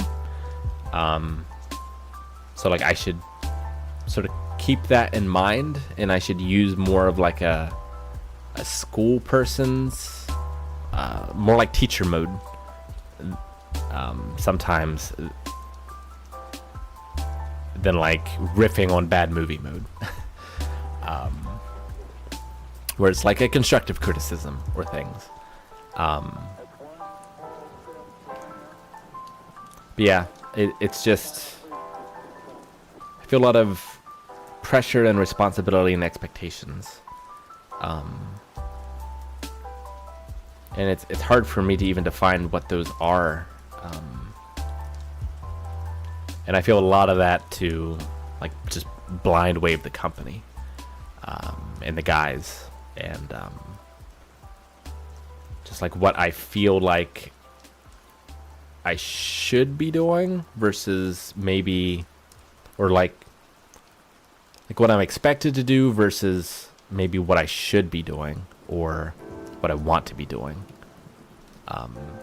is maybe the worst of the negative part of it.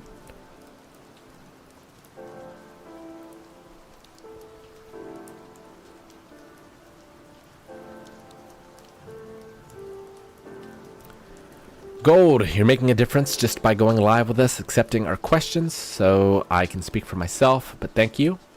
Question, embrace the chaos or get help for the 100th time?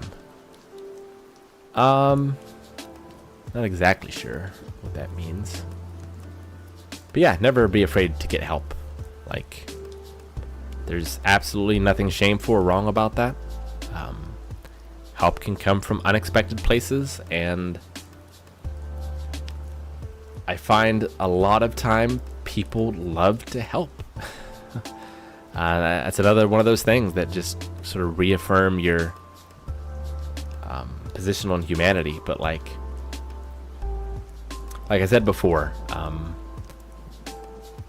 especially when I was worse than I am now, but even now to an extent, like I was really feeling like a burden, and feeling like that got me to a very dark place.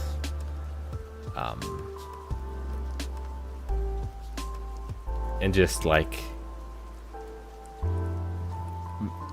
Maggie and my friends, and just being like, you know, we'd like to help you.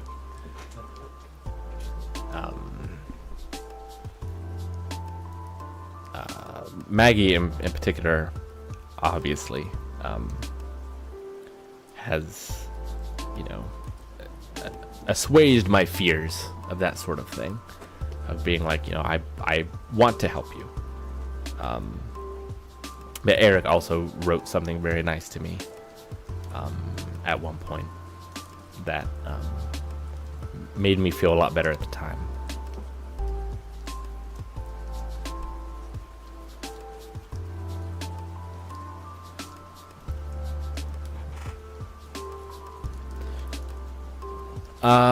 So my point is, do you believe that there's just no chance for some people? Does not matter how much they try to keep, they will keep failing?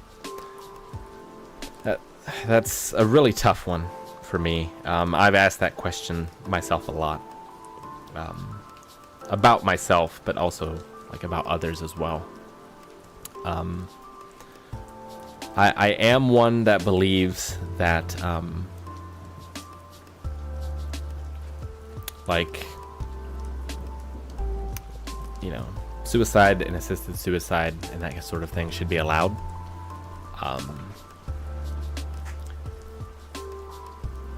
it's just deciding kind of what that threshold is, because like, you know,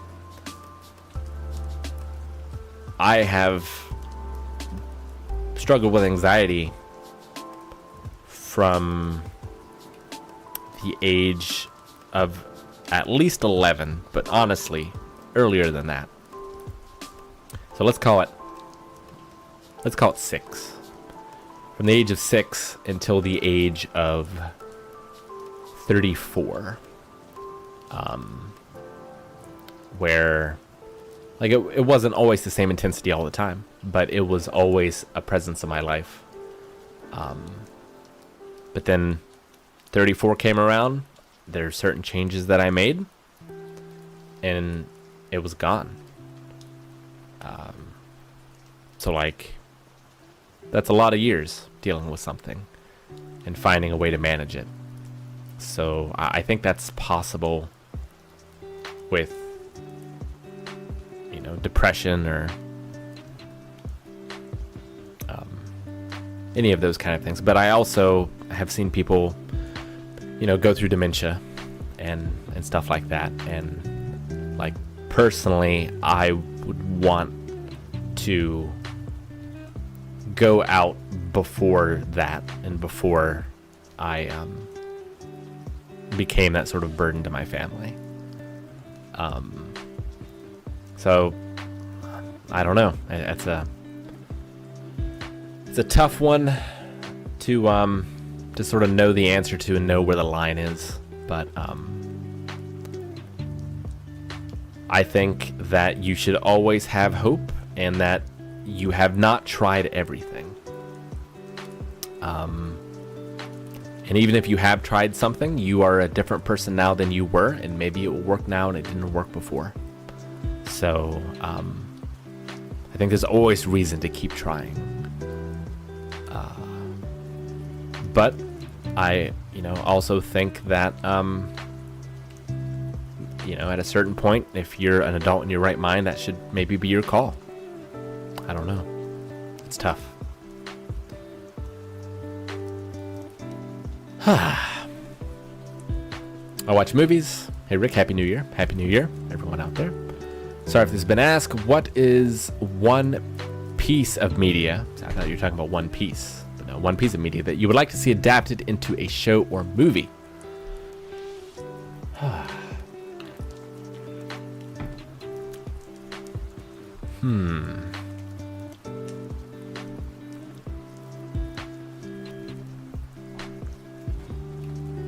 Piece of media that I would like to see adapted into a show or movie. I'm trying to think of, because like normally what happens is I see the show or the movie and then I go back and I read the media.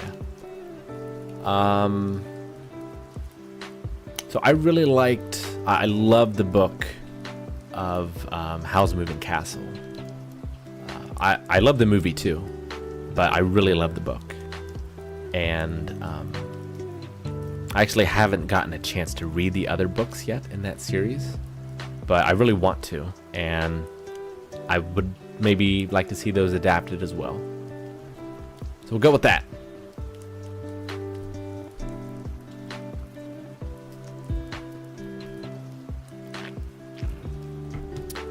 The blip, bloop, bloop. I know you're a good boxer, definitely to a standard where I would like to maybe Sunday be. My question is, have you ever been in a boxing match apart from sparring, and if so, how did you handle it? No, I've never been in a competitive fight for karate or for boxing.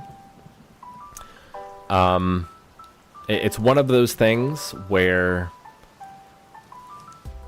like, I know there's risks, and I know that it's dumb, and that's probably not worth the risks, but it's something I also really want to do, because it's the same reason why I wanted to do karate back in the day. Was I was afraid to do it, and I thought, you know, I faced fears every day with the anxiety, and if I could face something that I was afraid of doing and then do the thing and overcome it, I thought it would help, and it did. Karate made a huge impact on my life. And I think it's the same thing with boxing, where like I think if I could get over that fear and have that fight, I think I would grow and recover somewhat from the anxiety. My issue is, like, is it fair to my family to take that risk?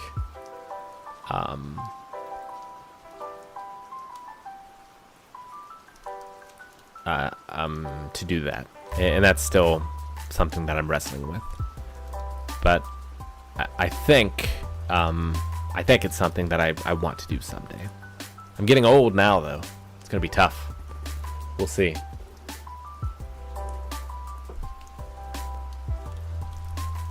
What do you get from talking to us? I'm just curious. Like, what do you get mentally from doing these videos, and how do you feel afterwards after dealing with so many variant questions? Excellent question. So,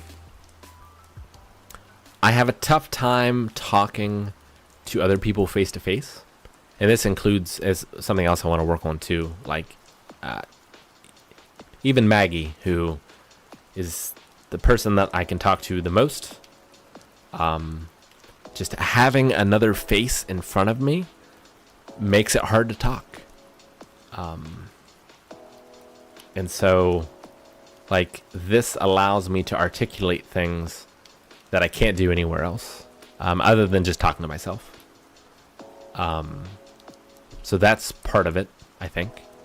I do feel tired afterwards. It's mostly the lights, which they're set to as dim as they can be, and they're at a pretty good temperature. And I was pretty good for a while, but now I think I may be getting headaches from it. So it's one of my experiments. I'm trying different, like, light temperatures and brightnesses and stuff, and seeing, like, how that affects things. And like I said, like, talking a lot, I run out of that. But when it's just to myself or to chat, but not to, like, face to face with people, or if there's no voice coming back, it's a lot easier to do. So.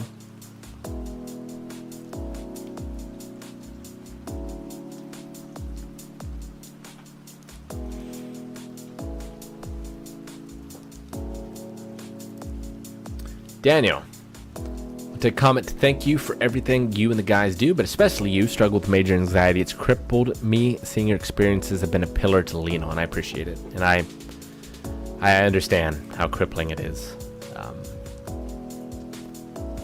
And wish you the best, and hopefully something like this helps. Like I said, Claire Weeks has helped me a lot. Her books, and she has not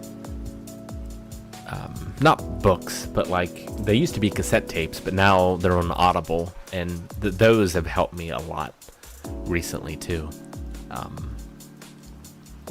But yeah, it's just floating and accepting. It's a tough thing to do, but it does help. Star Wars Enjoyer. I just finished watching Hunter x Hunter. I think it's one of the most inspiring, enlightening shows I've ever seen. Were there any themes or messages that stuck out to you when watching? Yeah, absolutely.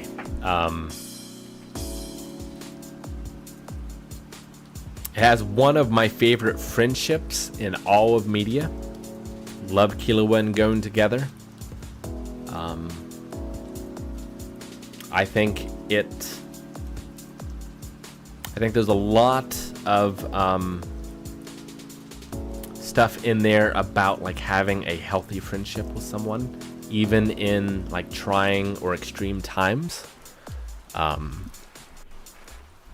think there's a lot of great stuff there. I think there's a lot of stuff towards the end with Killua and his sister, about, like, acceptance for who someone is, and, like, not being afraid of someone. I think that's tremendous. Some of the stuff with, like, I want to call it Greed Island. Is that what it's called? It's been a bit. But the island with the cards. And when they're playing, like, volleyball with Razor and stuff like that. I think there's some good stuff there.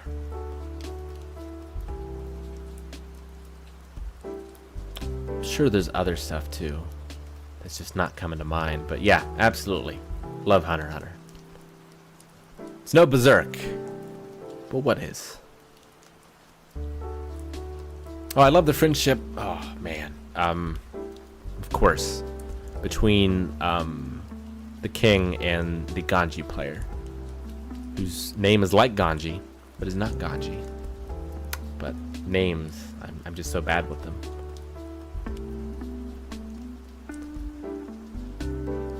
Phasing, appreciate you in this channel. What are your favorite game OSTs? Dude, I'm so obsessed with the Cuphead OST at the moment and the Persona 5 one. Oh, I feel you.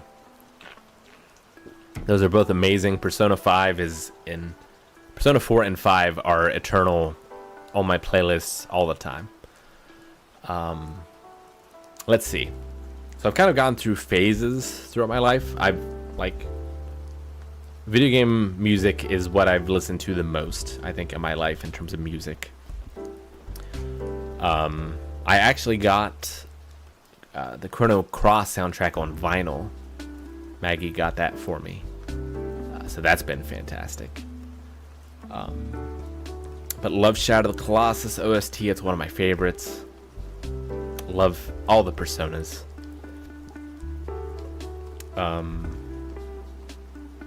Dragon Quest VII. What was I playing? Oh yeah, Professor Layton games have just some of the best music ever. It's so good. I think Phoenix Wright 2 has some that are my favorites. I mean, Metal Gear has some great stuff. Like, you could go on forever. Castlevania, Mega Man, like the older stuff. Like,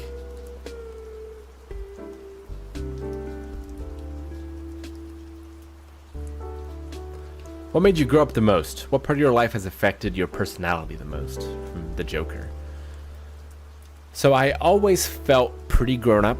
It's one of those things that I think it's common with neurodivergent but autistic people, where I feel like I haven't changed a whole hell of a lot since when I was a kid until now. Like, I feel like because I know, you know, as part of being autistic, like, some things are underdeveloped. But I feel like I kind of was who I was, and like, obviously I've learned more, and I've been exposed to more, and but like, I feel like my personality has not changed very much. And you'd have to ask like my mom and like Aaron and stuff about that, but like, I always felt pretty grown up. I always felt old. And I still feel that way. I think some of that, it was, I felt because, so my mom left my dad, and we lived alone, and then eventually there was my sister, and the three of us lived alone, and no money. I was a very sick kid with asthma and tons of medical bills. So like, mom trying to support all of us. There was no child support to speak of. So like, I always felt a responsibility, I guess, to like, I don't know, like, help as much as I could. Like mom was definitely my mom, but I felt like I had as much power to soothe, if that's the right word, or like support her as she did me, from like a very young age.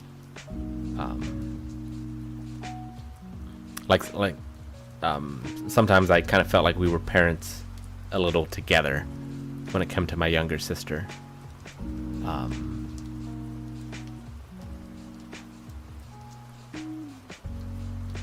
So, I guess that answers the question.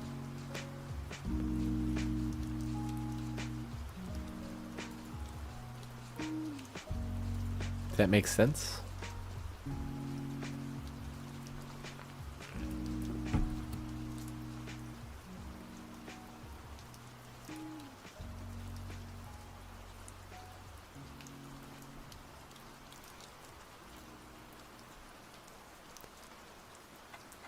All right. The blip blop bloop. From watching Game Night, I have bought some of the board games you have played and enjoyed them. I'm curious if you guys will bring back Game Night. Are there any games you would recommend? I answered this question before, but would like to. It's a tough thing to like. I would want to focus on it and make it a success, and that takes a lot of time and it takes some amount of money. And I would need like a commitment from everyone at Blind Wave to do it, and I would need commitment from myself to be able to really like try to make that a success. I think. But as far as board games I recommend, I mean, you got to give me something to go off from. Like, you know, player count, time of play, complexity, you know, genre, like war game, card game. I don't know if you can find it anymore. It was out of print for a while, but there was a game released in English. Its name was Linko, a German game. That's probably my favorite card game, because you can play that with a number of people. It's very simple but very engaging. There's a fair amount of strategy to it. I quite like that as far as a card game goes. Tishu is a 4-player partner trick-taking game that if you have 4 players who are like get serious into it, I think that has like a high level of skill and can be a lot of fun. As sort of a generic sort of card game.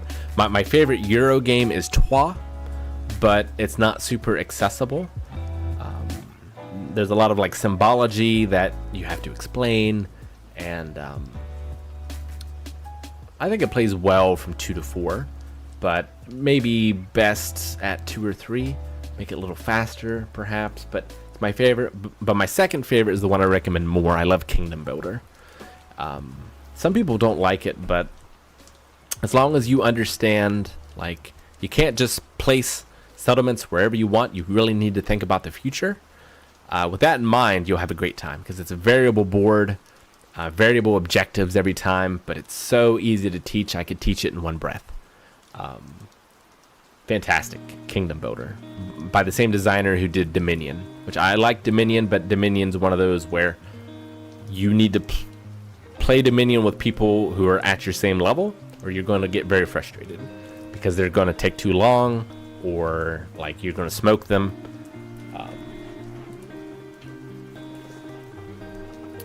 For like intro war games, I really like Command and Color's Ancients.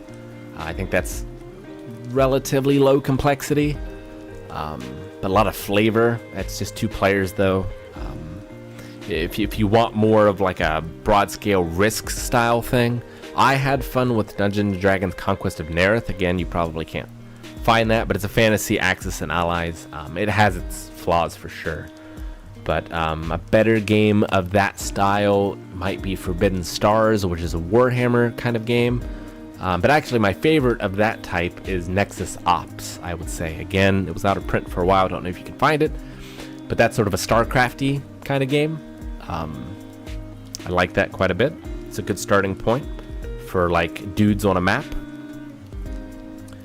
A sort of a mix of that for Euro and area control. I like Age of Empires 3. Now it is called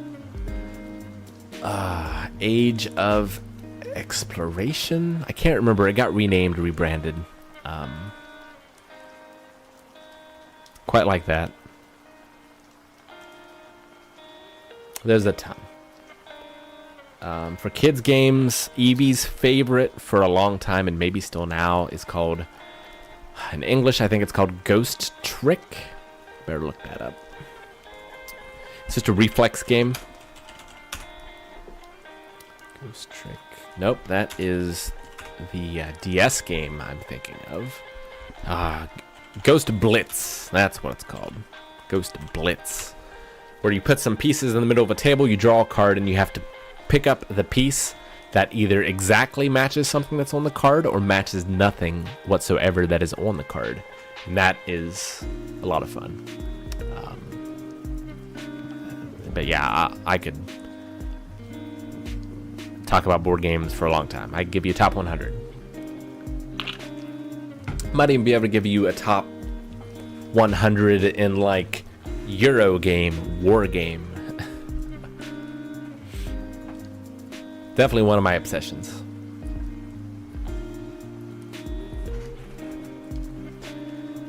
How's your chess been lately? Would love it if you did another stream. I haven't played. Like, I played a little bit after that, but it's been a while since I've played any. I watch Ben Feingold on YouTube. I watch his chess videos a lot. Yeah, I would be as equally terrible, if not worse, but that could be fun. There is a chess stream on the channel you can watch out. Sort of a chess/mental health thing. Age. I've always wanted to have an actual D&D experience, but never had any luck. Do you know where I might be able to go online to find something that will allow this experience to happen? Well, I know people on our Discord play. I don't know if there's anyone looking for group there, but Blindwave, discord.gg/blindwave, I believe is the URL. You might be able to find some gaming stuff there. It's really like I haven't had to look online for gaming for a while. I used to play at a place called,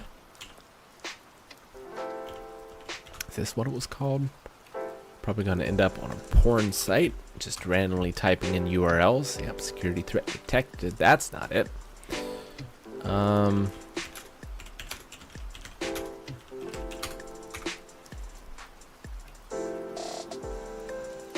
See if I can find it, if it even still exists. I used to play via forum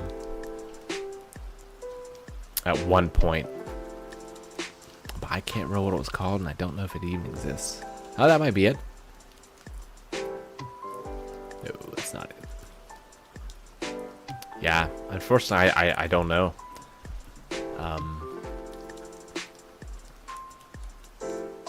I know there's Reddits and stuff where people are looking for it. I know, oh, what's that called? So there's Board Game Geek, but there's also RPG Geek. So rpggeek.com, that has forums and stuff, I think, where you can find players to play. But yeah, I haven't had to look anywhere for that for a while, fortunately.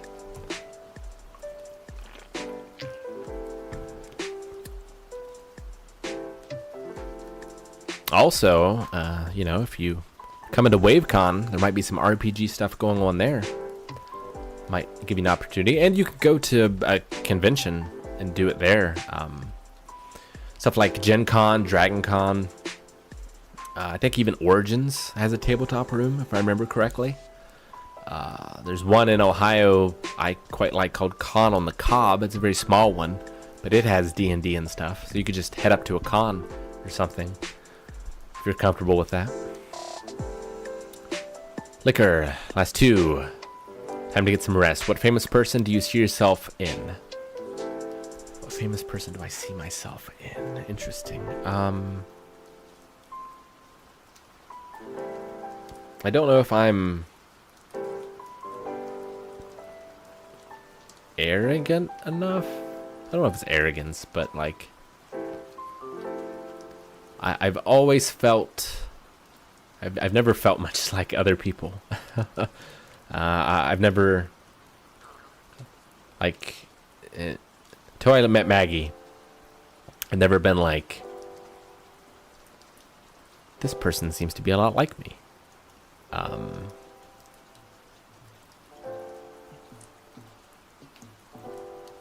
I don't know. I'm trying to think of people like I maybe admire and want to emulate. Maybe. Man, I hate not being able to answer the questions.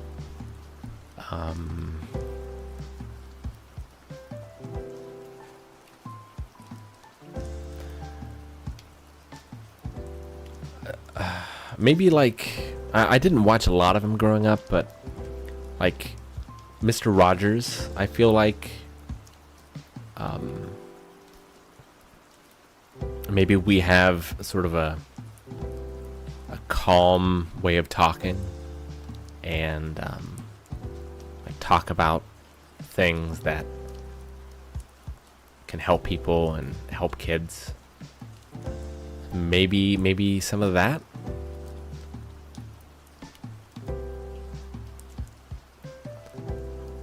What famous person would you want to swap bodies for a day just to experience their life? Not famous, but I would love to swap bodies with Maggie to better understand her and like what ADHD is and you know what a period feels like, just like to better be able to empathize. I would body swap like crazy to get those sort of insights if it was an option.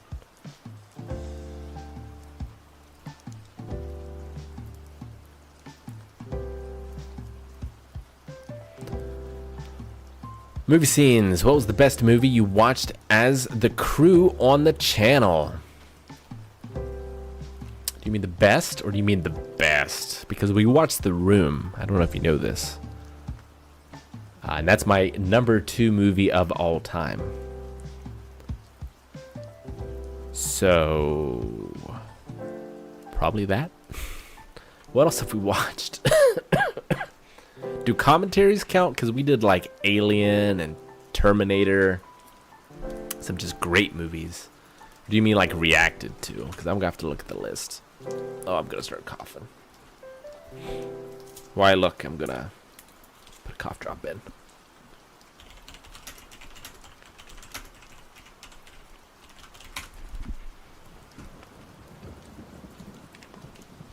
It wasn't Fast 10. I can tell you that. Looking at this list here. Inception was pretty damn good. Solid State Society was pretty damn good. I didn't watch Primer on the channel, but Primer is up there. I really liked Ip Man.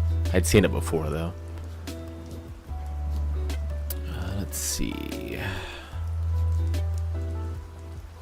I mean, I'd seen it before, but scrolling through from the top, I got to Rocky. I would say Rocky tops that list so far. Magic Mike good, but it's no Rocky. Unbearable Weight of Massive Talent good, but no Rocky. Oh God, the mic.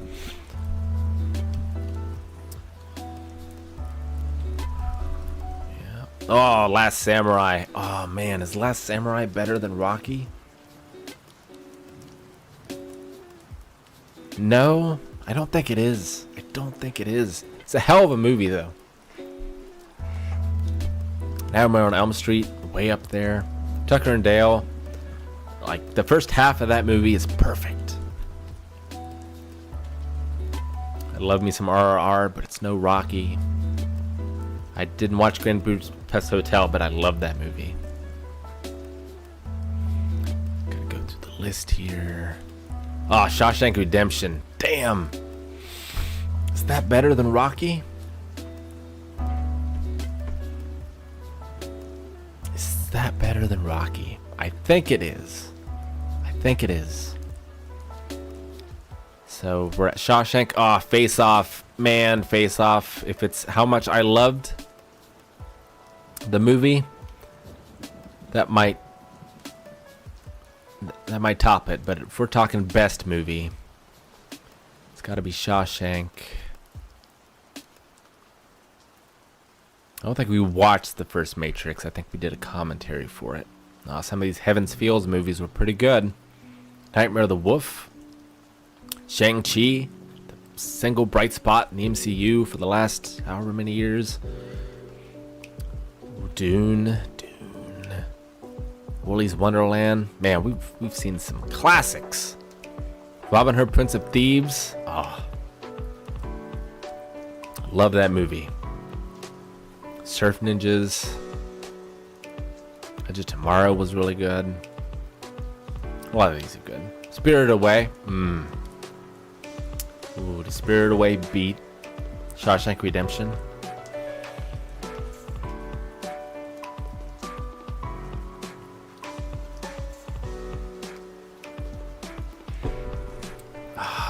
Can I say Too Close to Call? I'll have an animated and a live action. Spirited Away is winning the animated and Shawshank is winning the live action. Oh, we did Blade Runner? This is impossible. How am I supposed to rank these? But I will. And I think it's still Shawshank. As much as I love Blade Runner and Dread. Oh. The Room obviously wins, but maybe not the best. We have done a shit ton of movies. Alright, think about the bottom. I think it's Shawshank and Spirited Away are the two winners.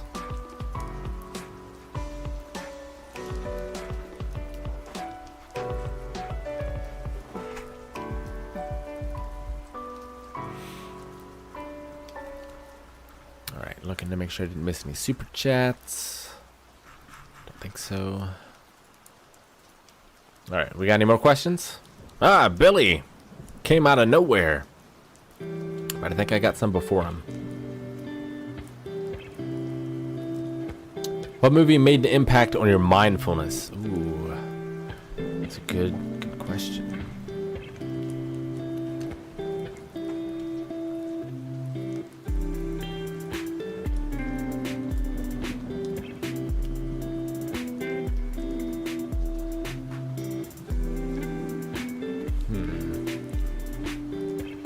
Mindfulness. Maybe not quite mindfulness, but Silence of the Lambs. I thought it did a super effective job of putting me in Clarice's shoes when men were looking at her.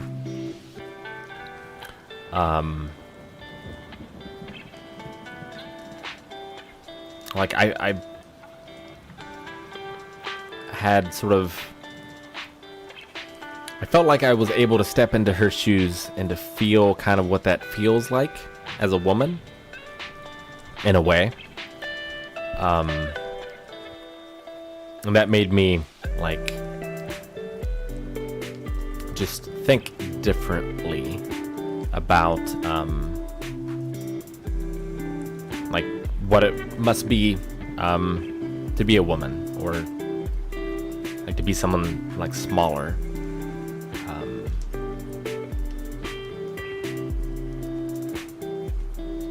Maybe that's not quite mindfulness though.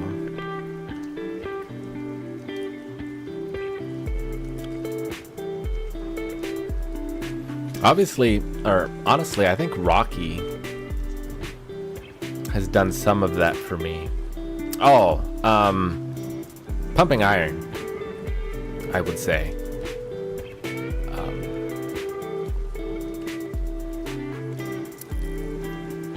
Had some things in it that like made me sort of reevaluate like what was important to me and where physical fitness like aligned in my life. Hopefully I answered that one okay.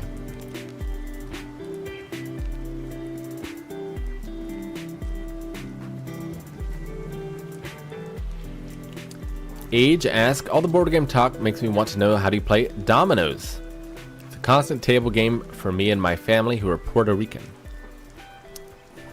I only have really played dominoes with my grandparents, my stepfather's parents. We would play a game called Chicken Foot. And I think is there a game called Mexican Train? Yeah. So I played those two types of games.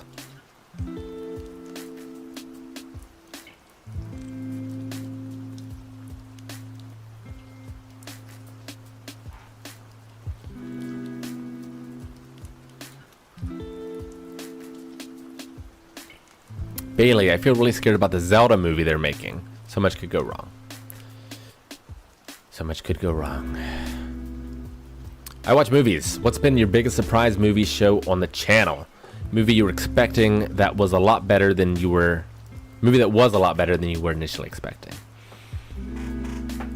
Bridgerton. I was going in planning to, well, I don't know.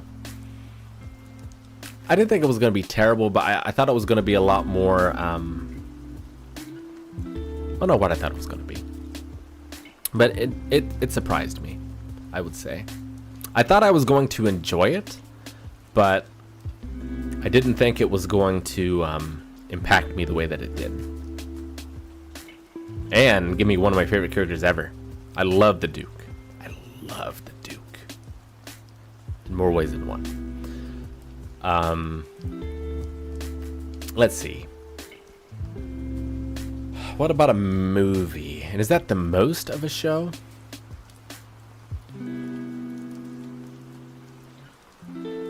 Cobra Kai didn't really surprise me because I was pushing for Cobra Kai from back when it first came out.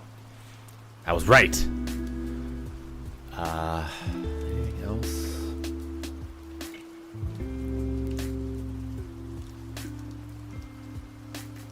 I just never heard of Ruby. But we were going to play the board game. So I was like, well, I should know something about the show. And I loved that early Ruby. I still like Ruby, but those first like 3 seasons, maybe 4,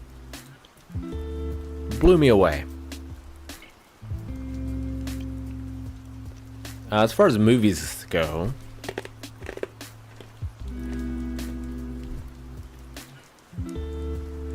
I feel I hear a lot more about movies than I do shows. So I kind of know what to expect going in most times about them. I was surprised the Avatar: The Last Airbender movie was as good as it was. Like, I was expecting like one of the all-time worst, and it was not that. Like, there were salvageable things from that movie, I think. So I was surprised kind of by that one a bit. Let's see, anything else I was surprised by? Oh, I was surprised by Tokyo Drift. As much as I passionately disliked the first Fast and the Furious movie, Tokyo Drift brought me back. And then the franchise lost me again until we got to 9? Whenever we went to space. Then I came back. 10, I'm on the fence again.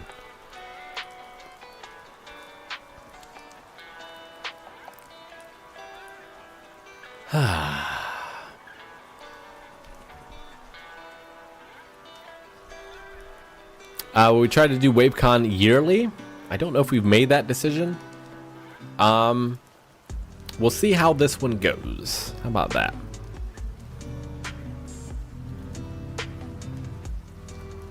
Angel Groves, from Dragon Ball to Fruits Basket to Downton Abbey, shows that not only have been part of my life at the perfect times, but I'll go back and rewatch Good for Mind and Soul. Your top picks for that. So I have 2 types of movies / shows. I have shows that / movies that I love and I will watch again and again and again for the rest of my life. And then I have them Others that I will not do that, and I usually regret having watched them in the first place because I could have just rewatched one of the ones that I love. But you can't find new ones that you love unless you keep watching stuff, right? So, like, so many shows are like that for me. Like, from the ones you said, you know, Dragon Ball, Fruits Basket. I haven't seen Downton Abbey, but Oran Host Club, like Robin Hood, Prince of Thieves, Dragonheart. I've watched those millions of times. Not millions, but hundreds. Like, you know, sometimes as a kid, I would watch, and not even that young of a kid, but I would watch Dragonheart every day for a month. Like Sam Neill's Merlin. I watched that, you know, until I had every single piece of dialogue memorized. Like, growing up especially, that's who I was. And like now, that would still be who I am, probably, if I wasn't living with two other people who maybe don't want to watch them over and over again. But sometimes they do. So I mean, there's so much.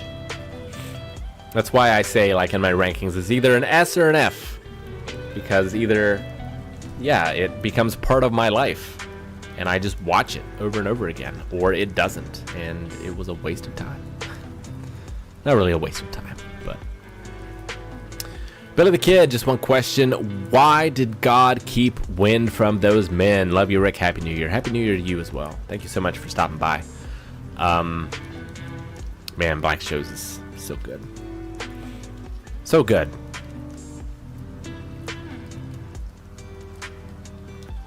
Star Wars enjoyer, is there any upcoming technology or innovation that you've been keeping an eye on or are excited about? AI, genetic engineering, etc. I've always been interested in the concept of de-extinction. Interesting. Yeah, I've been watching AI for a long time. Just like as a programmer, using it, you know, for certain things I've worked on in the long past.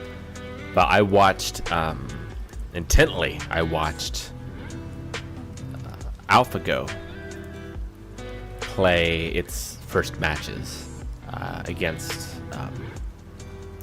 I don't follow Go, but the world champion or former world champion. So I follow a lot of the AI stuff going on now, and I'm thinking about, like, you know, its place for things like that in business and in society.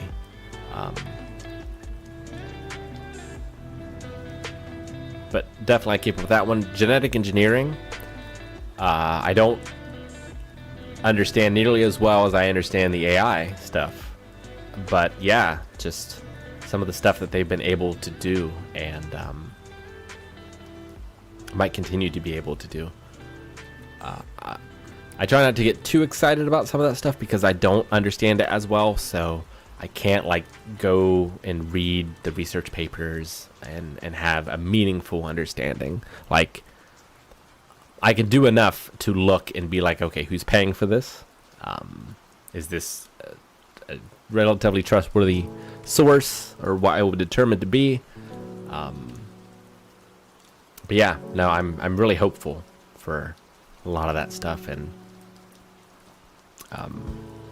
like things like dementia, especially. Like, I really hope we can get a fix for that.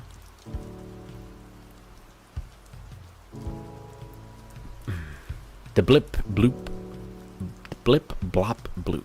What movie would you like the channel to react to?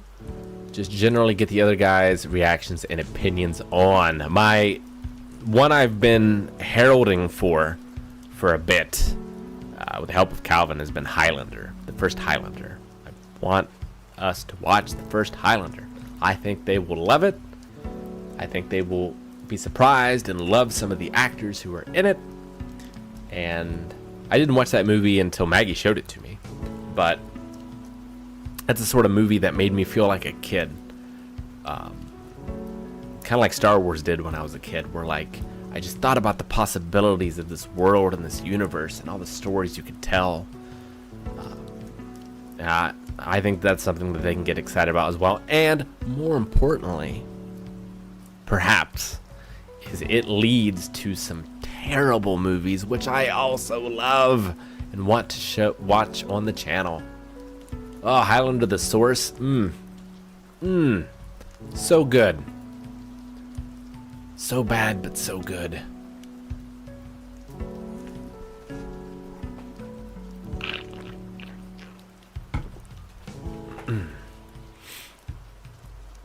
And obviously Neil Breen's inevitable. Neil Breen will happen. It has to. It has to.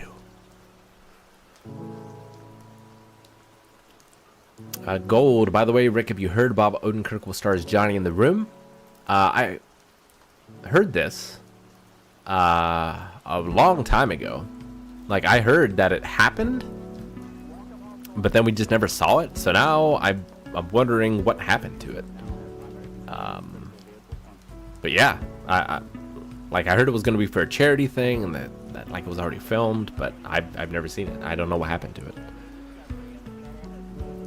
Probably already answered this. This is from Angel. But what are your thoughts on the Highlander remake? Watched Highlander for the first time this year. Fell in love with every aspect. Oh, I remember that feeling of falling in love when I watched it. It's been that recent. I don't get that a lot, but that was one of the ones for sure. I mean, it's one of those movies I don't think needs to be remade. Like, I think it's perfectly fine the way it is. You know, some of the swords fights are not great, so there's an improvement. But I love. Why am I blanking on his name? Dear God. Connor McLeod, the actor. Raiden. Christopher Lambert. I love him in that movie. Man. It's one of my favorite performances ever. And I can't really explain why. He's just so cool. But yeah, remake. I'm worried about it, but we could get some awesome fights. Like, as long as it has awesome fights that I can just watch separate from whatever the movie turns out to be, I'll be okay. And I'll be happy that it happened. But I don't think anything can top the original for me. But you never know. Fizang, what does your Spotify Wrapped thingy look like? Favorite songs and such. And so I don't listen to Spotify. All my music stuff is usually do it through YouTube. Sometimes Apple Music, but mostly YouTube. It's all like my work music playlist. So a lot of anime OSTs on there, a lot of video game OSTs.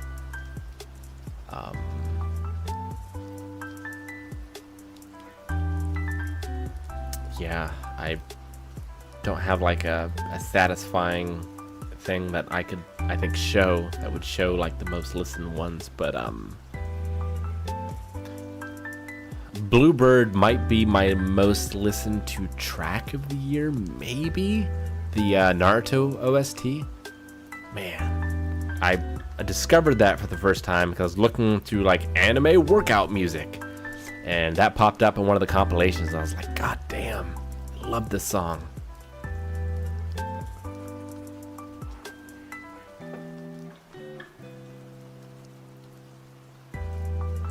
Mr. Stealthy Ninja, so with Fruits Basket being one of your top anime, what are some other slice of life anime you've watched? This year I've watched Golden Time, Plastic Memories, and Anohana. I recommend them highly. Awesome. Let's see, slice of life. An Oran Host Club is not exactly slice of life. It's like reverse harem, but Oran Host Club is, man, might be my number 2 favorite TV show of all time, after Berserk 97. It's close. between that and Seinfeld, probably. But I love that show. I've watched His and Her Circumstances, which the reason we got the manga is I love the way that started, but like that anime just fell apart at the end, like literally. Like it looked like they ran out of money, and it was just a slideshow, and they were focusing on other characters, and it was super weird. Do you consider Initial D slice of life? Probably not. I loved, is it just called Love Story? It stars a, like a big dude and a petite girl who are like falling in love, in, you know, high school or whatever. I think it's just called like Your Love Story or something like that. Enjoyed that quite a bit. Devil was a Part-Timer is probably not slice of life, but we watched season 2 of that recently, and that show is so funny. I love that dub so much. It's one of my favorite dubs, I think.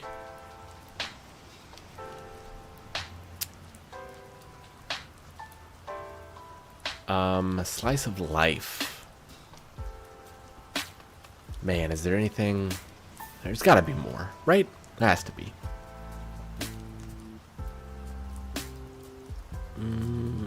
Brain's not working. Can't think of any more, but there's probably others.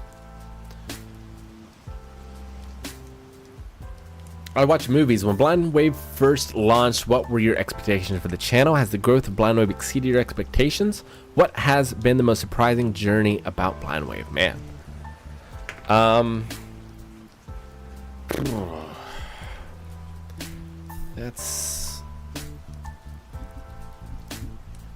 Let's see. So let's start one at a time. When Blind Wave first launched, what were your expectations for the channel? So I was comfortable betting my family's finances on that it was going to be successful. More successful than it was. Because I was taking a fairly considerable paycheck cut at the time.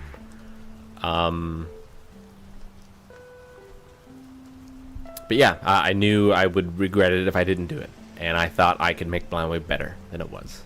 And I think I have.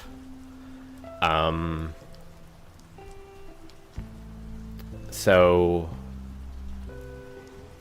yeah, I don't know. Like, I kind of find myself in these daydreams a lot whenever I'm starting a project.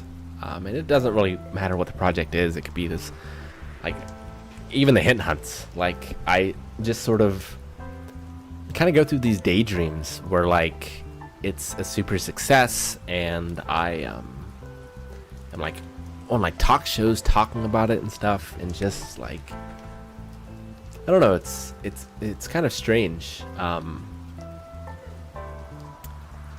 In the way where I can live all of the terrible things because of the panic attacks and the anxiety, where like I can live through the sensations of, you know, feeling like I'm dying, or I can imagine these scenarios of like these terrible things happening in London, and like having that anxiety like wreck my mind and body. I can kind of do the same thing for positive things too. So like, I can kind of just get those endorphins of having like accomplished the thing, and like got the accolades for it just sort of in my mind, and it can kind of make it hard to finish projects sometimes, because I mean, it's not a real motivator for me, you know, thankfully, in a lot of things that I do, or else I probably wouldn't finish anything. But like, I don't know, it's just weird. So I guess Blind Wave, like as a whole, but I'm usually more project focused, where I'm like, oh yeah, like this hint hunt is gonna like be world news, kind of thing, and I'm not disappointed when it's not or anything like that. But that's just sort of kind of where my brain goes, I guess. It like shoots for the stars, but it isn't super disappointed when it doesn't get there.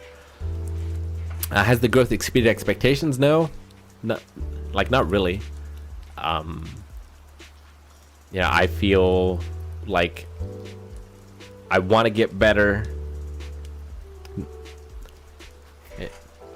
And again, it's something I'm struggling with. Like, it's not that I need to get better, but like I want to be in a position where I feel like I can start to make Blind Wave grow again, in a creative way, other than just like the website way. Because I feel like the website is an important tool in making Blind Wave grow, but I also want to do it creatively as well.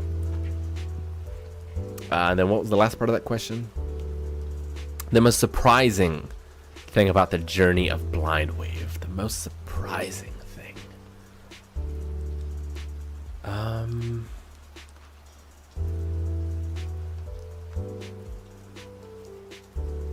It's always a shock when I meet people who recognize me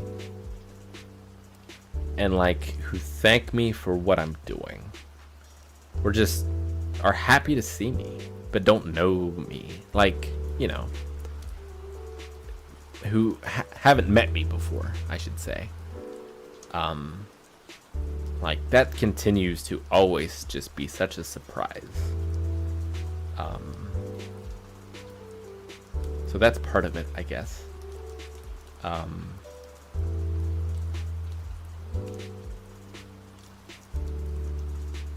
And I guess, you know, like Shane not being on Blind Wave is kind of a surprise in a way, I guess.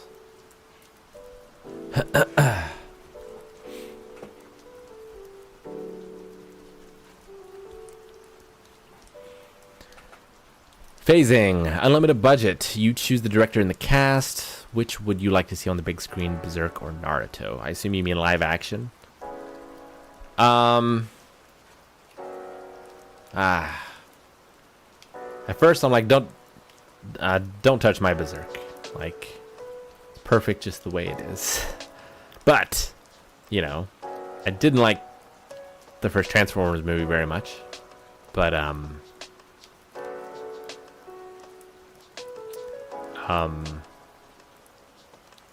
I think it got a lot of people to go back and watch the 1985 movie in the original series who hadn't seen it before. So I think Berserk, like a movie of that, could do that. And I think you could make a decent adaptation of some of the Golden Age stuff in live action, maybe.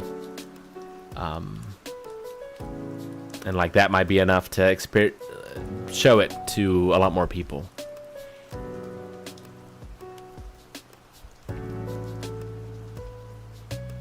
Billy, this is such a close to midnight question. Yeah, getting close. What are your general thoughts on the UFO phenomena? I'm not deep into the UFO rabbit hole, but I'm fascinated by the recent military footage. I don't think I've really seen any of that stuff. Like, I saw that it was happening, but I don't think I saw the footage or anything. I saw someone talking in like Congress or the House or something about it. I'm not really sure. I'm definitely on the Amazing Randy side of like skepticism, where it's like, you know, what's the easier and more rational explanation? That's probably what it is.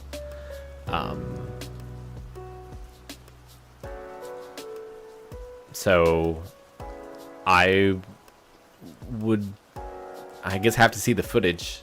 I'd like to know for sure, but my first thing for anything, especially stuff that has been continuously disproven many, many times, is skepticism. But it doesn't mean that I'm not willing to change my mind either.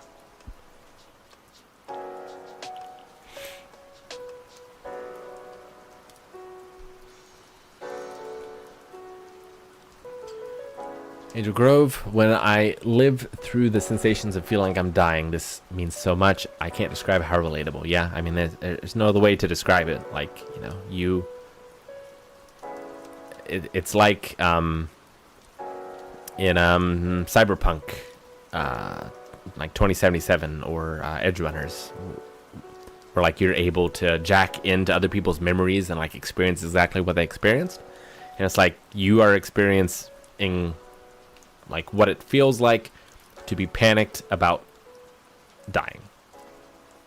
You know, like I wonder, like, if I was actually dying, like, what would that feel like and how would I handle it? Because, like, the panic is causing those feelings, and the feelings is feeding back into the panic, making me more panicked. But, like, would I face death like that, or would I face it calmly? Because it isn't as bad as I've made it myself to be all these times when I've had these terrible panic attacks. I wonder about that a lot. And this recent one of like really just accepting death, if that's what it was going to be, I think has changed me for the good, as much as hard as that was to do.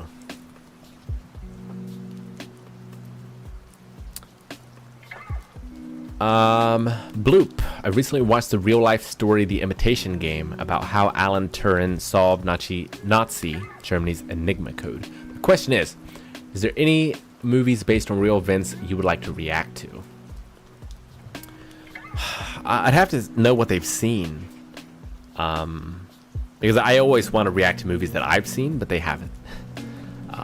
Because one, it's an easier reaction for me, because I don't have to worry about getting too emotionally overloaded. I can pace myself because I know what's going to happen. Like, I still will get very emotional, but usually I can pace myself. Except, like, sometimes I can't, but it makes it a little easier for me. So I always think of movies that I know of first that we would do. I mean, there is so little history in Braveheart, but man, do I love that movie. Let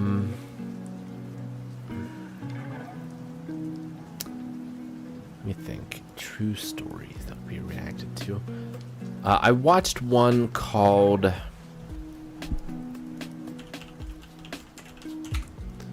It's an indie film. Is that the name of the movie? Yeah, called Compliance. That I thought was like a moving and disturbing movie. It's not like the best movie I've ever seen or anything, but like it seems like it's pretty close to an event that actually happened.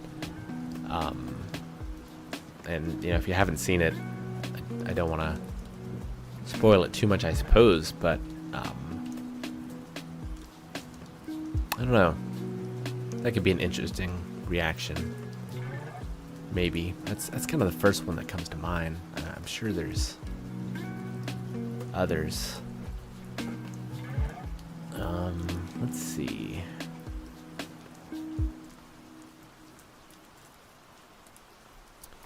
So based on a true story videos. I feel like I just watched one of those. What did I just watch? Man, can't think of any others right now. I'm sure there are.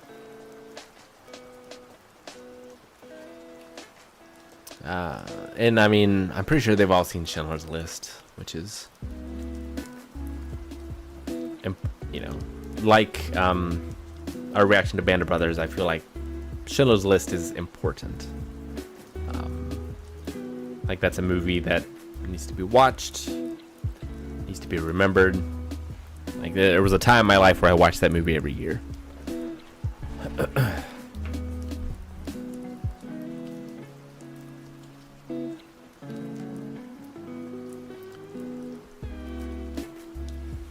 Bantal, is it shocking that you guys are still together after all these years and still making videos? I mean, you know how it is with groups some days. People just want different things and move on. But how do you guys deal with arguments or disagreements? How do you keep the group as tight as possible? Yeah, so we have sort of like split the channels in some different directions. So Aaron and Eric do a lot of the Star Wars stuff. I do this, which is sort of my own thing in a lot of ways. And I hope to do this more. I hope to start doing more stuff on the video game channel coming in the next year. I have a lot of ideas and stuff that I want to do for that. But yeah, I mean, you know, we're friends. We've been friends a long time. When it comes to resolving arguments, it's about putting Blind Wave first. And I think, though sometimes we have different ideas of what like Blind Wave is, I think like, you know, creating content for our community is a responsibility that we all feel, like good content.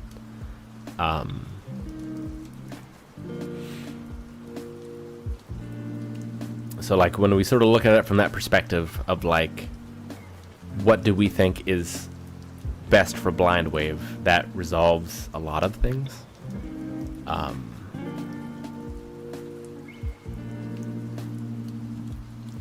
But yeah, like it's tricky, you know,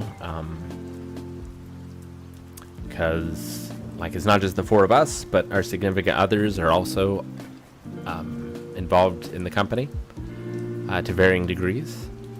And then we have like employees who are not significant others as well. And so it's just a tricky balance to make sure that there's as much fairness and communication and openness as possible. Just making an environment to where like it doesn't matter if it's me and Aaron, or if it's Jancy and me, or if it's like Jancy and Jake. Like, you know, if there's any problem, then there are people to go to that you can talk to, and we can get this resolved.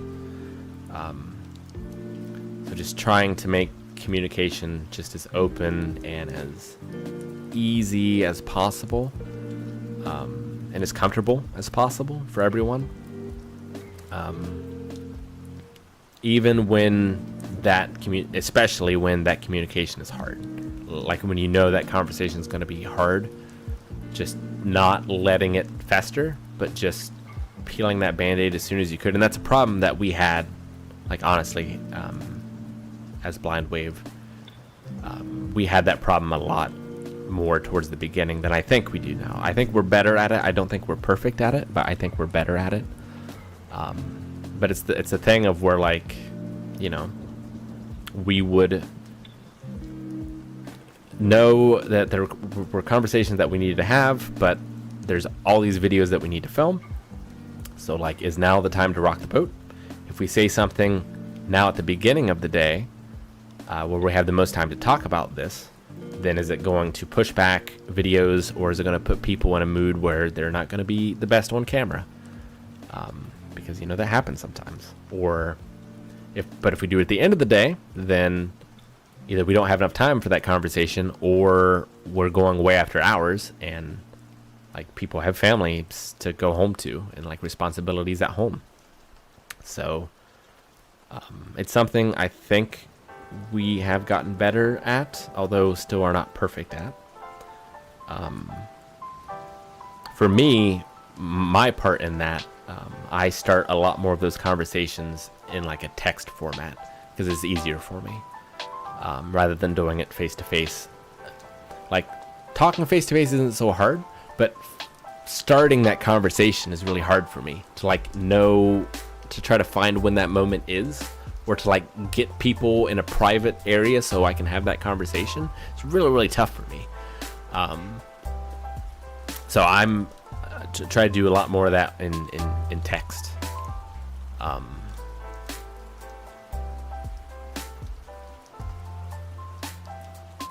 yeah,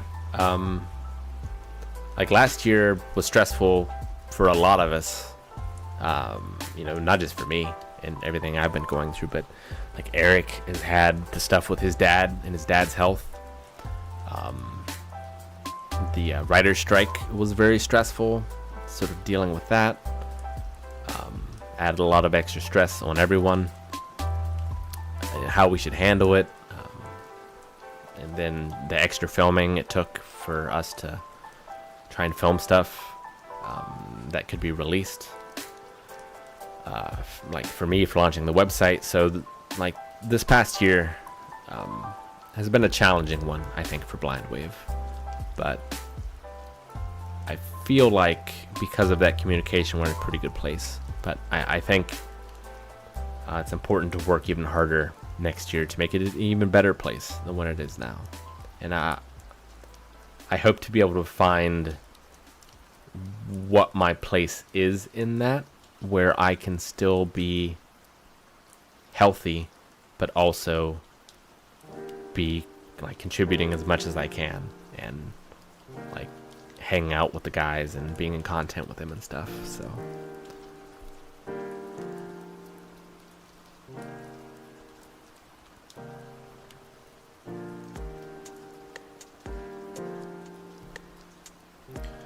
what fictional character had the biggest effect on you growing up? It depends what you call growing up. But if you count college, Guts from Berserk, which I've talked about a lot. But like growing up, I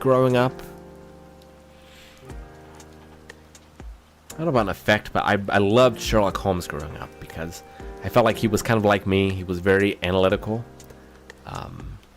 He didn't always seem to express a great deal of emotions, but he was able to make a positive impact in people's lives. So I kind of identified with that character growing up, I would say. I watch movies. Starting on a question, want to thank you for taking time out of your day to chill with us and answer questions. Didn't have any New Year's Eve's planned, so I've enjoyed the stream. Well, thank you. I really appreciate it.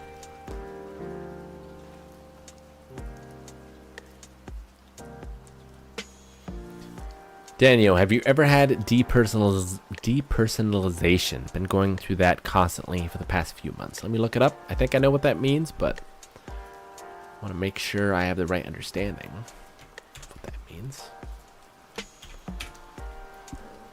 It makes you feel detached from yourself and your surroundings, as if you're watching your life from a distance. Oh yeah, big time. Big time.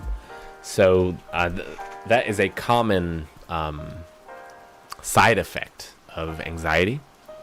Not saying that that's necessarily what you have, but yeah, the feeling of unreality and the feeling of like not being in your own body is absolutely something that can happen from that. And yeah, it's just I just treat it like I do everything else from anxiety, where like I just sort of accept that's happening to me now. It's probably not going to happen forever, and I just try to take a little better care of myself until it gets better.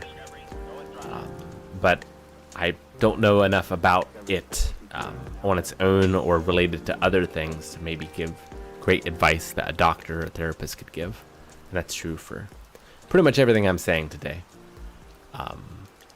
But yeah, no, absolutely have experienced that in the past, and it's a weird feeling. It's very disconcerting.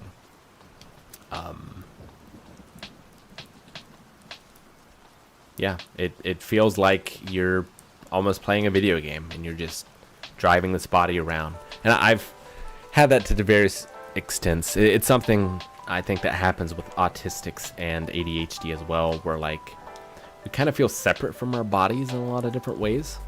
Our bodies do not always give us accurate signals, and we do not have the sort of control over them that other people have. And some of that gets better as you get older, but there's, getting signals for being hungry or having to go to the bathroom. Like that stuff gets messed up or is underdeveloped sometimes. And it, me being sensitive to light and touch and everything, like it feels like I'm fighting against my body a lot of times more than I am like living in it. And it's me. Like I feel a very real separation between Ghost and the shell. the mind and the body, pretty much all the time, except when I'm like in the groove in like boxing or something like that, or like, you know, maybe during sex or something. But like on just a day-to-day thing, yeah, it feels very separate a lot of the time. And sometimes that separation, like you said, just goes farther out to where you're just completely outside of yourself. All right, I gotta hit another bathroom break. We're getting close to the New Year's here, so we might end around that time. So if you got questions, get them in. I'll be right back.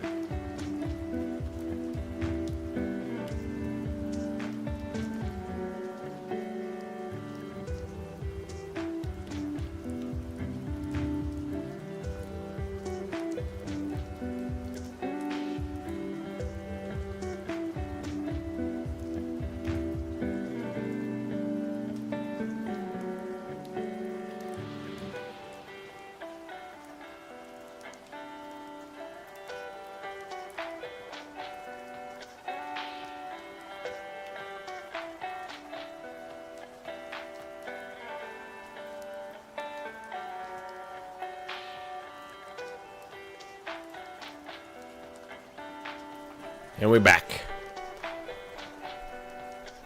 Yes, I saw in chat, what was it? Phasing, starting in text, just like that one girl from Steins Gate. Yes, I'm definitely a Shining Fingers.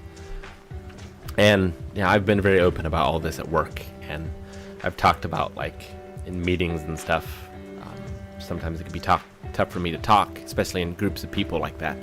So, like, we have brought up where, you know, I might just be texting things at the meeting to people, much like Shining Fingers.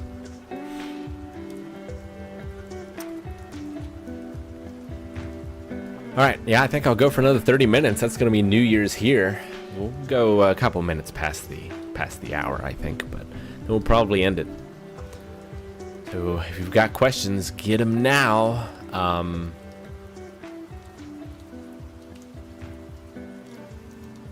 lost my train of thought there for a second. That's what happens when I get tired. Fortunately, I've been sleeping relatively well. Thank God, because everything's so much harder to deal with when you're not getting good sleep. I've been sleeping. Maggie broke her leg, so she's like, we turned the bottom floor. We have like a Japanese style couch, which is like on the ground. It's mainly just a bunch of like cushions that's sort of velcroed together. But that's been her bed, and I've been sleeping down there with her as well. So, but it's interesting because back when I had COVID, I couldn't sleep the entire time. Pretty much, I had COVID, and then I wasn't I wasn't able to sleep after that. I had to get on sleeping pills. And I was on those for a long time. But like when Maggie broke her leg, I was like, oh, I'm not going to take my sleeping pills because she might need me in the middle of the night or something, so I'm not going to take them. And the first night I didn't sleep, but now I'm able to sleep again without them. So it's pretty awesome. I'm very excited about that. All right, where are we at? Star Wars Enjoyer. Why and what do you think makes Haikyuu so amazing? I'll tell you right now. I don't have to read the rest of the question. It is the character work. It's the ability to focus on the opposing teammates as people and as kids, not just as opponents. Giving them characters, giving you reason to care about them almost, if not more so, than your actual characters. Yeah, like it's that for me, more than the volleyball. I think a lot of the volleyball stuff is exciting, and it's a good framework for that. But that's definitely what it is. Buntal, thanks for answering all the questions. Hope you have a good night and a happy new year. Hope you do as well. We'll go just a little bit longer. Bailey, just a curious question. How did you meet Eric? Yeah, so I believe, he could correct me if I'm wrong, but I believe I was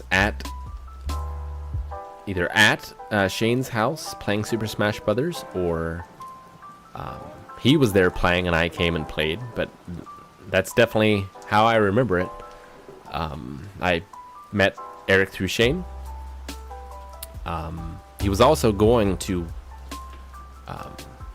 the community college that I worked at the time, but I don't believe I met Eric before playing Smash on Shane's couch. And he had a Wavebird, which is a wireless GameCube controller, and he played Sheik, and he kicked my ass. And he kicked my ass for a good long time, as did Shane and Gus, until I got good. And it took years, but now I think I can take him more often than not. Although his character is a lot worse than mine, to be fair.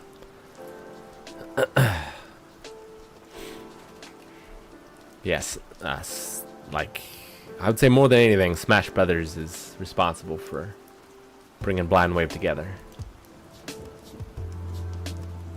Star Wars and Smash. Cameron, hey Rick, I'm so glad you feel comfortable with opening up like this. I struggle with my mental health, but I struggle with finding words to describe to friends for help. Do you have any advice? Yeah, so I talked about this a little bit before, but I have a much tougher time talking about this with people when there are faces in front of me than I do like this. So if that's you, try it like this and record it and then send it to them. Give that a try, or write it down. Like, it doesn't have to be this sort of conversation. So that would be my first thing.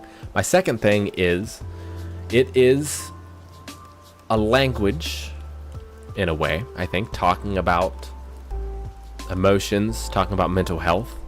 And in order to learn that language, you need to learn more about it. And the more you learn about it, the more you'll be able to talk about it.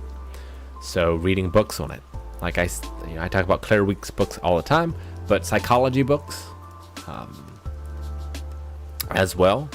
Just the more you learn, the more makes sense to you.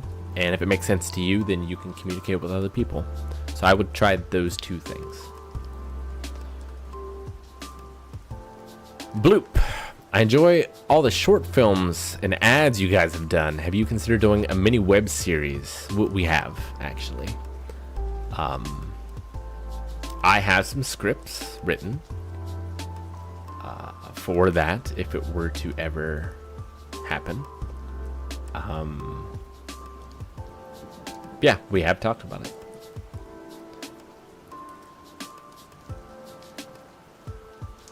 They're probably not good scripts. I'd have to go back and read them. It's been a long time since I've written them. We've talked about this for a long time. Cameron, have you noticed a link between things you like deciding things you like later? For example, as a child, I loved Doctor Who. As a teen, adults, I love Bowie. Tall, skinny British men in space.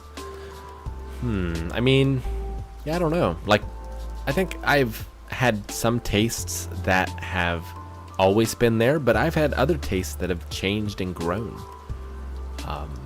So I don't think that sort of stuff is locked in place. And sometimes you just don't even understand that there's another option. And like it never even really occurred to you before. Maybe. I'm not sure. Cameron again, do you ever have goals to aim for? I'm currently working through a list of 1001 albums. We'll move on to 1000 movies. I feel like I have to have a target to get me through life. No, that makes sense. Absolutely. Yeah, no, I definitely I have goals. I use that journal over at rolepunching.com. ROLE punching.com. I should go in and fix the text, speech to text, to just automatically correct all roles to ROLE. It's not hard to do. But yes, absolutely.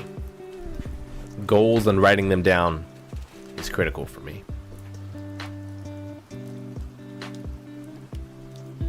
Sorry for all the questions, but how do you cope with feeling mentally lost or trapped? Sometimes I feel like I'm going through the motions and have to actively target something, but it's difficult. Yeah. So I guess a few different answers for this. One is I think external motivation can be a spark for change, but I think it cannot by itself be lasting change. So as an example, I'm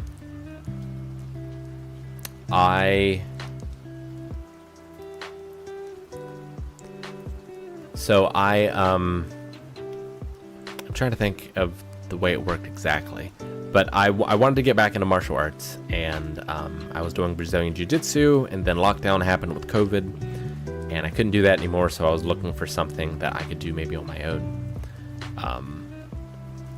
And I started to do boxing.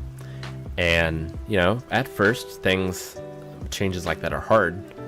And I discovered Hajime no Ippo, the anime, which is a boxing anime.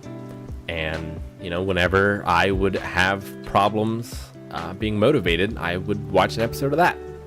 And then I'd be good to go. That's not good long term, but it's good in sort of moments, and it can be good for starting working out as well. Like when I first started really getting serious about weightlifting the first time, I had watched Pumping Iron, and like it was enough to get me started, but it wasn't enough to keep me going. Like that, I needed a reason to do it in order to keep going and keep doing it. That was not a not like motivation. Like you can't rely on motivation, I don't think, to continue to do something. You need to enjoy it and like want to do it, and not feel like, you know, it's just discipline making you do it, because it won't last. So trying to branch out into new things that seem even a little bit interesting, that maybe are silly. You know, like for me, some things that I've tried before, I talked about stone skipping before, but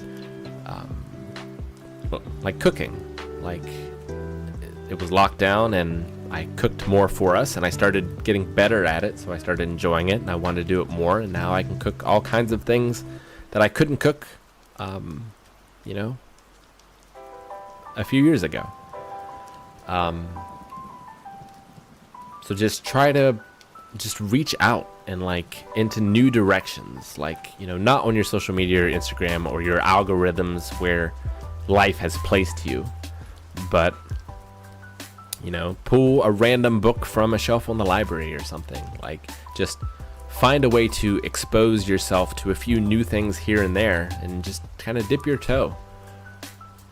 And even if it isn't something like that changes your life necessarily, it's just good to do that every now and then, because you haven't tried everything, and maybe the thing that you love most in this life you haven't even tried yet.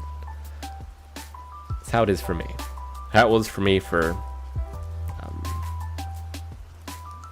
boxing.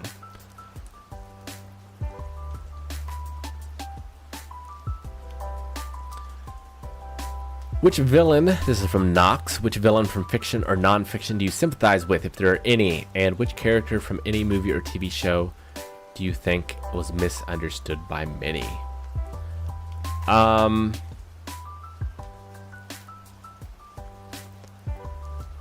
Villain that I sympathize with.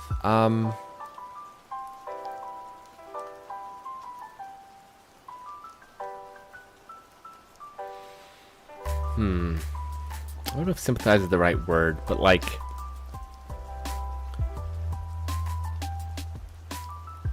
I don't want to spoil, so I will use the name Femto from Berserk, but like, seeing that downfall feels very real, and I understand some of why that happened, and like, you know, what could cause a person to become in that, like, take those actions.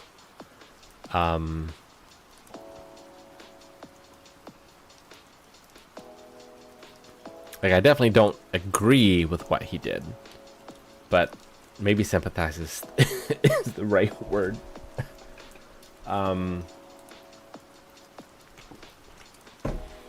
I haven't gotten past the hidden inventory arc in Jujutsu Kaisen, but again, me and my names. I want to call him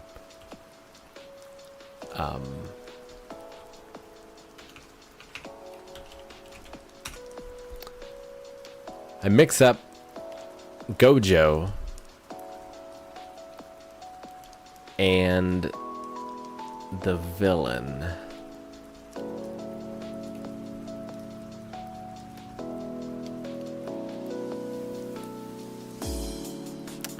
Help me out.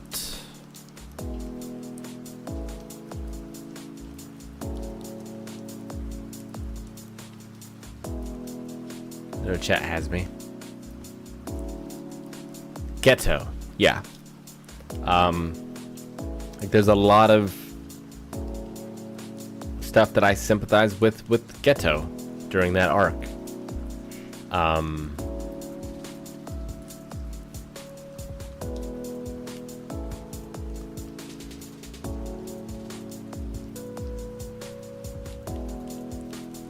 Are there others? I mean, of course there are, but I'm just having trouble thinking of them.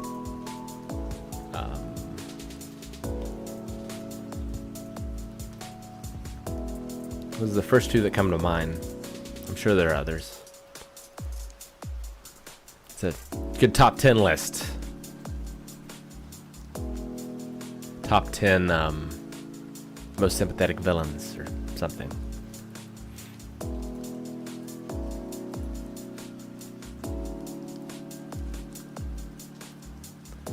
Talking Super Smash Brothers, do you watch any Smash tournaments or esports in general? I haven't really for a while. I'll catch some Smash stuff here and there a little bit, but I used to watch a lot more.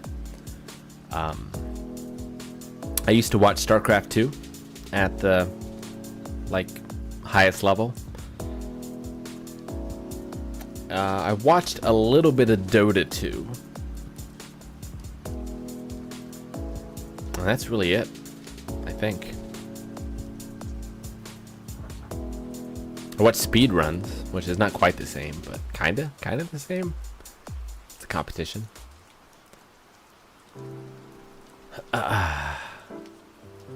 Sonyu Neil, hi Rick. Have you watched any other Indian movies except RRR? There's a lot of good ones. Yes, I have. But if you ask me the name, I am not going to be able to tell you. I always have to look it up. I have seen. These are not any of the ones that I've seen. Usually been able to type in top Indian movies, and I usually see the one. Is that the one?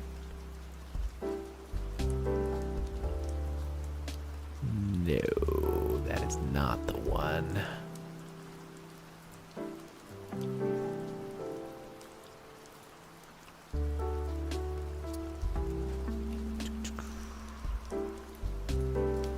Look at this list. I definitely want to watch more, for sure. I really enjoyed RRR. I think it's like it's one of the ones that has like multiple parts. There's like part 1, part 2.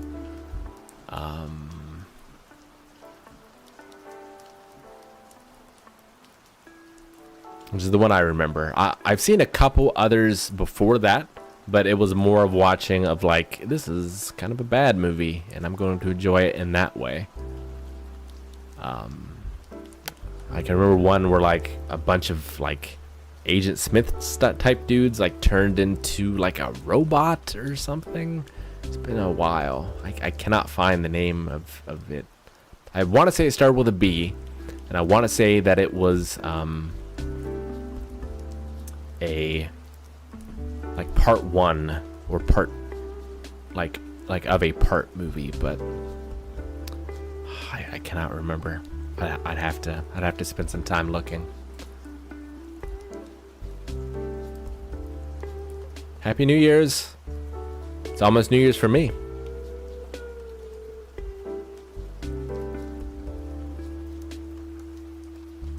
All right.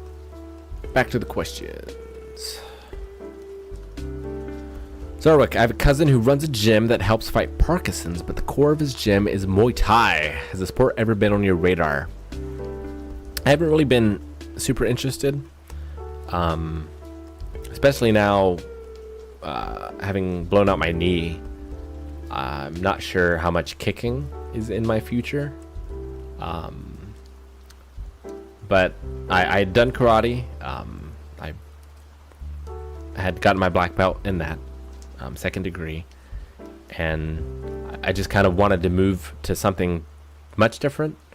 So I thought boxing was different enough. So for now, it's like boxing. I'll probably just stick with that for the foreseeable future, although I am kind of interested in getting back into Brazilian Jiu-Jitsu a little bit. But Muay Thai doesn't really have any interest for me, at least right now. Daniel, do you ever worry about losing your imagination or creativity? I do all the time. I do all the time, been nurturing it since childhood. No, like, I'll get depressed and it kind of gets stymied during that time. But no, I feel like I can't not be imaginative and creative. Like I said, in a lot of ways, I feel like I became at a young age, I don't know if mature is the right word, but like I became the person I was going to largely be for the rest of my life. And like I've, had thoughts and opinions and stuff that has changed, but like this innate thing of like levels of creativity and imagination, like I feel like that's been the same forever, and I can't imagine it ever being any different. Something I would recommend not worrying about, if you can help it. Not that we can help what we worry about and what we don't all the time, but it will be what it will be.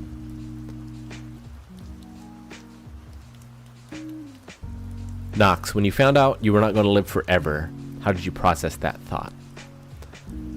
So like the first time I was aware of death, like as a child,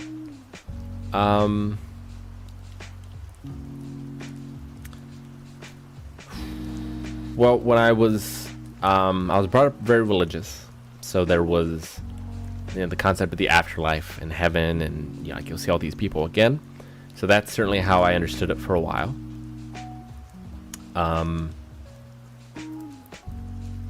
Now, my thought on that stuff is a little different, and like I just sort of see death as kind of the end, but like,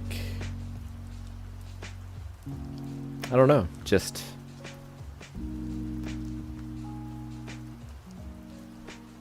put as much good as I can out into the world before that time comes, and not needing to fear that, or not wanting to hasten it, but not necessarily needing to find ways to prolong it either. Just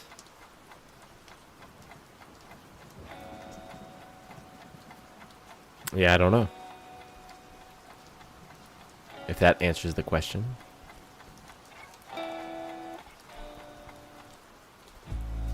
The villains you start to root for because of the performance. I root for Hannibal Lecter in Silence of the Lambs because of his performance. Yeah, that's a common one for sure. Like, he's just so charismatic, and that's what makes, some of those people, the real villains so dangerous. Is they're so likable. That's what's dangerous about a lot of people in power, and like politicians and things, who don't always have your best interest at heart. They make it seem like they do. But yeah, like, Jason Momoa in Fast X, like, he was so charismatic and fun. Like, he was fun in a movie that was not much fun for me. So it's like, yes, I want to see this man on screen more and having successes.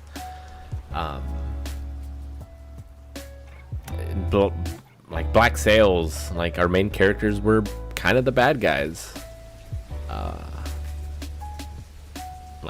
But I certainly rooted for them a lot.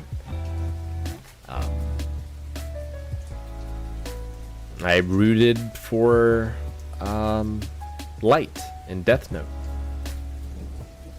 for a lot of it.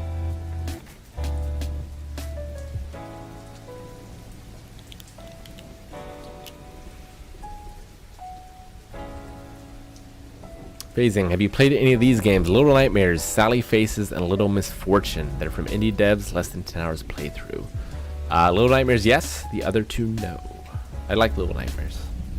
And I like short indie games. Not every game I need to play needs to be a 100-hour Dragon Quest.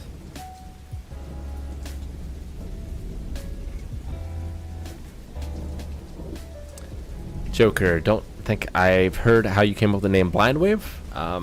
Who came up with it? Oh, so I wasn't a part of Blindwave for that. I believe it was Aaron who came up with the name, but the name resulted from a prank that people would play, where you were driving past people walking on the street, you honk your horn, and you wave in the other direction. So it's like, it's meant to confound them, I guess. Like, because you're not waving at, like, there's no one else on that other side of the car that you're waving at, so you're just waving at nothing. So it's like people think you're waving at them, but then you're not. 'Tis a silly thing. But then also, like, blind. We watch things blind. We haven't seen them before.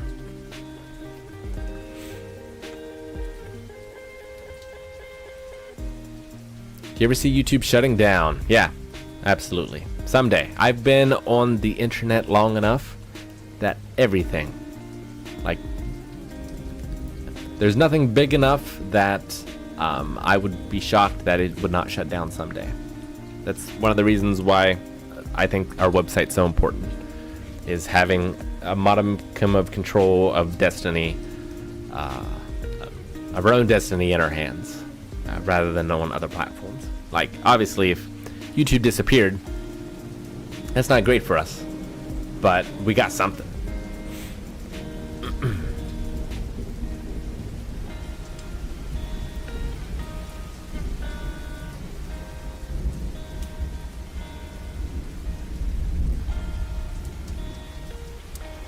I've not played What Remains of Edith Finch. It's in my Steam library. It's been something I've been meaning to play for a long time, but I have not.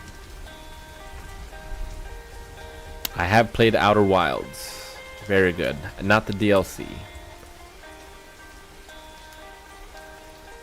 Got 4 minutes left before New Year. So if you're still here and you got questions, now's the time. Go back and look through chat a little bit.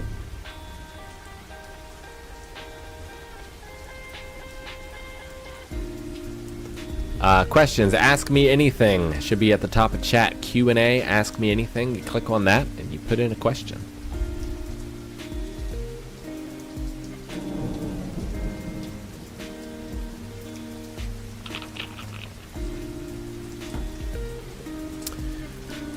But I do see you have one there, Simplicity. What would you guys be doing if you weren't content creators?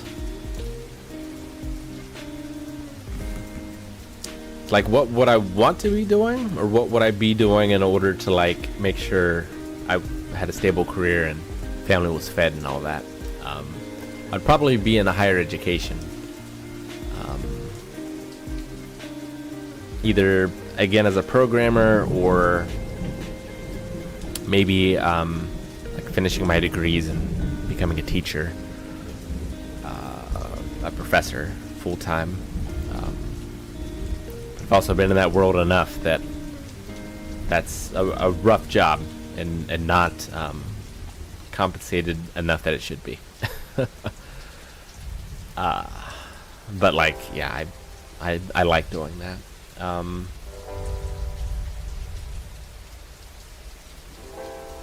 Like if I was younger, maybe a professional boxer. I wouldn't mind teaching boxing or karate or stuff like that. I would love to write more. Oh God. Okay. So like, I would like to put real time into that and like try to get some things published. Designing board games, maybe going back and working on video games again. A lot of stuff. Heck, maybe even going to school and becoming a therapist. I think could be worthwhile and maybe something I could be good at. I don't know. Yeah, there's a lot. And I hope as part of Blind Wave I'll be able to do some of those things. Even still.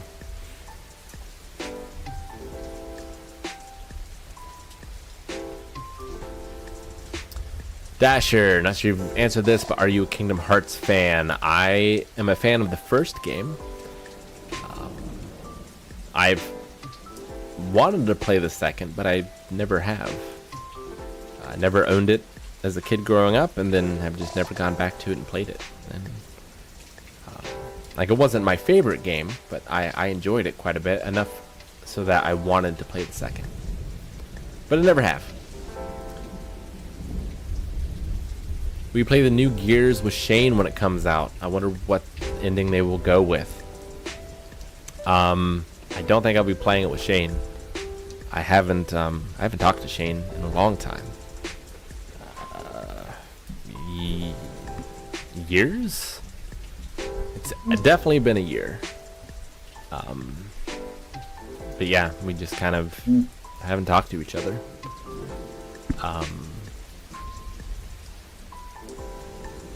But I'm curious to play it.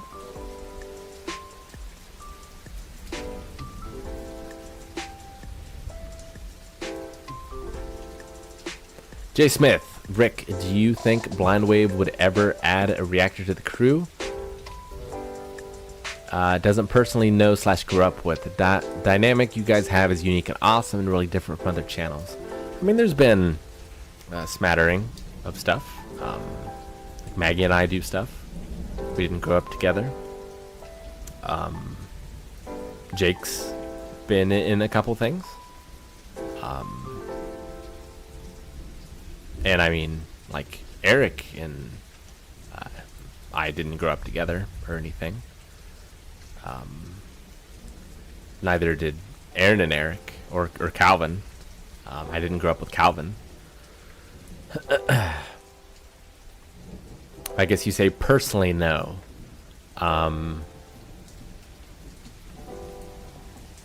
I mean, probably not. Just like out of the blue, like we've had Akasan at the studio, and he was in some things. We had Surge in a Lost episode, which, I mean, you know, we kind of know them, but not to the extent of, you know, like a Maggie or even a Jake. Yeah, I don't know. Like, I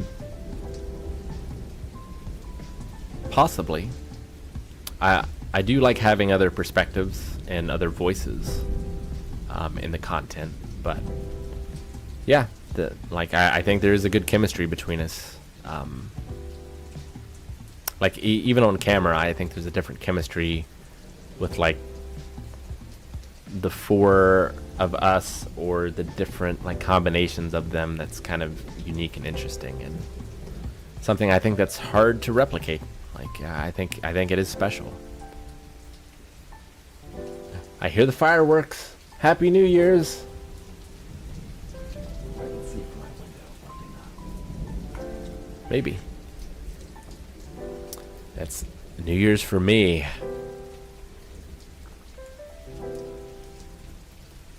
Everything's still working? Okay, good. Alright. Maybe finish these up. Maybe we'll do another one of these someday. I don't know if this was enjoyable or helpful, useful. I do want to stream more. That's why I've got the setup here. Don't know exactly what this is going to look like. I think I am going to start doing some video journal type stuff. And I do want to stream some video game stuff from here. And is that just PlayStation 2 games and just go, go, go? I don't know why not. I don't know why not. Maybe we'll see. But yeah, if there's video ideas you have, put them here, put them in the comments. Read all the comments on this channel. Alright, where are we at? We got to finish this out so I can go to bed. Phasing. I've not heard of King Gizzard and the Lizard Wizard. That's an interesting name. Knox. 1 million subscribers long overdue. How will you celebrate 1 million subscribers? I don't know. From last I heard, it was me going camping, which is not a celebration at all. So I do not know. We do not celebrate enough at Blindwave, which is something I want to do more of. It's just, you know, busy.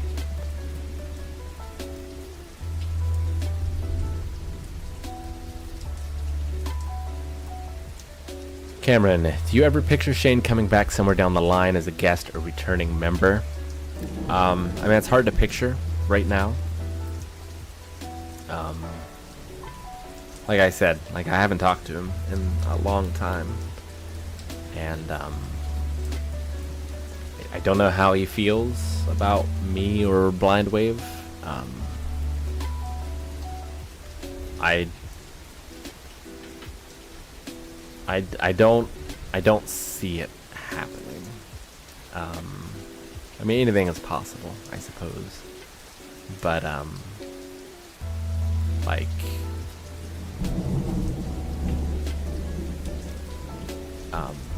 you know, this is not the first falling out Shane and I have had. But it'll, like, I don't think I can ever trust him again after this one. And like, would be really hard for me to work with someone that I can't trust. Like, I don't know. That's a tough answer because like I have complicated feelings when it comes to like Shane and like an important part of my life. Like so much of our time together, I really enjoyed. He was an important friend, but I don't know how that would work, and if it's something he wants, but I don't think I could. I don't see that working out.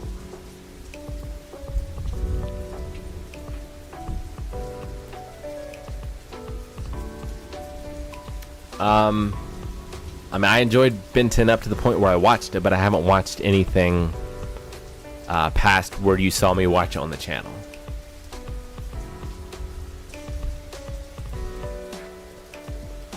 Cameron, as a viewer, my favorite combo is to watch you and Eric. Taking yourself out of the equation, who's your favorite combo to watch? No disrespect. Okay, so I can't be in the combo then. Man. So I don't watch a lot of our reactions. If I haven't seen the show, like I don't want to spoil myself most of the time. So like I haven't seen any reactions where I haven't seen the show, and that's most of the ones that I haven't been in. So like most of the ones that I've watched have been ones that I've been in. Like I've watched the Room reaction a ton of times, and Robin Hood, and mostly movies, and some like Brooklyn Nine-Nine and Cobra Kai. So I'm not sure if I'm equipped to answer that question.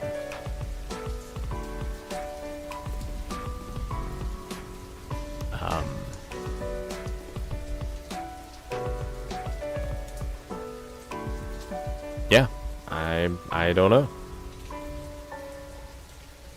I think yeah,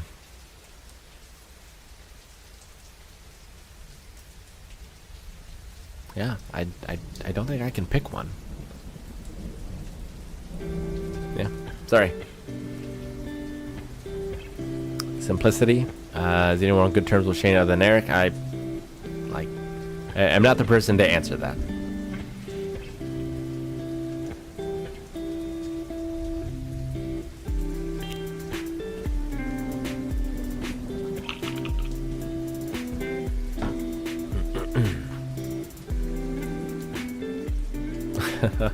Have I ever been in the studio and heard them reacting and thought, damn, I wish I was part of this combo, this sounds amazing? Well, my first thought is, man, that sounds loud, I am glad I'm far away, because even my earplugs might not be enough to save me from that. Was always my first thought.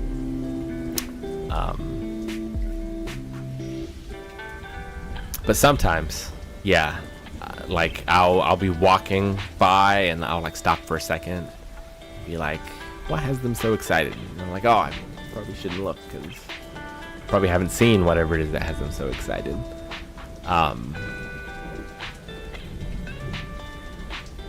But there's definitely stuff that like recently that me not being in reactions, I've been like, man, I wish I'd been in that. But you know, stuff's got to move on.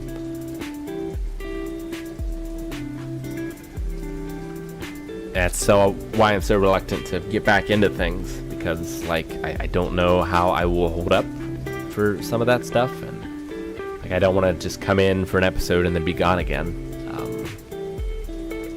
Tough. All right, well, that is past midnight for me. Thanks so much, guys, for chatting with me for this new year. Appreciate it. Didn't think I was gonna have anyone, and we had quite a few. And we got some super chats, which is the first for the channel, so I super appreciate that as well. It's also supporting Blind Wave. It's all goes in the same pool. But yeah, this was good. I enjoyed this. Want to do this again? Don't know how often. We will see. I'm gonna start, I think, doing some video diaries, which will probably just be videos. But we'll do more streams like this for sure. So I don't eat sauerkraut on New Year's. The only time I did that was I was at a friend's, and they did that, and I you know, manned up and I did it, but I would not eat that of my own choice.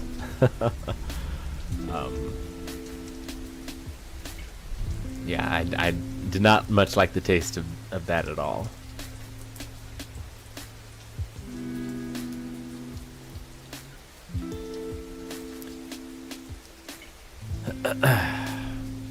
Alright, well, that's gonna be it. We'll do this again. Thanks, guys. I hope everyone has a truly fantastic 2024. I hope you know, you find ways to grow and just become better, and to find ways to be better to other people as well. So that's stuff that I'm always working on, and hopefully everyone else is as well. If you put time and effort into bettering yourself and helping other people, then it is a life well spent, I think. So really appreciate it. Expect to see more on this channel. Expect to see me streaming on the gaming channel on Twitch for some more Final Fantasy 16 relatively soon. Maybe some more just gaming stuff on Twitch at different hours than normal, maybe for gaming stuff. Just streaming some stuff during the day, not sure. And got some other fun stuff planned as well. Check out the website if you haven't. It's pretty cool. There's a lot of fun stuff there. If you want to recommend us shows, that's the place to do it. Just make an account, free account.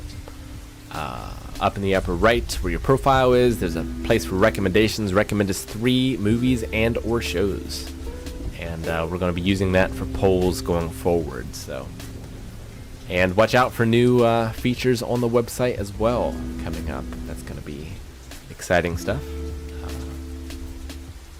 But yeah, I guess I should go to the chat part as I'm doing this.